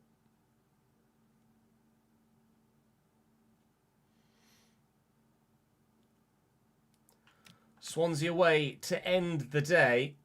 Kamari Doyle not quite fit for this one, but we've got capable stand-ins. Aguilar will come in just because he's higher rated, I think, than putting Gomez there and Appiah out wide on the left. Higher ratings tend to bode well in Simmers, and we get a 2-0 win. Gomez gets a goal from that wide left spot. Ethan Pye with one as well. And it's a big 3 points that away from home at the Liberty Stadium. That will keep us... Oh, I tell you what, a big game against Everton next time out as well. Wow. Still 4 points off the playoffs, but with the chance to close it to just 1 at the beginning of tomorrow's episode. 12 games to go in this championship season. Really, you would imagine only 6th that's available to us with an 8-point gap to Ipswich. We're all vying for that 6th spot. Everybody down to and including still Coventry probably, maybe even Millwall fancy themselves with an outside chance. Maybe even Derby as well, 45 points. 11 points the difference there, I guess. Maybe only as far as perhaps Hull at 49 points and 7 points to get with a game in hand. Although Watford have got 2 games in hand and can get themselves up to 53. There's lots of teams, effectively, is what I'm trying to say, that are going for this 6th spot in the playoffs. At present, it would see us face Middlesbrough, if that were the case. We've got Middlesbrough in the next episode as well, of course. Yikes. And they beat us by 3-0 at the Riverside, so we definitely need to improve there. Wolves still flying in the league competition, despite floundering to ourselves, both in the league and now the cup. But big, big, big games in the next episode. Against 2 playoff rivals in Everton and Middlesbrough, as well as a giant FA Cup game away from home against Newcastle United. And then Luton at home, Watford at home, lowly Derby away, all winnable games as well. And then we head towards what will probably be the season finale. Oh, it's tense now. It's game on for the playoffs, and that starts tomorrow. I'll see you then. Holy fucking moly, chat.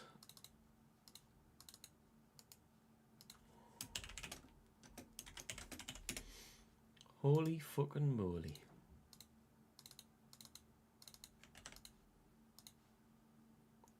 Cardiff 1, Rotherham 0, Rochdale 1, Carlisle 0. Sorry, Kev.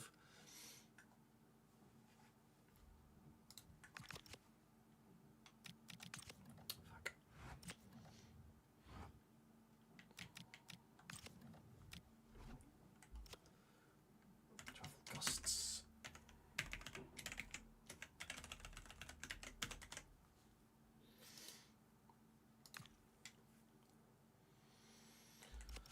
Damn, son. Right, so how are we going to do this?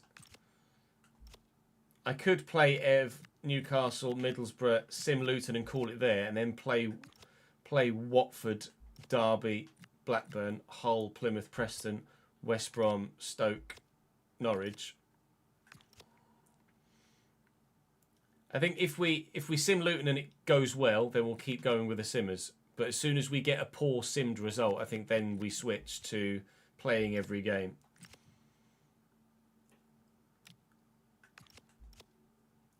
We've got Norwich and Everton and Middlesbrough all still to play, but other games are against those much lower down the table. It's doable, chat.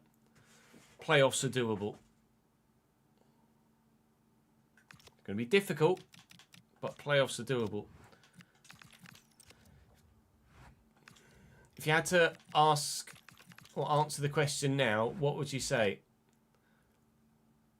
Yes or no to us qualifying for the playoffs?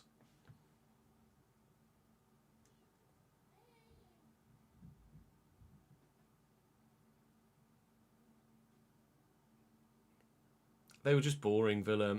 AI was just miserable to watch.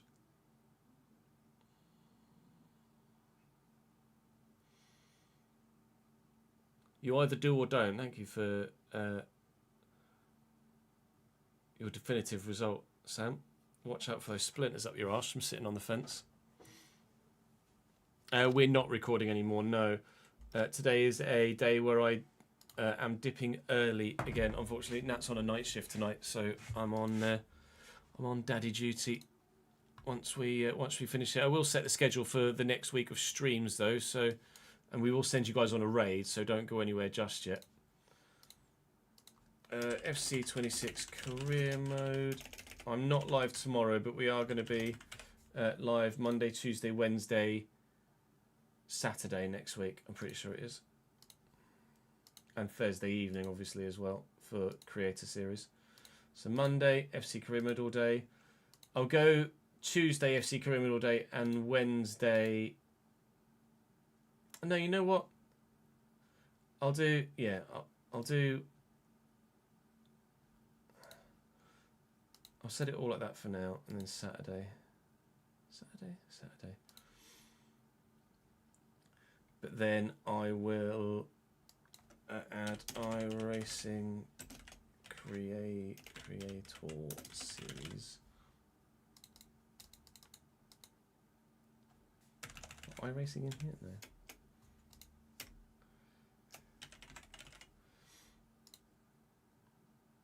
iRacing Creator Series from likely from 6 on Thursday.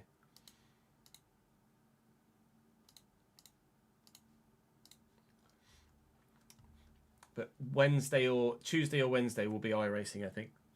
I'll set it as Wednesday for... I'll set it as Tuesday for now.